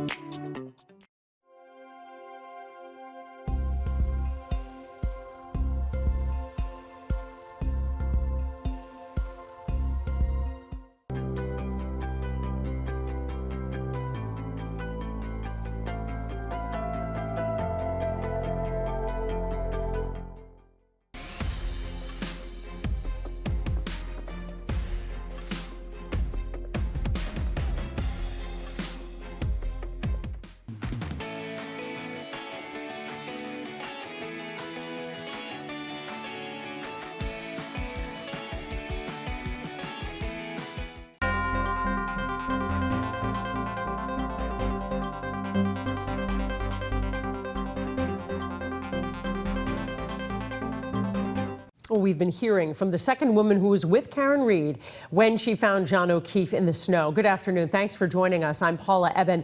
Jurors are taking a break now, and today's testimony started with more cross-examination of Jennifer McCabe, as WBZ's Anna Myler shows us. Jennifer McCabe was back on the stand this morning for tense questioning about Google searches that she made and what time she made them on the day Boston police officer John O'Keefe's body was found in the snow. This morning, Karen Reed's lawyers questioned McCabe about the now infamous misspelled Google search she made, "Hus long to die in cold." She says Reed told her to make those Google searches. She was screaming, "Google hypothermia, how long does it take to die in the cold?" And I picked up my phone and I started Googling. In court today, the defense pointed to cell phone data showing the first time McCabe made that search was at 2:27 in the morning, hours before John O'Keefe's body was discovered. Defense attorney Alan Jackson says the timing of the search exonerates Karen Reed and implicates McCabe in O'Keefe's death. Ms. McCabe, you made that search at 2:27 a.m. because you knew that John O'Keefe was outside in your sister's lawn dying in the cold, didn't you? Absolutely not. I did not make that search at that time, no. Did you delete that search because you knew that you would be implicated in John O'Keefe's death if that search was found on your phone? I did not delete that search. I never made that search at 2:23. I never would have left John O'Keefe out in the cold to die because he was my friend that I loved. In court filings, the prosecution has said the defense is misinterpreting that cell phone data. Reed's lawyers are trying to convince the jury that McCabe is part of a scheme to frame Reed for O'Keefe's death. Reed is accused of hitting O'Keefe, her boyfriend, with her SUV and leaving him to die in the snow in January 2022. McCabe was on the stand for a total of 5.5 hours. The next witness is Carrie Roberts, who was with Karen Reed and Jen McCabe the morning John O'Keefe's body was found. Anna Myler, WBZ News. Now, after McCabe took the stand, the prosecution began questioning another key witness in the case. This is Carrie Roberts. She's the second woman who was with Karen Reed when Reed found John O'Keefe in the snow. She told jurors what she saw the night they found O'Keefe's body in snow in front of 34 Fairview Road that night. We were looking for John, walking or wherever he may be. So I'm driving and looking on both sides, and I think Jen was looking on both sides. And Karen she would be in the back seat, then she'd be in between us, then she'd be in the back seat, and then in between us. How quickly does she go sort of from your car to where she ends up? She ran over to the mound. And at that point in time, even when she runs over, could you see what she was running over to? At some point, I realized it was the shape of a body. And when was that you realized? When in this sort of sequence were you able to realize that? That was in seconds. Once she ran over to his body, I said, "Oh my God." And she lifted up his shirt and started to lay on him.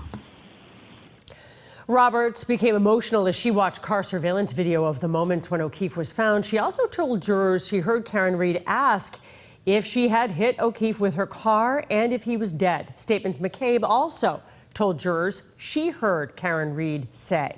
The jury will return at 2 o'clock, and when the trial resumes this afternoon, you can continue streaming it live right here on CBS News Boston. We have an update on breaking news in Malden. Police have now confirmed that a Malden police officer shot a man on Eastern Avenue. Police say they received multiple calls for a disturbance at 260 Eastern. When officers arrived, police say there was an altercation between a man and one of the officers, and that officer then shot the man. This is what witnesses told WBZ's Beth Germano. When the cop, showed up, the guy was acting pretty crazy, so she tased him, and I guess he kept running at her, so she shot him. It's unsettling.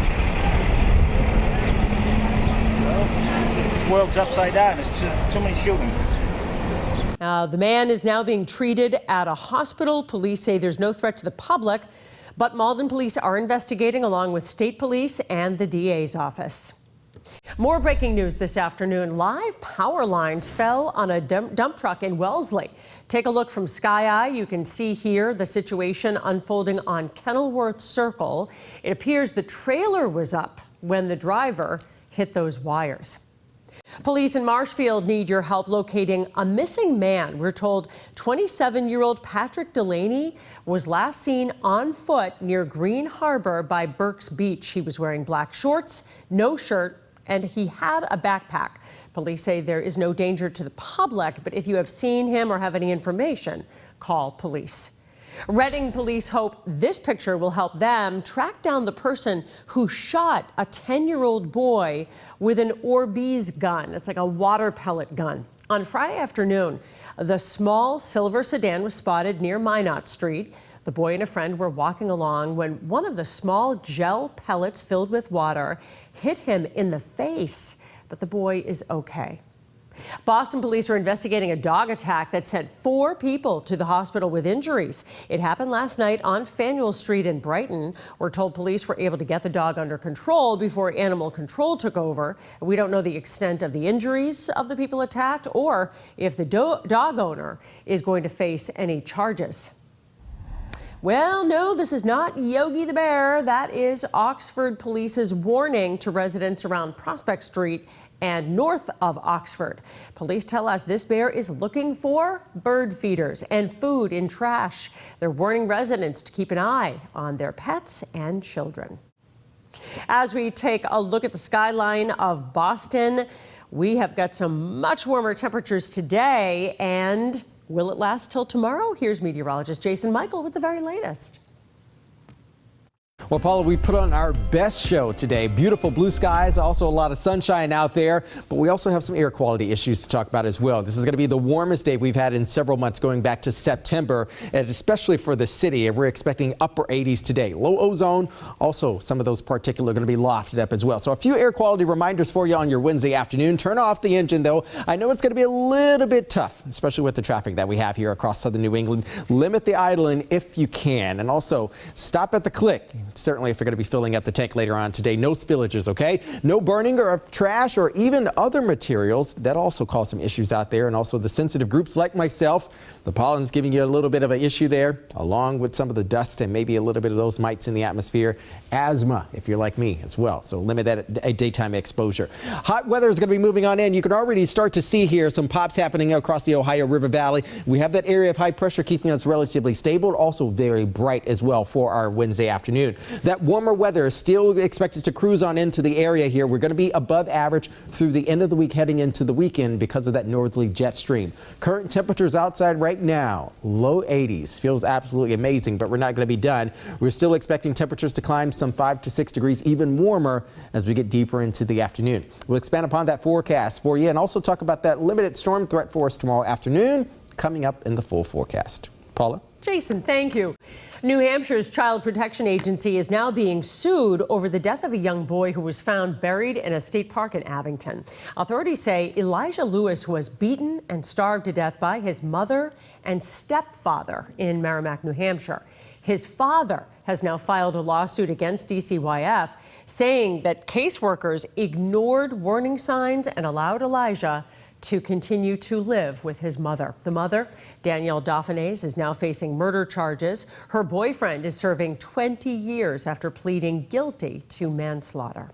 Harvard University will decide today whether to allow 13 undergraduate student protesters to graduate on time. The school's administration told the students they would be prevented from graduating due to their participation of the pro-Palestinian encampment at Harvard. Earlier this week, faculty members voted in favor of allowing those students to cross the stage.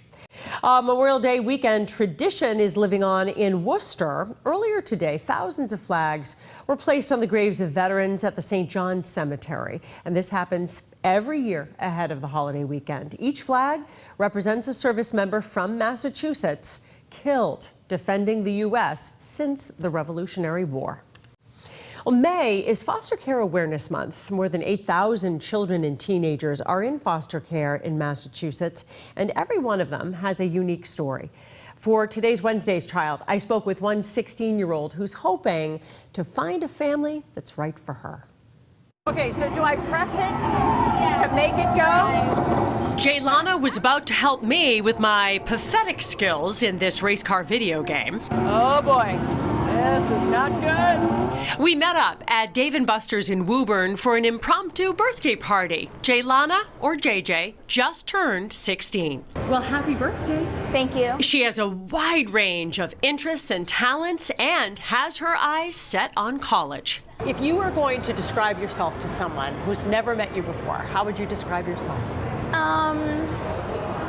Quiet at first, and then I'd probably be forward, and then speak freely around you. Yeah, yeah. Once you really get to know people, then you like to connect with them. I'm very loud. That's good. It's good to be loud. It's good to talk a lot. That's when you know you're relaxed. Right? JJ describes herself perfectly. Once we got talking, she really opened up. I like to draw. I like to write. I like making collages. I like to read. I like playing video games. And you definitely have that artistic side. Yeah, I like to swim. Yeah. I like riding bikes. She's looking forward to studying graphic design in college, but what she needs first is a family that could lead her toward a bright future. She is a wonderful young woman with so much potential, and there's so much opportunity if we can get her the stability and support that she deserves. Right.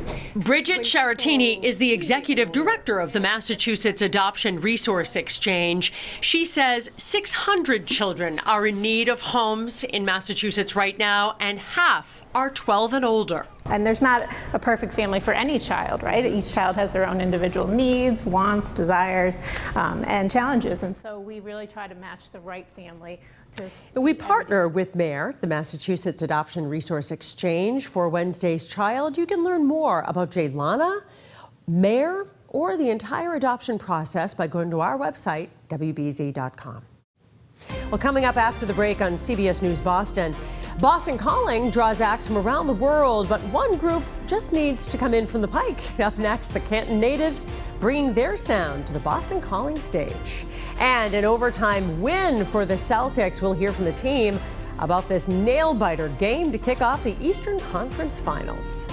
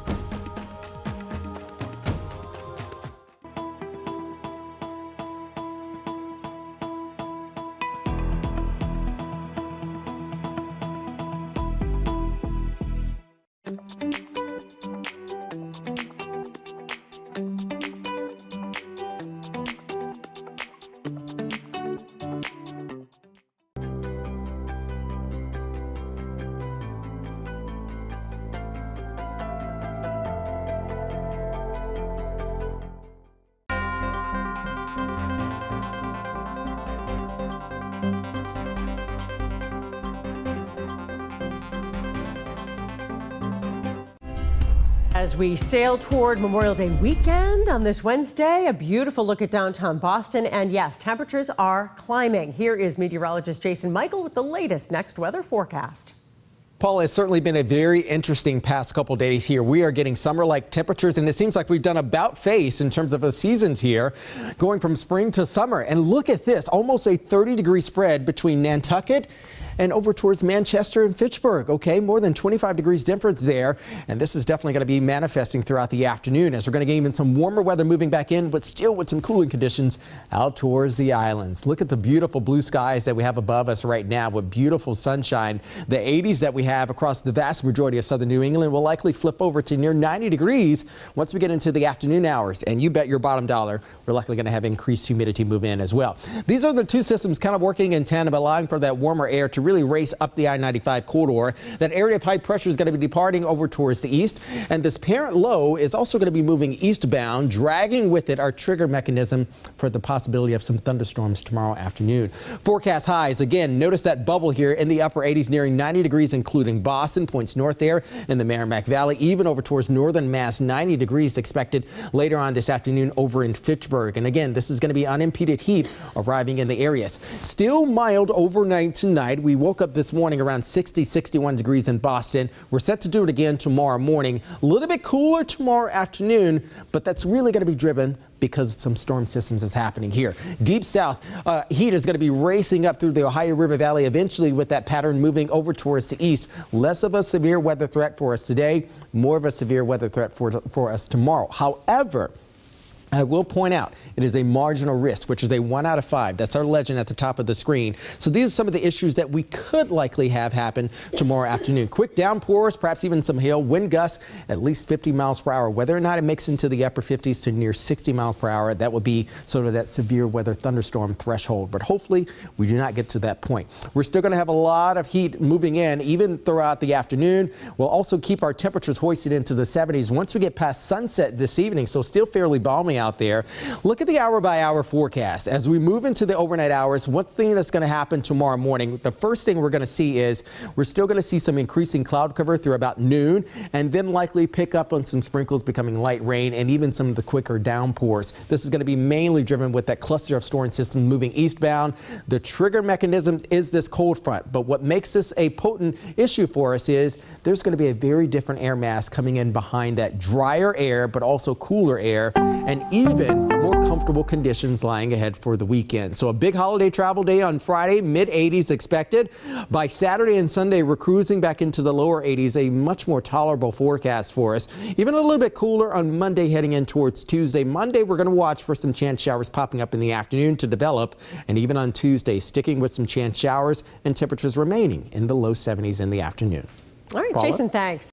The Boston Calling Music Festival is just 2 days away now. One of the best parts is the focus on local artists. This year, a dozen groups will take the orange stage, and one of those groups is a trio of sisters whose music combines the comfort of home with the beauty of New England. WBC's Penny Kmitt introduces us to the Wolf Sisters.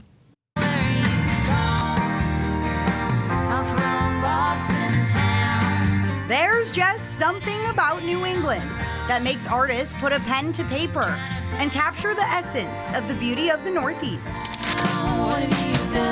For the Wolf Sisters, it's practically part of their genes. Taking in all of that scenery of different parts of New England, it just ended up in the lyrics of our songs, and it's sort of the fabric of like the imagery of what we lay into all of our songs and music. Rebecca, Rachel, and Kat Wolf grew up honing their musical talents at their home in Canton, rehearsing in their father's woodshop and listening to musical icons like Bob Dylan and the Rolling Stones.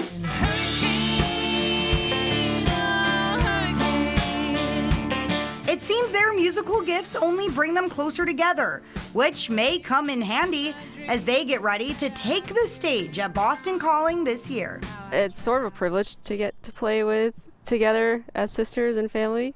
I feel like just because we grew up together and have been playing music with each other since we were young kids, that we're sort of on the same wavelength in a different way that I've felt than with other musicians. So I think that's sort of the fun part of playing with the siblings.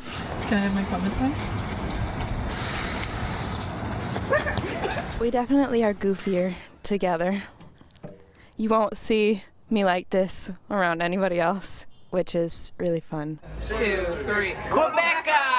The indie band has been working tirelessly to find their sound and continue to grow and evolve as musicians. In 2023, rising star and fellow New England native Noah Kahan saw immense success following his portrayal of New England in his album Stick Season. The Wolf Sisters are following down a similar path, turning to their childhoods and their memories of growing up here as inspiration for their own music, evident in their albums like Dark River. I feel like New England's just real. We have like a hard surface and it's no BS, and I've been to a lot of other places and I haven't really, I don't know, there's just a certain feeling, but you only feel it like if you're from here. As for what sets us apart from the rest of the country, we get all 4 seasons, and even though right now it's a little bit of an extreme sometimes, I think it definitely adds to the beauty of New England. You get to experience a little bit of everything, which of course goes with kind of us. You get a little taste of this, a little taste of that in our music.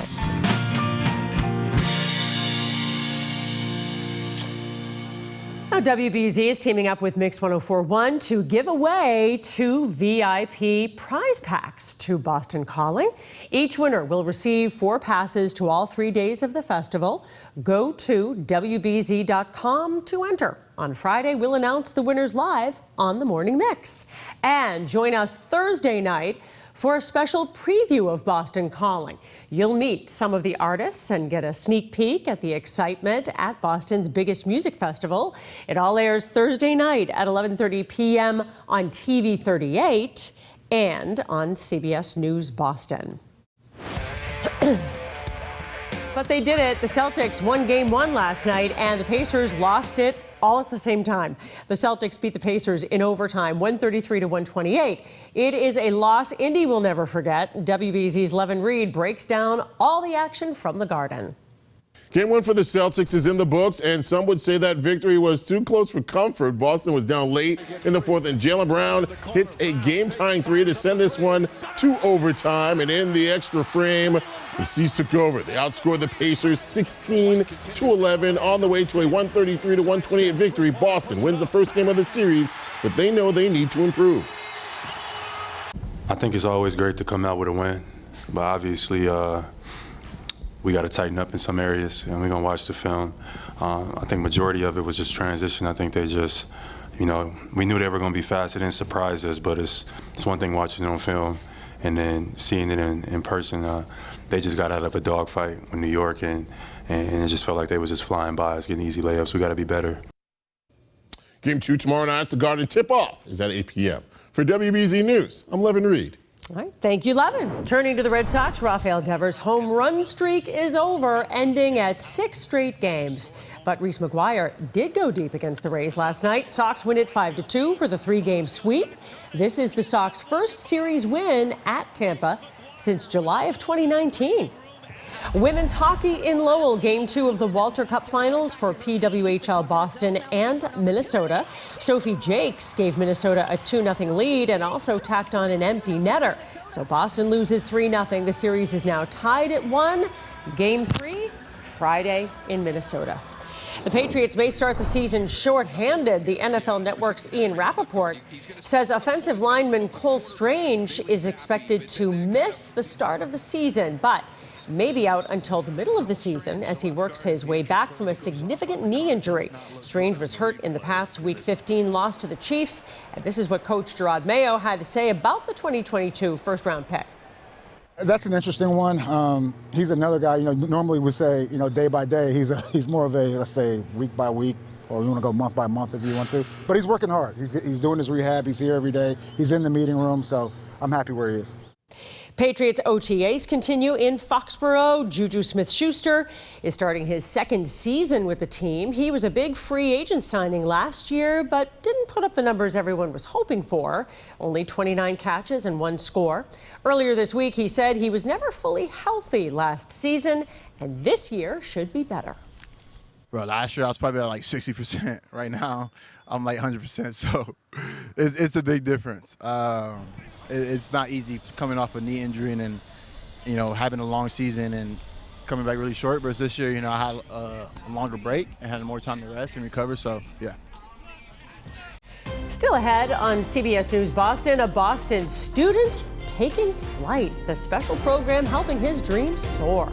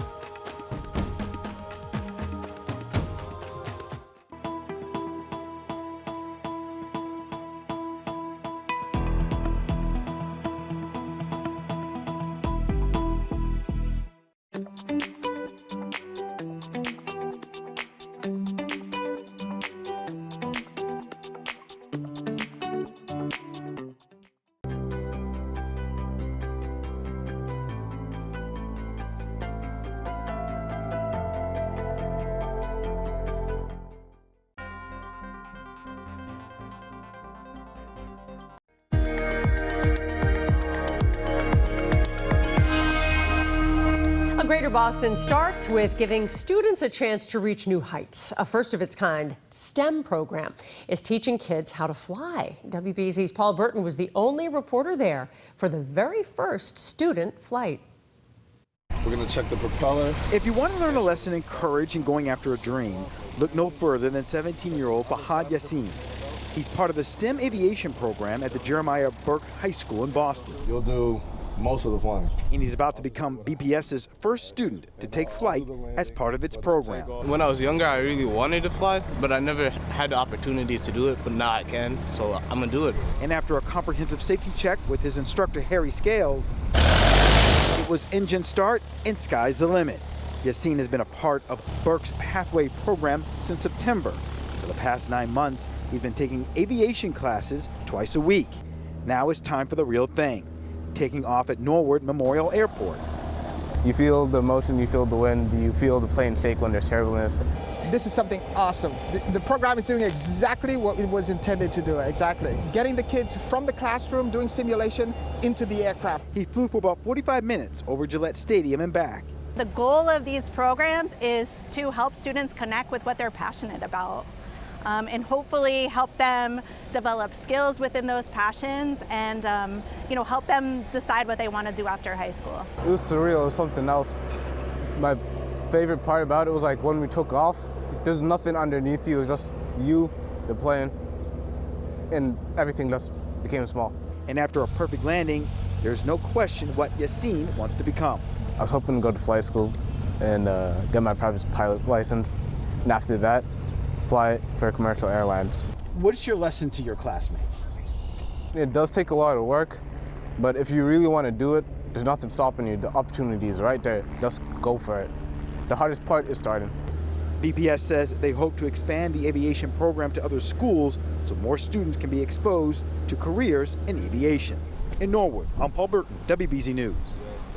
Barbie is celebrating iconic women in sports by honoring 9 professional female athletes from around the world, including Venus Williams, with these one-of-a-kind role model dolls. Barbie's also introducing a sports assortment and gymnast playlist, highlighting careers in sports like a basketball player, boxer, soccer, and a tennis player.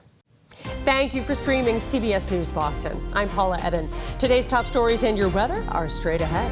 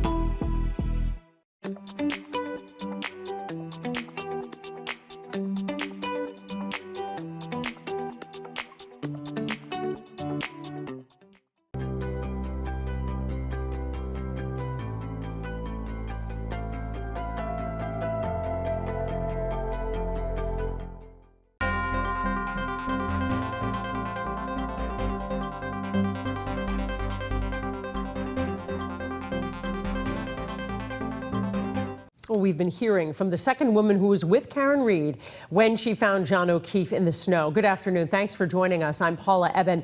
Jurors are taking a break now, and today's testimony started with more cross-examination of Jennifer McCabe, as WBZ's Anna Myler shows us.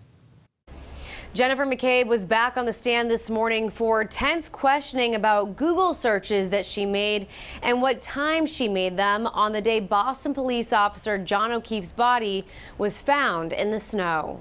This morning, Karen Reed's lawyers questioned McCabe about the now infamous misspelled Google search she made, "Hus long to die in cold."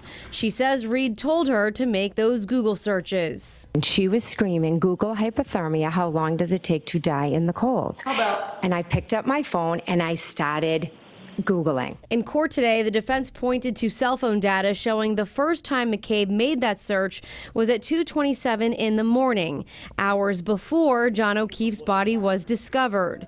Defense attorney Alan Jackson says the timing of the search exonerates Karen Reed and implicates McCabe in O'Keefe's death. Ms. McCabe, you made that search at 2:27 a.m. because you knew that John O'Keefe was outside in your sister's lawn dying in the cold, didn't you? Absolutely not. I did not make that search at that time, no. Did you delete that search because you knew that you would be implicated in John O'Keefe's death if that search was found on your phone?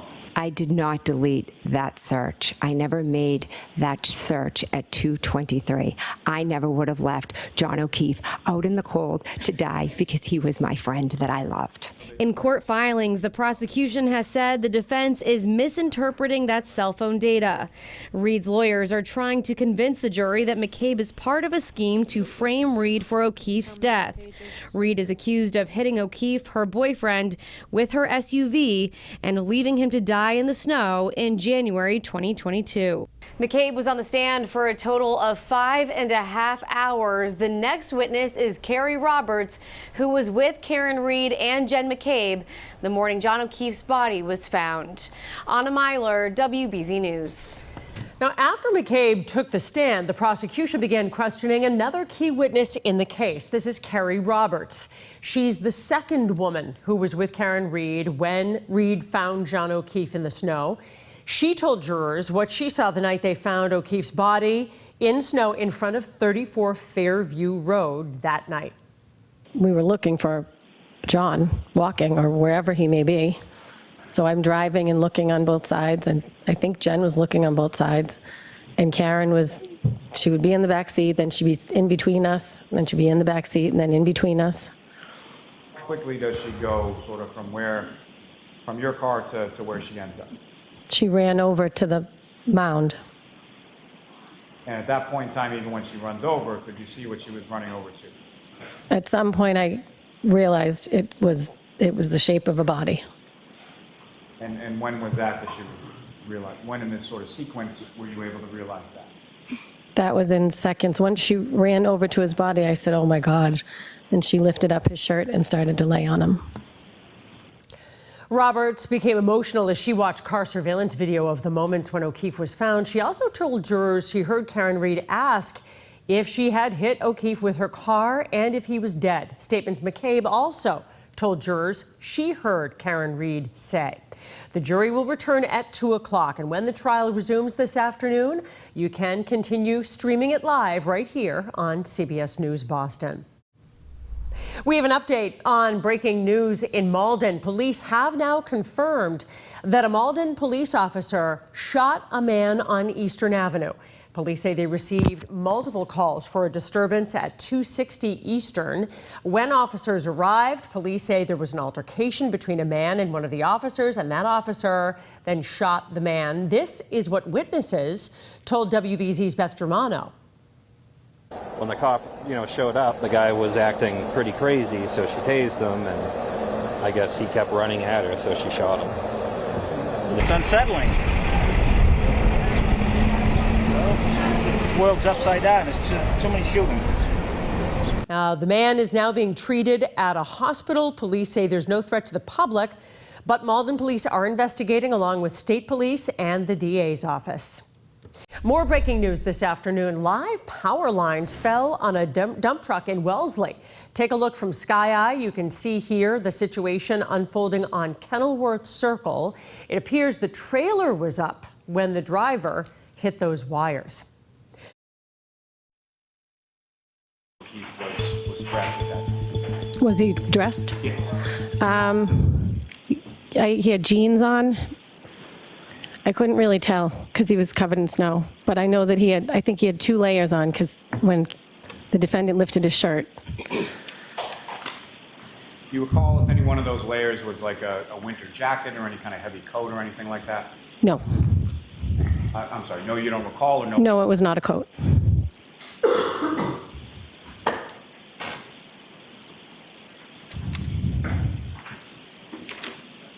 Now, take you back to when you were in front of the house and Mr. O'Keefe is in the back of the ambulance, and at some point in time that ambulance leaves, is that correct? Correct. And do you know where the ambulance was going? Good Samaritan Hospital. And following that, you mentioned that Ms. McCabe went inside the house, correct? Yes. And do you recall what it was that caused her to go inside the house? Objection. No, I'll allow that. Not what anyone said. I think she was going to wake her sister. And after she left, was there anybody else that, beyond sort of first responders or police officers and things like that, any other sort of civilian people show up that you recall? Matt showed up at some point, Jen's husband, Matt. And that was before you left, is that correct? Yes. And just to be clear, you had, and we'll get to this more in a moment, but you had left from the house once, come back, and then left again? Yes. And when her husband, Matt McCabe, showed up, which of those times was that, if you recall? I think he was there when I left the first time. And did you have any conversation with him? I just said, he said, I said, I'm going to get the O'Keefes. He said, do you want me to come with you? And I said, no. So he went in the house. And when you left, who, if anyone, initially when you left, who, if anyone, left with you? I left with Karen Reed. And as you're leaving in your car, you're driving, is that correct? Yes. Where is Miss Reed in the car at that point? Say it again? Where was Miss Reed in your car at that point? In the passenger seat. And as you were leaving, what, if anything, were the two of you doing or talking about, or what was going on when you left that first time? As we were leaving, she was saying to me, if anything happens to John, I'm going to kill myself. You need to take care of these kids. And how did you respond to that? He's not going to die. No one's doing anything of that nature. Or something of that nature, I said. And as far as you're driving away, Chapman, and you're facing towards Cedar Crest, is that right? Yes. And so when you left, are you following in that sort of same direction towards Cedar Crest? I took a right onto Cedar Crest. And then where did you go from there? And then I go to pick up the O'Keefes to take them. I had to give him my phone number so that he could get in touch with me if he needed to. So he did call, and he said, do you have Miss Reed with you? And I said, yes. And he said, please bring her back. Her parents have called in a suicide. They said she's saying she's suicidal, so they want her to be sectioned. And so coming back to that in a moment, but before you had left the scene, you hadn't talked to any police officers or anything at that time, correct? No, other than my name and phone number, but no. So you gave them your information and then said, I have to go pick up the O'Keefes. Yes. So you get that call from Officer Good, and then you come back to the house, is that right? Yes. And during any of that time, you recall the defendant, I know you had mentioned she spoke to Erin O'Keefe. Was there anybody else that the defendant spoke to or talked to while you were with her in the car? She spoke to her mother, and then I ended up taking the phone and speaking to her mother, and I gave her my phone number, and I said, I'm going to go to the hospital. She said, please make sure she does not have her purse. She has medication in her purse I don't want her to take. And then when you arrived back at the scene, what happened then? She just got out of the car and walked to the ambulance. And who, if anyone, did she walk, and by she you mean the defendant? I'm sorry, yes. And who, if anyone, did the defendant walk from your car to the ambulance with? She just walked, I think she just walked by herself. I had her phone because I had been talking to her mother. So then one of the first responders came over and said, do you have her phone? And I said, yes. Her mother said, make sure she does not have her purse. And then following that conversation with one of the first responders, where did you go from there? I went to go pick up the O'Keefes. And as far as your drive from Canton, you went to, where do the O'Keefes live? Braintree. So your drive from Canton to Braintree, and then subsequently from Braintree to Brockton, what, if anything, did you observe about sort of the driving conditions at that point? I was actually on the phone with Katie Camerano, and I spun out, did a complete spun a couple times on 93, right near the Braintree exit, so that when I got to the O'Keefes, that we went back roads to Brockton, because I didn't want to go on the highway. And as far as the O'Keefes, as far as in your car from Braintree to Brockton, that was both John's mother and father? Correct. And at some point you get to the Good Samaritan Hospital in Brockton, correct? Correct. And do you know about what time it was that you got there? I don't know. When you arrived, where is it that you and the O'Keefes sort of go within the hospital? John's brother Paul had already arrived, and then we all walked in. We were in the waiting area. John's cousin actually works on the switchboard. We had been talking to her on the way in, because with COVID restrictions, we didn't know if we were going to be able to get in, or so she had come out from the switchboard, her office, because she knew there had been an accident. So she came out to greet her family, and then I asked her to take me to the bathroom to clean up and to the chapel. And why was it that you had to go clean up? Say it again? Why was it that you had to go clean up? Because I had blood on my hands. Now, Ms. Roberts, you mentioned that during part of the drive from Canton to Braintree, you spoke to Ms. Camerano, correct? Yes. And during either that drive or the subsequent drive from Braintree to Brockton, who, if anyone else, did you speak to over the phone? And Karen called me repeatedly from the ambulance, asking if I was going to come to the hospital. Then she called when the O'Keefes were in the car, and said she dropped him off at a party, and Mrs. O'Keefe said, "You just left him?" And Mr. O'Keefe said, "Leave her alone, she's been through enough." She called a few times while we were on the ride, and then she called a lot when we were at the hospital, asking if I knew anything, if he was dead, is he dead?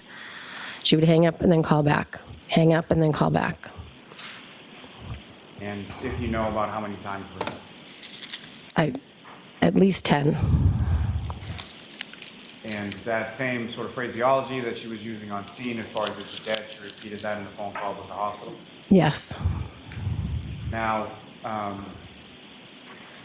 once you arrive at the hospital and you're able to clean up a little bit, where did you go from there? What happened? I went to the chapel and I said a prayer, and then I went in and talked to John's cousin, and she said that Dr. Rice was going to ask to meet with the family and that they would be told how John was doing, and that they would bring John's family back to see John. So when I came out, they were being called in by Dr. Rice, and I sat in the waiting area. And after some period of time sitting in the waiting area, what happened then? Mrs. O'Keefe came out and told me John was gone. And then she asked if I wanted to see him.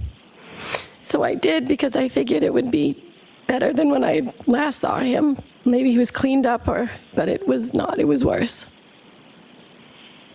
Sorry, ma'am, but as far as say that it was worse, back into a room where John was, is that right?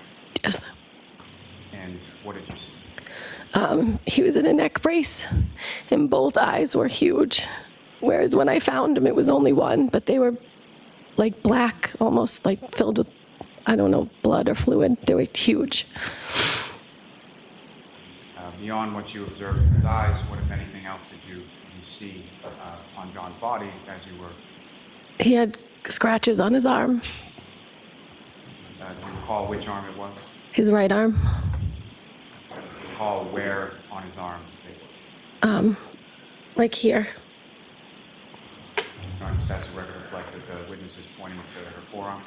Yes.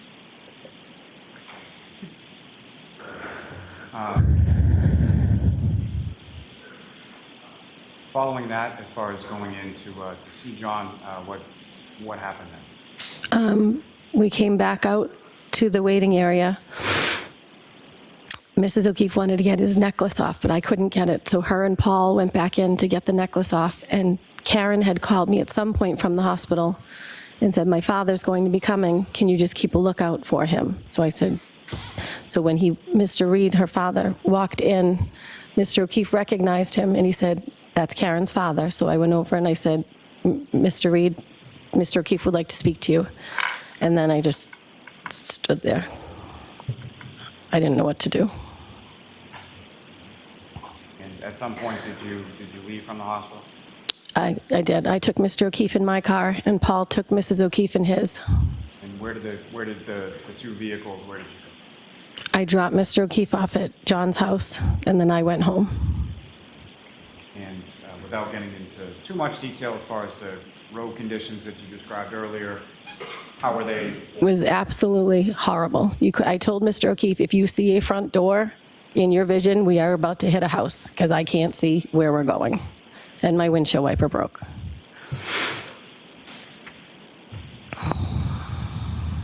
Now,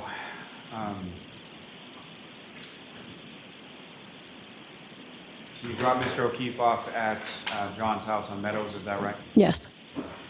And Ms. Reed's vehicle, was that still there at that point? I think so. I don't recall, but I think so. And then you went home, is that correct? Yes. Later on that day or that afternoon, if anyone came to your house to speak to you in regard to what? There were 2 officers, but I don't remember their names. And do you recall which department they were from? The state police. As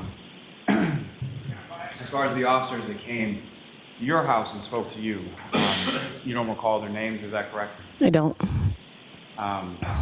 you recall if either one of them was a Trooper Proctor? It was not. And where in your house did you speak to them? In the dining room. And did they speak to anybody else at your house at that time? My husband. And as far as when they spoke to you and they spoke to your husband, where were you? Starting with yourself, do you know where your husband was when the troopers were speaking to you? I don't know where he was, but he wasn't in the room with me. And same as far as when the troopers were speaking with your husband, where were you? I was not in the room. Following that, did you have occasion to speak to any other troopers or members of the state police at any point in time afterward? I've only spoken to Michael Proctor one time. It was from Jen's house. And when was that, if you know? I don't know, maybe a couple days later, because Jen and I were re-going over what everything had happened. Mrs. O'Keefe had advised us to make a timeline because she said this could be a while. You guys aren't going to remember something years from now, so sit down, write down what you remember. And I, at that point, said, when she first called, she said he was dead, and Jen said, I don't think you've told them that. So Michael Proctor called, or she was on the phone with him, or I don't even know. And I said, could I speak to him? So I told him so that somebody had it documented. So as far as Trooper Proctor was concerned, that phone conversation, is that the only contact that you have with Trooper Proctor? Yes. And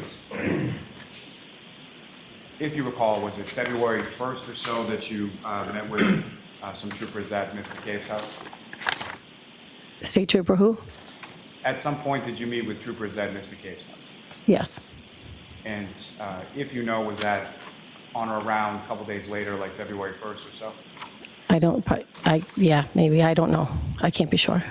Were either of those troopers that you met at Ms. McCabe's house, were either of those troopers Trooper Proctor? No. And do you recall where within Ms. McCabe's house you spoke to them? In the living room. And beyond yourself and the troopers that you spoke to, was there anybody else in the room with you when you spoke to them? No. And at some point, either then or subsequent to then, was there any request made by any trooper from the state police in regard to your cell phone? To my cell phone, yes. And do you recall if it was that date or a later date? It was not that day. I think it was the next day. It was within the next 2 days. They wanted to clone my phone. And did they advise you of anything or give you any form that you had to fill out and execute prior to doing that? Yes, I had to fill out a form. And as far as your phone was concerned, were there any restrictions or anything that you gave to them as far as what they could look at or what they could clone or what they could do with your phone? No. And as far as how sort of that process works, as far as a cell phone extraction or anything, do you know anything about that? No. And do you recall how long it was that you were without your phone at the time you handed it over to them to whenever you got it back? Well, they took both of our phones at the same time, and we didn't get them back for like 7 or 8 hours. And just to be clear, when you say both of our phones, you're Jen, who else's? Jen's phone and my phone.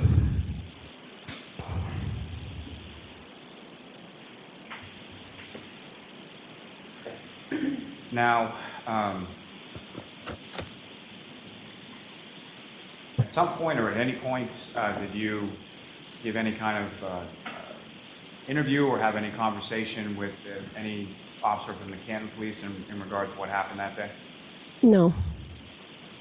And are you familiar with a Canton officer named Michael Lang? Yes. How do you know him? My daughter and his daughter are friends. So beyond your daughters being friends, is that someone that you know or that you socialize with or anything like that? No, I mean, they've come over to my house, his wife and him, one time, but we don't hang out with them socially. His wife and I are friends. Now, at some point around this date, around January 29th, well, let me ask you, turning to the next day of January 30th, do you recall what you did that day? We went over to the O'Keefe's house. My daughter, Jen, and Jen's daughter, and myself. And following that, do you recall where you went? My daughter wanted to get dropped off to her friend's house at Mike Lank's. And so after leaving the O'Keefe's house, is it still the same as far as yourself, your daughter, Ms. McCabe, and her daughter? Her daughter stayed at the O'Keefe's. And as far as Ms. McCabe was concerned, was it after dropping your daughter off, did you go anywhere with Ms. McCabe after that? I just stopped at Mike Lank's house, I think, and then we went home. And so when you got to your daughter's friend's house, who, if anyone, did you speak with? Mike's wife came out to the car to see how I was and how the O'Keefes were, and so she talked to us for a little, just asking how everyone was. And if you know, ma'am, do you know about how long that conversation was? I mean, I'm a talker, so it's probably a while. I'd say at least 45 minutes. Was that a conversation like through the window, or did she get in the car, you know? I think she got in the car. She was in the back seat because it was freezing. From that conversation, do you recall anything beyond sort of how people were doing or anything? Did you discuss anything about sort of what you had seen or what you had heard the day before on the 29th? I don't recall. It was just a regular conversation. Well, not regular, obviously, but she was more concerned how the O'Keefes were doing, how the kids were doing. And then after you left from the Lang's house, where did you go? Where did you and Ms. McCabe go? I don't know. I'm assuming home.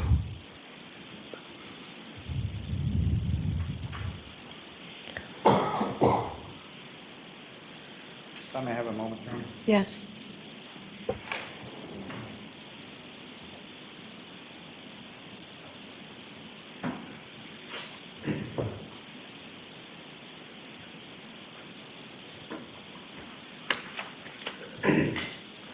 Your Honor, may we approach this briefly? Okay.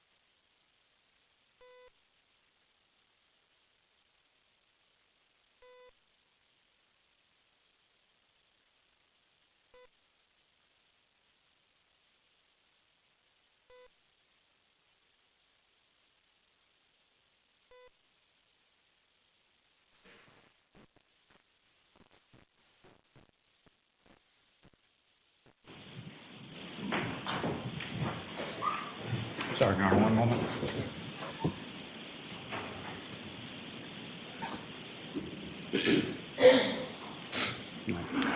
I have no further questions for this witness, Your Honor. Okay, Ms. Little? No questions, Your Honor. Okay. All right. Oh, thank you.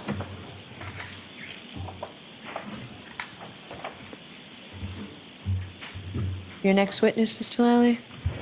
Yes, Your Honor. The Commonwealth will call Ms. Laura Sullivan to the stand.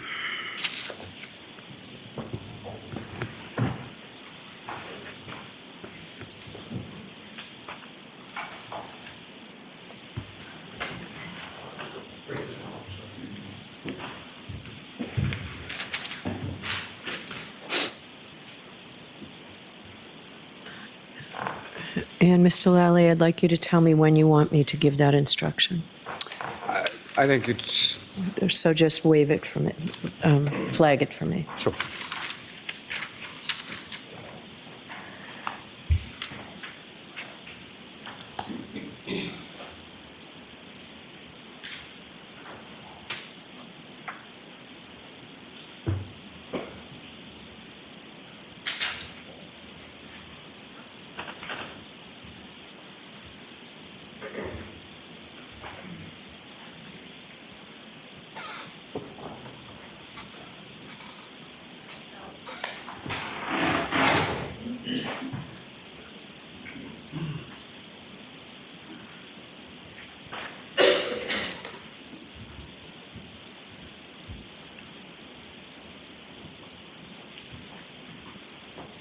Please step up.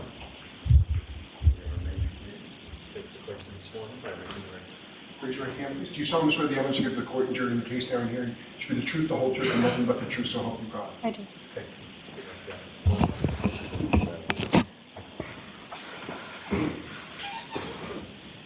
All right, Mr. Lally, whenever you're ready. Good afternoon, ma'am. Good afternoon. Could you please state your name and spell your last name? Laura Sullivan, Sullivan. And where do you live? Pembroke, Massachusetts. And how long have you lived in Pembroke? Almost 6 years. And who, if anyone, do you live in Pembroke with? I live with my boyfriend and our 3 children. 2 stepchildren that are with us half the time, and then my son, Ben. And your son, how old is he? He's 10. I'm sorry. 10. Sorry. No, it's fine. And your stepchildren, how old are they? 15 and 13. Now, do you work, ma'am? I do. What do you do? I work in human resources. How long have you been doing that? Just over 6 years. Ma'am, if I could turn your attention to New Year's Eve of 2021 into New Year's Day of 2022. Do you recall that time frame? I do. And do you recall where you were? I was in Aruba. And if you could explain to the jury sort of how often, was that a regular trip that you did around that time of year? Yeah. We've been doing a trip like around that time for, I'd say, 5 or 6 years. This will be our 6th year, I believe. And over the course of those 5 or 6 years that you've done that, when you say sort of we, how did that start and how was that expanded, if at all? So we've been going, Josh and I have been going to Aruba for years. In 2021, post-COVID, we decided to bring our children. We had never gone with them before. And since it was post-COVID, a lot of people were kind of stir crazy. And a group of our friends jumped on board. And so we went from just the 5 of us going to approximately 60 people. And as far as yourself and or the other people, how, is this all at one sort of facility or how were the bookings done? So we all stayed at the Renaissance, which is in downtown, and we buy timeshares. So it was a timeshare resort where we would purchase weeks that people owned. And so if they weren't going for that year, we would buy a week. So we were able to get, I think it was something, close to 20 rooms for all of us to go for the same week. And as far as the planning in regard to that year in particular, when did that planning process sort of begin? It starts approximately a year in advance because the rooms go on sale almost immediately because people want to get rid of them. So I would say it was probably around January of 2021 that we booked our room for that year. And once you had booked your room, as far as the family and friends group that you were talking about, how was that sort of put out to them, like through what means? We would, I would post on Facebook. More rooms are available for Aruba if anybody was interested in going. So the timeshare owners would reach out to me directly. Is there anybody else who would want to go? And we would look for any interested, either friends or what have you, to join our trip. And so at some point in time over the summer of 2021, say July or August or so, was there someone who, a friend of yours that reached out in regard to joining or possibly coming on the trip? Yeah, I received a text message from John O'Keefe interested in learning more information about our trip. And if you could describe to the jury sort of, how did you know John? I met John in May of 2013. I met him at a bar in South Boston with, he was with Pat Rogers at the time. Post meeting John, I started dating Pat, and my son's father is Pat Rogers. And If I could stop you there just Yep. a moment. So as far as John O'Keefe and your son's father, Pat Rogers, did you know or did you come to know sort of what they did for a living? yeah, they were both Boston police officers. And did you know sort of what the relationship was beyond co-workers of Mr. O'Keefe and Mr. Rogers? Yeah. They were best friends. So at some point following that meeting in 2013, you began to date Mr. Rogers, is that right? Correct. And what happened? So in July of 2013, I became pregnant. And in November of 2013, Pat committed suicide. And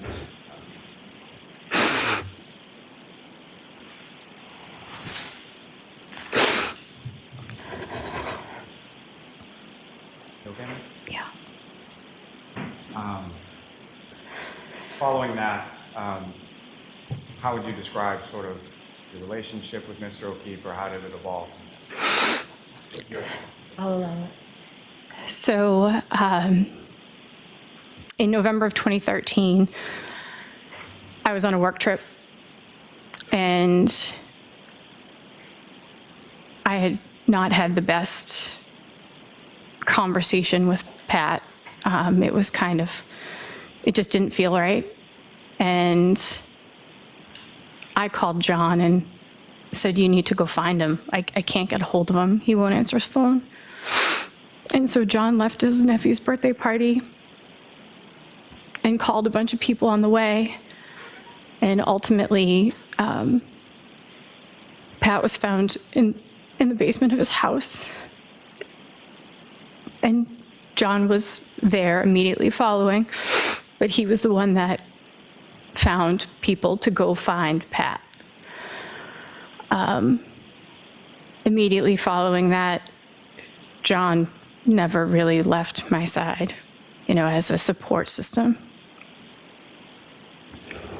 And at some point following that, you had your son? Yeah. And before or after that, at some point, did you have a conversation with Mr. O'Keefe in regard to your son? It was his birthday, December of 2013, and we went to the Playwright, which is where we had all met. And I gave him a card and I asked him to be Ben's godfather, and he said yes. And in relation to your son, was Mr. O'Keefe, was John involved in your son's life? Yes, very much so. And how so? He was every birthday, Christmas. He was always in contact. He was the first person in my delivery room after I gave birth. He was a constant. He was a connection to Pat, and always making sure that, you know, Ben was taken care of in the sense of, you know, being there to tell stories or what have you from his relationship with Pat. And through sort of his relationship with you and your son, Mr. O'Keefe also become familiar with your family as well? Yeah, yep. And in regard to your family, was there some kind of term, or how would they refer to Mr. O'Keefe? The Godfather. He was called the Godfather to almost everybody. Now, ma'am, if I can turn your attention back to that summer of 2021, you received a text from Mr. O'Keefe, is that right? Mm-hmm. And So I'm sorry, you do have to say yes or no. Oh, sorry, yes. After you received that text, did you reach out to Mr. O'Keefe? Yes, I gave him a call because I was excited. I was immediately excited. I gave him a call, explained to him that we had a group of rooms. We were going with, I don't even know the number at that time that had, you know, signed up to go, but it was a lot of kids. It was all of our friends, and that they would have a great time. And from that, did he give you any sense or say anything about who from was it just himself, or like who was coming along with him? He had mentioned that it would be the kids, and he said Karen would be joining him as well. And at that point, at some point subsequent to that, you knew him to be referring to Karen Reed, correct? Yes. At that point, had you met Karen Reed? Did you know who that was? I had not. I knew that they were dating, but I had never met Karen, no. And in addition to himself, it would have been Mr. O'Keefe, Ms. Reed, the defendant, and his niece and nephew, Patrick and Taylor? Correct, yes. And if you know, in relation to your son, as far as Mr. O'Keefe's nephew, Patrick, where are they in relation as far as ages go? They're like three years apart. 3 years apart. Now, when you have that phone conversation with Mr. O'Keefe, what, if any, interest does he show as far as going through? After, you know, asking a couple questions, I could hear Karen in the background, and he put Karen on the phone, and that was the first time I had spoken to her. He basically said, just talk to her so you can answer her questions. Do you recall what kind of questions they were, or what it was about? She was interested in the room setup, how many people could sleep in a room, and how the room is set up. You have a king-size bedroom, and then there's a kitchen area, and then there's a living room that has a pull-out couch. And I explained that it's a 4-person occupancy room, and you could get a roll-away bed as well. And following that conversation, when was the next time, if at all, that you had any conversation with Mr. O'Keefe and or Ms. Reed in regard to the Aruba? So during that conversation, Karen mentioned that she needed her own bathroom and she needed her own space, and that she wanted 2 rooms. And so I put them in contact with a woman that I knew had 2 rooms for them to, you know, figure that piece out. I don't handle any of that. I put people in contact with whoever owns the rooms. I put them in contact with the woman who had the 2 rooms, and I know that they had, you know, paid her relatively quickly. I mentioned to John that the rooms, I couldn't promise that the rooms would be next to each other. and they weren't. They were on opposite sides of the hotel, but they got 2 rooms. And when you say opposite sides of the hotel, where do you know sort of where those rooms were in relation to each other, and who stayed in which room? So the pool and lobby is in the center, and then the hotel comes like this, and there are pool walkout rooms on the first floor of each, and Karen and John were on this side, and the kids were on this side, and they both had walkout rooms. And as far as sort of front door to front door, do you know about how far away they were from each other? I would say, I mean, steps-wise, maybe 200. But the hotel it's small enough, but it was separated by a lobby, the front entrance, the outside entrance. Now, with regard to your arrival, when was it that you arrived in Aruba? So the timeshare rooms run Friday to Friday. So we were booked for the 31st through the 7th. Josh's birthday is December 30th, so we went down as a family a day early.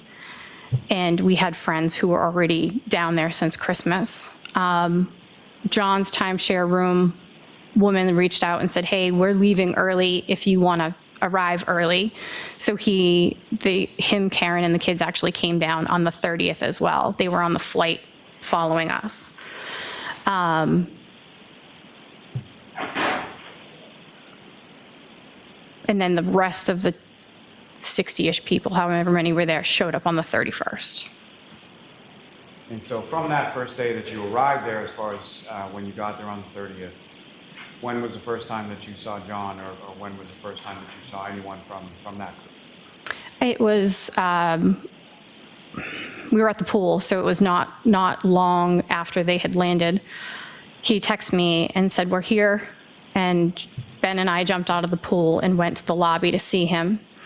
And then on the way back from the lobby, I saw somebody banging on the window on the left-hand side of the rooms, and I didn't know who it was. And then I saw Kaylee, and I was like, oh, well, that must be Karen. And again, was this the first time that you had seen Karen face-to-face or met Ms. Reed? Yes. And just for clarity purposes, as far as Ms. Reed is concerned, do you see her in the courtroom today? Yes. Could you just identify as to where she's seated or an article of clothing that she's wearing? She's right there. Just has the record reflect identification of the defendant by the... Okay. Thank you. Now, after you see this person bang on the window and you recognize Kaylee, what happened? She came out, she gave me a big hug, said, it's nice to meet you. I've heard so much about you. I recognized you from pictures. And following along from there, what happened then as far as the day was concerned? So as I mentioned, it was Josh's birthday. We had already made plans to go out for dinner. Our friends who had been there since Christmas have a 17-year-old daughter who watched our children so we could go out for dinner. I mentioned it to John. I said, we'll just add you to the reservation. You can join us for dinner. The kids can stay with Chloe. And they said, absolutely. So we all went out for dinner that evening to Screaming Eagle. And Screaming Eagle, where is that in relation to the hotel, the Renaissance? It's probably about a 15-ish minute cab ride. And when you arrived there, what, if anything, do you recall about sort of the dinner or how it went? So we were sitting outside on the patio. It was Karen, myself, our friend Laura. Across from Laura was her husband, Dave. Josh was in front of me, and John was in front of Karen. And what, if anything, specific do you recall about the dinner, or sort of what happened at dinner? So we, the waiter came over. He started taking drink orders. Karen placed her order. I placed mine. Laura placed hers, Dave placed his, and then Josh ordered a dirty martini with blue cheese stuffed olives. Objection. I'll allow it. I don't know where it's going, and you can move to strike if it, unless you wanted to see me, Mr. Yannetti. Okay.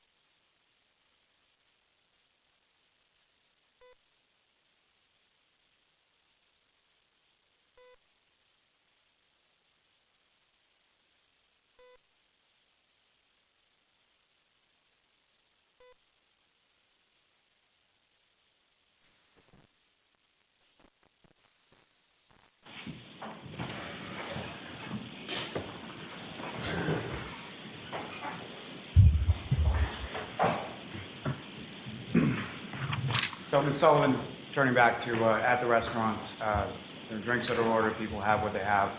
And at the end of the evening, as far as the bill comes at some point, correct? Correct. And what, if anything, do you recall about that? Karen had paid the bill prior to us receiving it. And what, if any, reaction did you or anyone have in regard? The entire table was kind of taken aback, said it wasn't necessary, wanted to Venmo or give cash or something along those lines, and she declined, saying that she was honored to be there and wanted to pay for it. Turning your attention to the following day, what, if anything, do you recall about the next day being, that would have been, I'm sorry, the 31st, is that correct? Yes. So turning your attention to December 31st, 2021. what, if anything, do you recall about that day in specific regard to Mr. O'Keefe and Ms. John was very vocal on the 30th on how he just wanted to sit in the pool and watch the Alabama game. And he was a pretty big Alabama fan, is that correct? Yes. And so over the course of that day, what, if any, interaction did you have with either, starting with Mr. O'Keefe, what, if any, interaction did you have with him that day? I saw him in the pool. I know he was sitting at the pool bar watching the game with Josh. I saw the kids. I recall seeing Karen. I don't remember if we spoke or not. But it was mostly in the pool because we were waiting for the rest of our friends to show up. Now, amongst the rest of your friends that showed up, do you have any siblings? I do. And how many siblings do you have? I have 2. And brother or sister? I have a younger brother and a younger sister. And with reference to your younger sister, what's her name? Marietta. And how much younger than you is Marietta? She's 10 years younger than me. And was Marietta Sullivan, was she coming in on that day as well? She was. And do you recall about what time it was that she arrived or that she came to the hotel? When was the first time you saw her? It's tough to remember, but I want to say everybody showed up on one of the first or second flights that came out of Boston. So I would say she was there by 1 p.m. And if you recall, what, if any, plans were there as far as dinner was concerned on that evening of New Year's Eve? So what we tend to do is book reservations, and if people are interested in joining, they can join us. And that night we had approximately 40 people going to have dinner on the beach at Moomba Beach. Around, I want to say it was like 7 o'clock, we had our reservations for. And did Mr. O'Keefe and the defendant, Ms. Reed, join you for dinner that evening? They did not, no. Now, let me take a step back just for a moment. As far as Ms. Reed was concerned, prior to your arrival in Aruba, did you have her phone number or did you have any way of contacting her? No. And when was it that you got Ms. Reed's phone number? John had added her and I and Chloe to a group text the night that we had gone out for dinner to make sure that we could all communicate with Chloe to make sure the kids were okay. So you got her phone number in relation to watching kids as far as Patrick and Kaylee and your children and everybody else? Correct. Now, if you recall, you go out to dinner, I think the reservation was about 7 or so. Do you recall about what time it was that you got back to the hotel? I want to say it was around 9:30, 10 o'clock by the time my group got back. I know there was a couple different seatings, so we probably got back around like 9:30, 10 o'clock. And as far as your group was concerned, your sister Marietta, was she within your group that went out to dinner? Yes, yep. And beyond your younger sister Marietta, did you have other sort of immediate family with you on this trip as well? My mother was with us as well. And with regard to your sister Marietta and your mother, what, if anything, was there as far as where were each of them staying? So they had their own room. I think it was a couple away from us on the 5th floor. And is that the top floor as far as this hotel is concerned? Yes. Now, once you arrived back from dinner, where was it that you and your group went? We go to the pool area. The kids can swim. We ring in the new year at the pool bar, watching it on the TVs, and then watching the fireworks. Now, when you came back to the hotel and you went at some point to the pool area, your sister Marietta, do you know where she went? She actually, when we got back from dinner, she went up to her room with my mom and essentially put my mom to bed because she didn't want to be up anymore. But she went to go change as well. Now, when you came down to the pool area, as far as Mr. O'Keefe and or Ms. Reed was concerned, did you see them in that area? I saw John, I want to say around 10:30-ish. I don't know the exact time. It was definitely before midnight. And where in relation to the hotel did you see him at 10:30? He was standing behind me at the pool bar. And At some point, does your sister come out to the pool area after putting your mother to bed? Yeah, so right before I saw John at the pool bar, I saw my sister. She came out and she was visibly upset. And, Your Honor, in regard, excuse me, to the instruction that you would request about this, maybe. All right, thank you. So, jurors, you're about to hear testimony about certain conduct or behavior allegedly committed by Ms. Reed. Be mindful that the defendant is not charged with committing any crimes other than those charged within the indictments. The witness's testimony may not and indeed must not be considered by you as any evidence that the defendant has a bad character or as evidence that she has a propensity to commit the crimes with which she has been charged. You may not take the defendant's prior acts as a substitute for proof that the defendant committed the crimes charged here, but you may consider the act solely on the limited issue of the state of mind of the defendant and the nature of her relationship with John O'Keefe as it might go to motive or intent. You may not consider this evidence for any other purpose. Specifically, you may not use it to conclude that if the defendant committed the act or acts, that she must also have committed the offenses with which she's charged. You can only use the evidence for the limited purpose of how it goes to the defendant's state of mind, the nature of her relationship with John O'Keefe, as it may go to motive. And just for the records, my findings are the same that I made at sidebar previously. So, go ahead, Mr. Lally. Thank you. Now, with regard to, at some point, your sister comes out to the pool area where you were, is that right? Correct. And do you know where Mr. O'Keefe was at that point? I do not know. And when your sister comes out to the pool area, what happened? She said... Yeah, that's sustained. I thought you were doing something else. When your sister comes out to the pool area, how would you describe her demeanor when she comes out? No, I'll allow that. She was frustrated. And at some point, did you have a conversation, without regard to what the conversation was, at some point did you have a conversation with her about something that had just happened? Yes. Now, following that conversation with your sister, at some point subsequent to that, Mr. O'Keefe come back out to the pool area? After I spoke with her, yes, he came out to the pool area.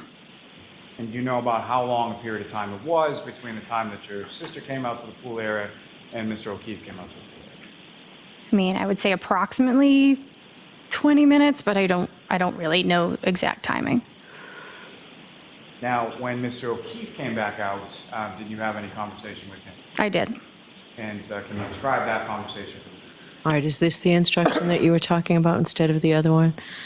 All right, so jurors, I have another instruction for you. So you're about to hear evidence of statements made by John O'Keefe.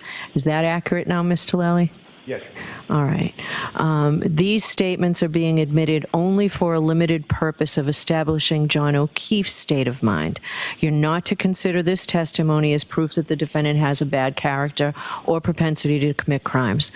The testimony of witnesses recounting conversations with Mr. O'Keefe can only be used as they go to the defendant's motive or intent on January 28th or 29th, and only if you find that the defendant was aware of Mr. O'Keefe's state of mind at the time of the crime and would be likely to respond to it.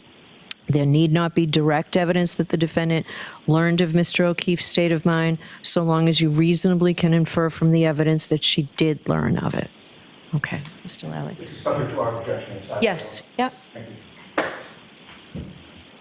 So, Ms. Sullivan, if I could take you back again. So Mr. O'Keefe comes out, you have a conversation with him. Can you describe to the jury what that conversation was about? I turned around and I was pretty shocked to see him. I said, "What's going on?" And he said, "Nothing." I said, "Did Etta and Karen have words?" And he said, "I don't know." And I said, "Well, that's not what Etta said." And I asked him if everything was okay. And at that time, his phone was lighting up, and it looked like calls and texts, and it said Karen on his phone. After you make that observation, what, if anything, did you say to John? I asked him if he needed to take it, and he said, yes, she's crazy. I got to take care of this. And was that the last time that you saw him on New Year's Eve? It is. Now, turning your attention to the following day, New Year's Day, did you see either Mr. O'Keefe or Ms. Reed at all on that day? I did not. I saw the children, but we didn't see them that day, no. Now, turning your attention to the following day, being January 2nd, what was sort of the plan as far as what was going on that day? Our hotel has a private island. The hotel that we stay at has a private island, and we rented all 8 of the cabanas between the 60 of us that were there. And when the cabanas went on sale, I had reached out to John and asked him if he wanted me to get him one. And he said, sure. So I booked one for him, and he paid me for that cabana. So we all went out that morning. And it was probably around, 10 o'clock in the morning, and they weren't there yet. And so I sent him a text and I said, are you coming, or do you want me to sell this cabana? Because there was other, couples there, at least he could have made, the money back. And he asked me who was there. And I said, everybody. And I named off, I think I named off a couple names, I'm not really sure. But I said, everybody's here. And when you said that, how did Mr. O'Keefe respond? He said, well, apparently I made out with your sister the other night, according to Karen. Now, is that the first time that you had heard that? Yes. So fair to say whatever you had heard from your sister on December 31st was not that? Objection. No, I'll allow that. Correct. And what was your reaction when Mr. O'Keefe told you that? Objection. I'll allow it. I was shocked. I immediately found my sister and said, did you make out with John? Objection. Sustained. Now, when you went to talk to your sister, who was it that your sister was with when you went to talk to her about that? I don't recall who was standing near her. Maybe my mom, I don't know. As far as your sister was concerned at that time, was she dating someone? Yes. And the person that she was dating, was that person on the trip as well? He was, yes. And was that person that she was dating that was on the trip as well? Were they at the cabanas on that day that you were there? They were, yes. Now, as far as you have some conversation in regard to your sister, and then at some point you go back and have further conversation with Mr. O'Keefe. Yeah, I said I texted him back. I said, I just talked to Etta. She said, absolutely not. That did not happen. Objection. Move to strike. That's sustained. I'll strike that.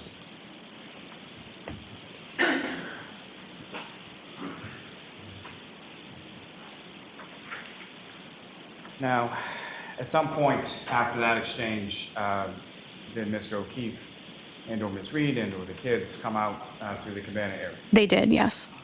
And at any point, how would you describe sort of how Mr. O'Keefe and or Ms. Reed was acting when they came out to the cabana? Karen immediately went in the water. I just recall her being like floating in the ocean for a good chunk of the day. John was hopping around from the different cabanas talking to people. One of my favorite pictures of him is with my son from that day. Did you have any conversation with Mr. O'Keefe once he came out to the cabana area? No, we kind of just kept it light. We didn't really talk about anything that had happened. I was just kind of trying to stay out of it for now. And following sort of the cabana situation or the cabana day, what happened then? Suppose that day, I think I saw John one other time. I saw him in the pool. It was the one time that him and I were alone. He didn't seem like he was himself. I'll allow it. He seemed distant, and I asked him if he was okay. And he kind of just, shrugged it off. And I said, are you happy? And he kind of, just rolled his eyes and shrugged it off. And I said, well, you know, something along the lines of life is too short to not be happy. And he goes, well, you know, Laura, it is what it is. And I did ask him if he wanted to talk about it. I said, do you want to talk about it? And he was like, not really.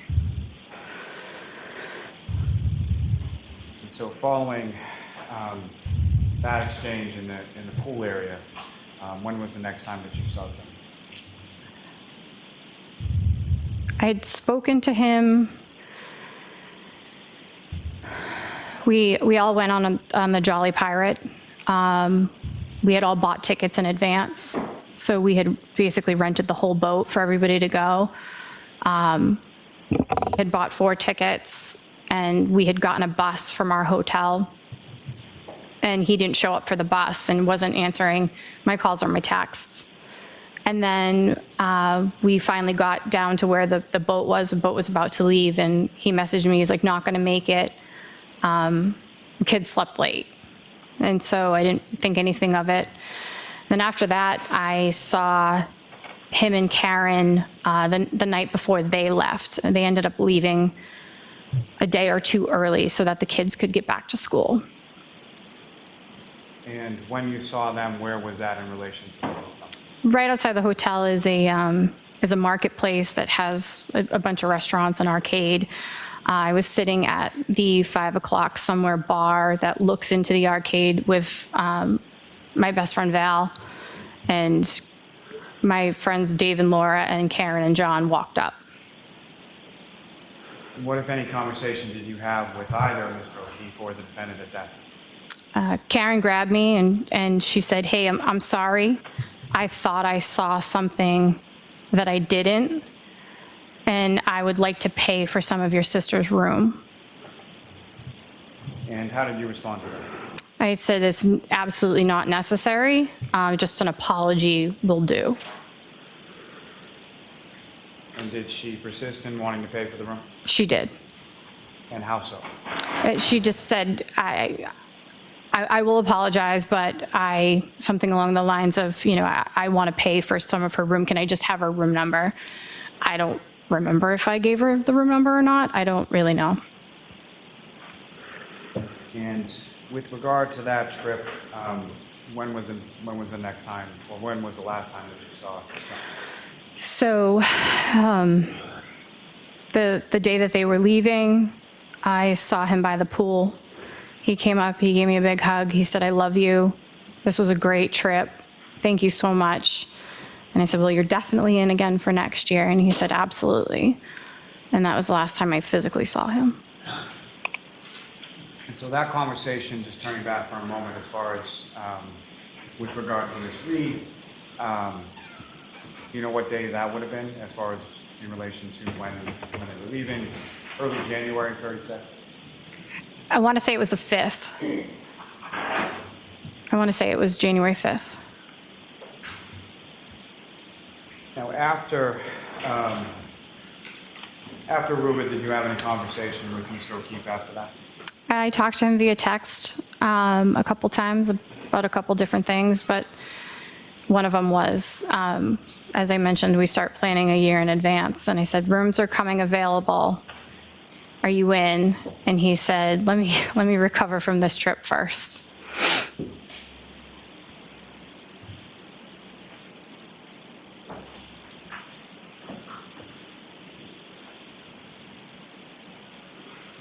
Now, ma'am, if I could turn your attention to Saturday, January 29th, 2022. Do you recall that day? I do. And at some point that morning or during that day, did you get a call? I did. I received a call from... Objection. I'll hear that she received a call from someone. I received a call from my aunt. And what did you learn in the call from your aunt? Objection. I'll allow it. That John O'Keefe had passed away. And after you hung up the phone with your aunt, what did you do with that? Objection. I'm here this subject to striking. I called him. I called anybody's number that I had associated with the family. I ended up calling Kaylee. I texted Kaylee. I texted Karen. And without any regard to what Kaylee said, did Kaylee respond to you via text? She did. And at some point, did the defendant, Ms. Reed, respond to you as well? She did. Was that a phone call or a text, or how did she respond? It was a text later that afternoon. And do you recall what she said in the text that you got? She said, "Hi, Laura. John has passed." And I recall what, if anything, you responded to that? I said, "Oh my God, what happened?" And she said, "We found him in the snow at 5 a.m." And what, if anything, did you ask, or how did you respond? I said, "What happened?" I just recall, kind of going into a tailspin, asking a bunch of questions. And she mentioned, she said, "I don't know. We were both at the same party. I didn't go in. I went home."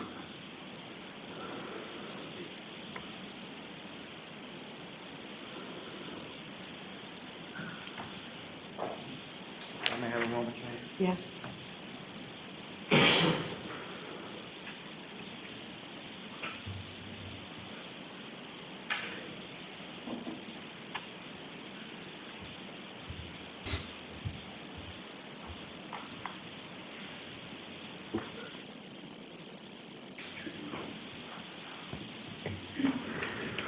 Thank you, Your Honor. I have nothing further for this witness. Thank you. Thank you.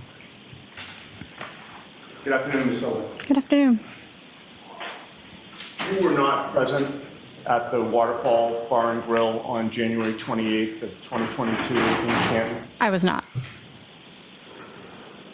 You were not present at 34 Fairview Road in Canton on January 29th of 2022. It's not. Yet you'll agree with me that Michael Proctor, the state police trooper, visited you at your home all the way in Pembroke, Massachusetts on February 8th of 2022 Yes. to interview you? Yes. Nothing further.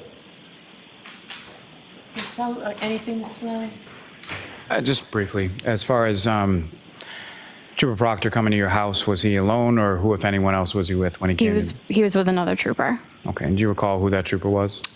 Trooper Fanning. Nothing further, Your Honor. Sullivan,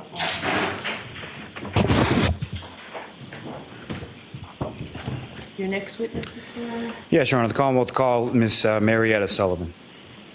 Counsel, I'll see you while we're waiting for this witness.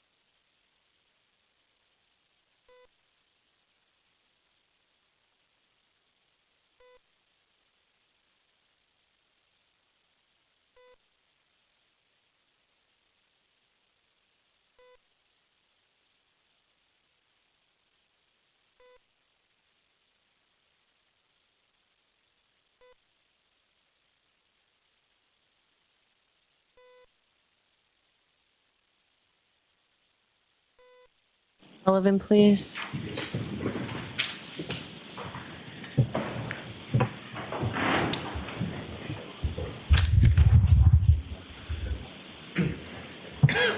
Raise your right hand, please. Do you solemnly swear the evidence given to the court and jury in the case now hearing should be the truth, the whole truth, and nothing but the truth, so help you God? I do.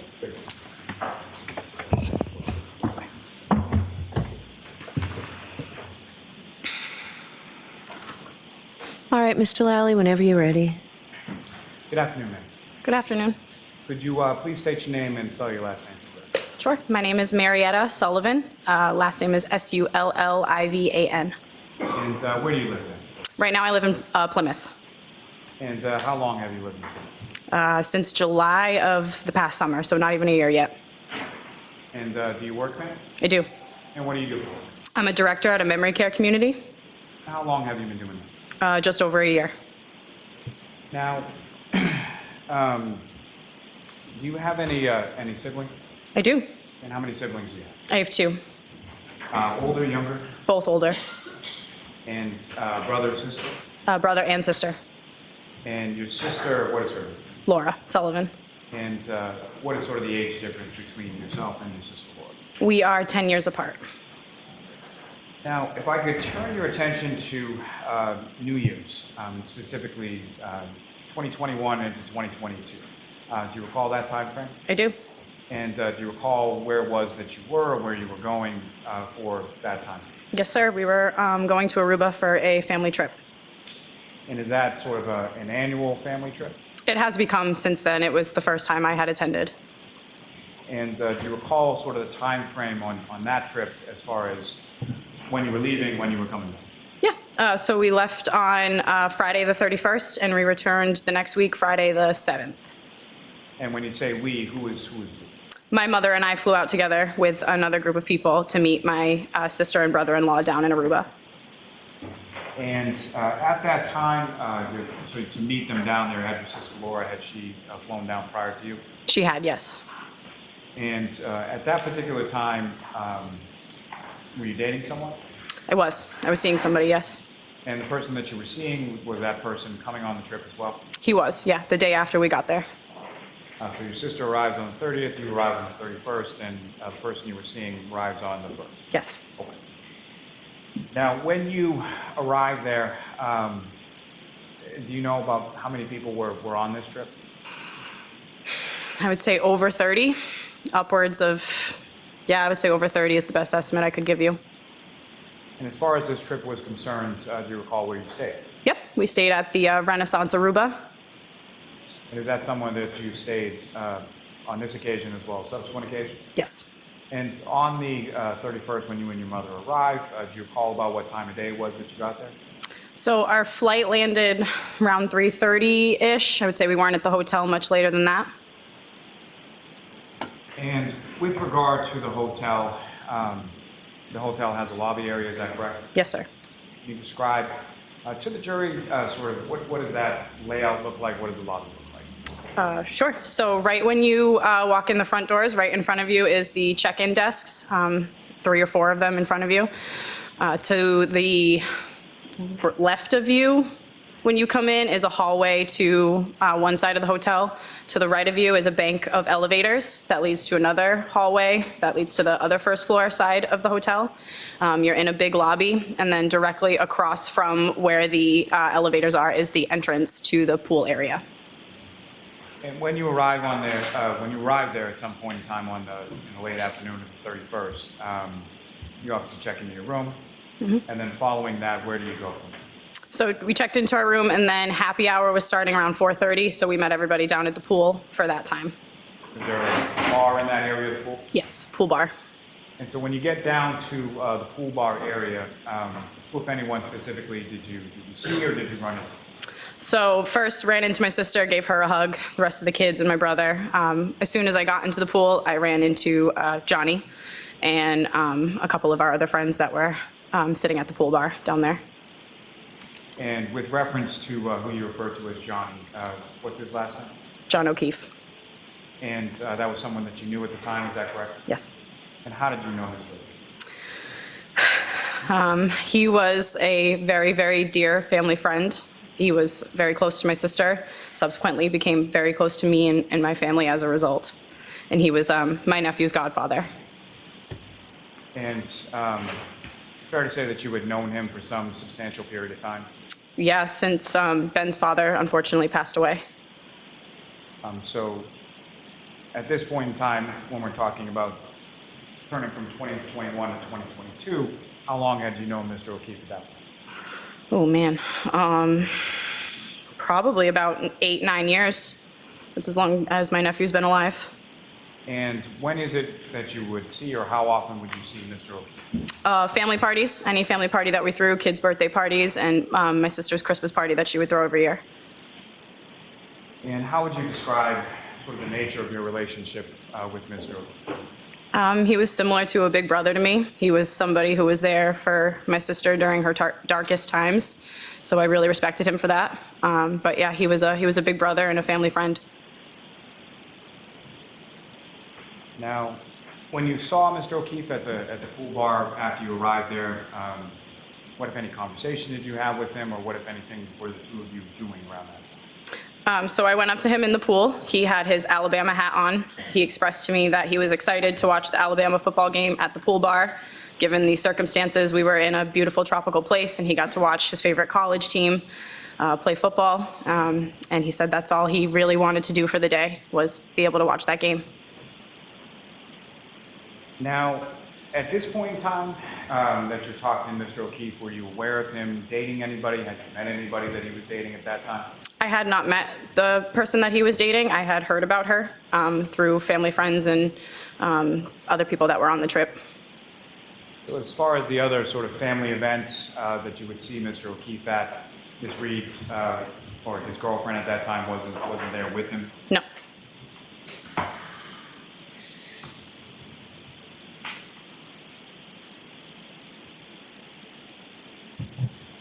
So after the time that you spent at the pool bar that afternoon, do you recall what else you did that evening? Yep, so most of us in the group had dinner reservations. I believe they were around 7 p.m. and we were all getting ready to leave the pool bar to get picked up around 6:30. And as far as a fairly large group that went out to dinner that night? Yeah, most of us. And was Mr. O'Keefe part of that group that went out to dinner? He was not. Do you recall about what time it was that you got back to or returned to the hotel? Most of us got back a little after 9. Taxis were kind of crazy to get, so little after 9. And when you got back to the hotel, where did you go? I went upstairs to check on my mom. She had gone in a bank of taxis before me, so I went upstairs to make sure that she was up there and safe and in the room. And so however long you spent up in the room with your mother, at some point did you come back? I did. And when you came back down, by down, I mean, do you recall where you were staying in the hotel? Yep, so we were on the 4th floor of the hotel, so I took the elevator up and then I took it back down to the lobby. And at that point in time, when you're getting back from dinner and going up to the room and coming back down, were you aware of where Mr. O'Keefe and his niece and nephew were staying? Yeah, I knew where they were staying, yes, room-wise, yep. And where was that in relation to the lobby? 1st floor. So lobby's on the 1st floor, their rooms are on the 1st floor? Yes. So when the elevator gets down to the lobby level, you get out, is that correct? Mm-hmm. And what if any? So you have to say, okay. You just have to answer yes or no. Yes, sorry. That's okay. So the elevator gets down to the lobby, you walk out, who, if anyone, do you see when you come out? So when the elevator opens up, the first person I saw was the attendant standing behind the desk. I didn't see anybody else in the lobby with me until I stepped out. When I stepped out, I looked to my left and I saw Johnny coming in through the first set of outside doors. Now, as far as Mr. O'Keefe was concerned, was there any other sort of term that you would use to refer to him? Johnny or Godfather. And, Your Honor, I think this may be the appropriate. All right, so folks, I'm going to say again that first instruction I gave you with the last witness, that you're about to hear testimony about certain conduct or behavior allegedly committed by the defendant. Ms. Reed is not charged with committing any crimes other than those charged within the indictment. So this witness's testimony may not and must not be considered by you as any evidence that the defendant has a bad character or as evidence that she may have a propensity to commit the crimes with which she's been charged. You may not take the defendant's prior acts that you'll hear about as a substitute for proof that the defendant committed the crimes charged here. But you may consider the act solely on the limited issue of the defendant's state of mind and the nature of her relationship with John O'Keefe as it might go to motive or intent. You may not consider this evidence for any other purpose. Specifically, you may not use it to conclude that if the defendant committed these acts, that she must also have committed the offenses with which she's been charged. You can only use the evidence for the limited purpose of how it goes to the defendant's state of mind, motive, and the nature of her relationship with John O'Keefe. And for the same findings that I made at sidebar. Proceed, John? Yes. Thanks. So you walk out of the elevator, you're by yourself, correct? Mm-hmm. Yes. And you see Mr. O'Keefe. Could you see where Mr. O'Keefe was in relation to the lobby or where he was coming from? He was coming from the outside doors into the lobby. Is that where the pool bar is located? Opposite side. Opposite side. Yes. And when you see him come in, who, if anyone, did you see with him initially? Nobody with him. And what, if anything, was he doing or how was he acting sort of when he came? So he sort of stumbled in. I came out of the elevator and my initial response to him was, "Whoa, you okay?" I actually said, "Whoa, Godfather, are you okay?" But yeah, he was stumbling into the lobby. And did you go over to him at that point? I did. I went up to him and I gave him a hug. And what happened then? I pulled back.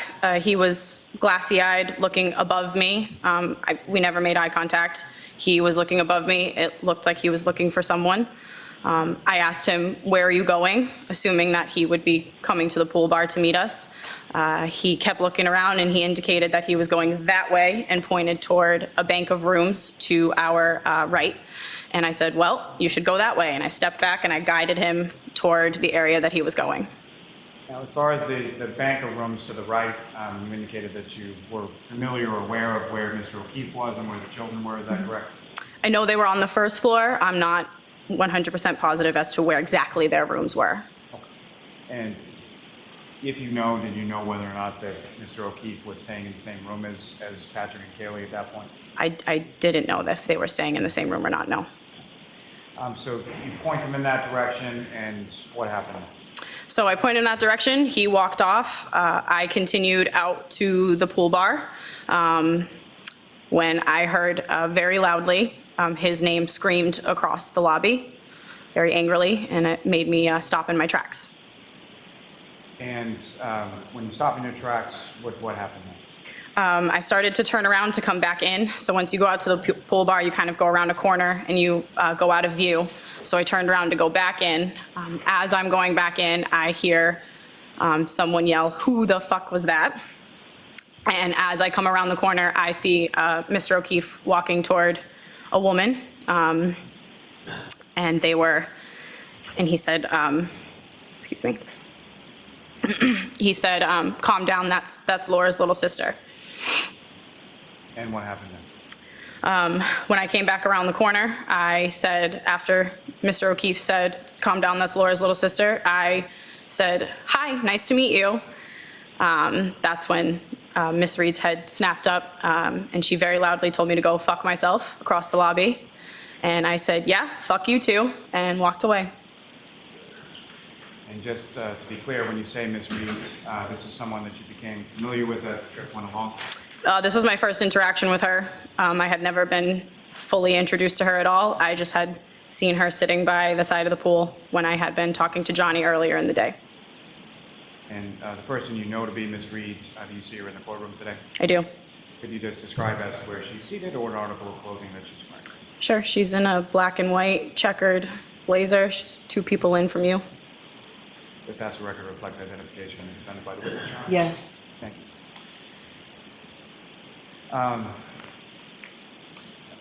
As far as Ms. Reed was concerned, what, if anything, did you observe as far as the defendants beyond the yelling? What, if anything, did you observe as far as her demeanor or how she was acting at the time that this interaction was going on? She was just very loud. She very, energetically screamed for me to go fuck myself. She was waving her hands. Johnny was trying to calm her down. And after I said, yeah, fuck you too, I went out to the pool bar, so I didn't see much after that. And could you hear anything as far as when you were walking out to the pool bar, as far as any other conversation between the defendant and Mr. O'Keefe? Not after that first time, no. Now, you go back to you go out to the pool bar, and who, if anyone, did you talk to? I went straight up to my older sister, Laura, who was out to dinner with the couple the night before. And I said... I'll allow this part. I went up to her and I looked at her and I said, John O'Keefe's girlfriend? And she looked at me and said, Karen? And I said, yeah, you guys like her? She said, yeah, she's okay. And I said, well, she sucks.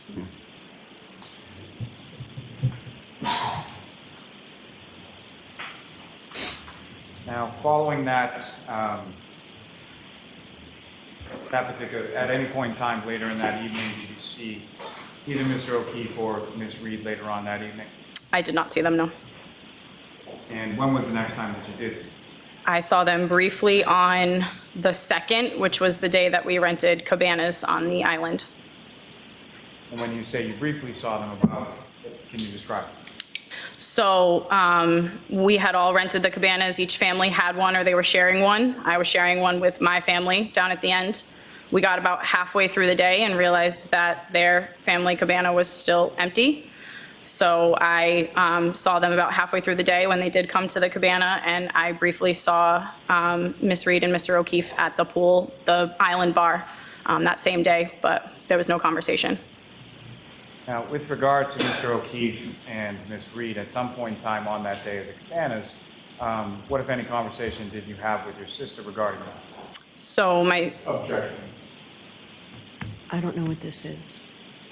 I'll see you at sidebar quickly.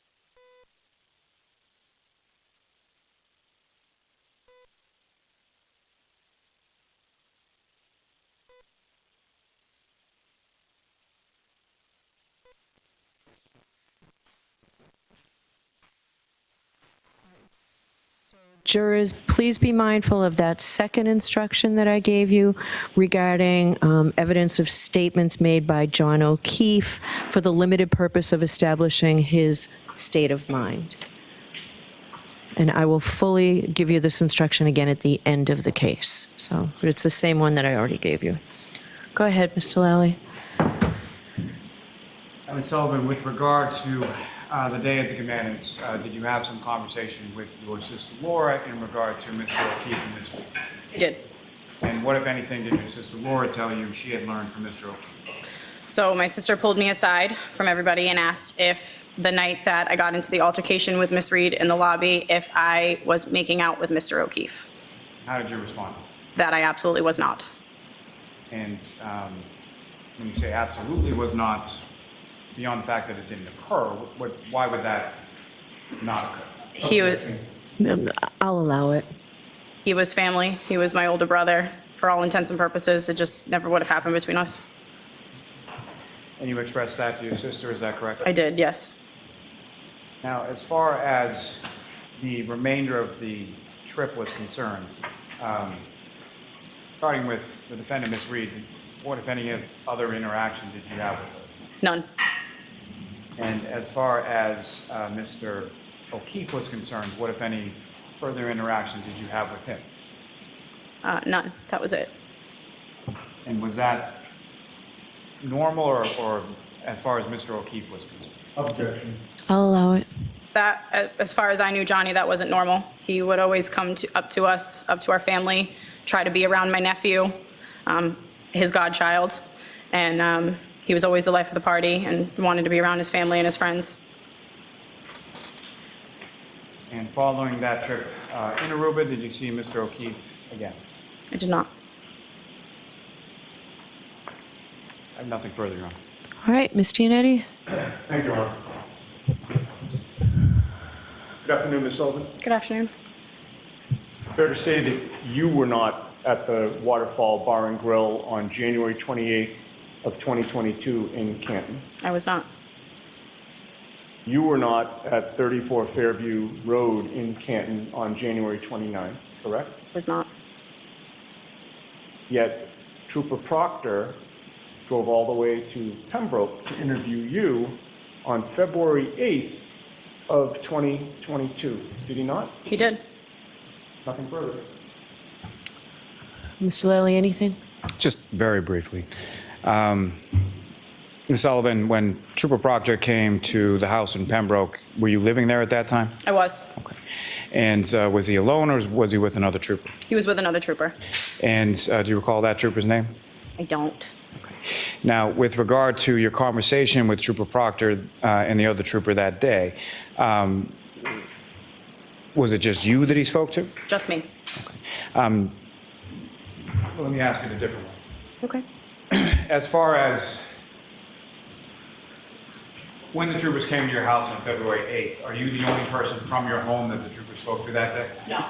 And who, if anyone else, did they speak to in the home? They spoke to my sister first. And at any point, did they speak to your sister's boyfriend as well? No. And when they spoke to you, and when they spoke to you, where was your sister? She was outside of the house. She went to go pick up my nephew. And when they spoke to your sister, where were you? I was downstairs in my room, which was in the basement. And could you hear what they were talking about when they were talking to your sister? I could not. Nothing further. All right, Ms. Sullivan, you're all set. Thank you. All right, so jurors, we're actually finished with witnesses for today. We've finished everyone that we had hoped to finish for today. So we're done for the day. As you know, we're not in session tomorrow, but we will see you Friday, and Friday will be a full day. So please, those 3 cautions: do not discuss this case with anyone.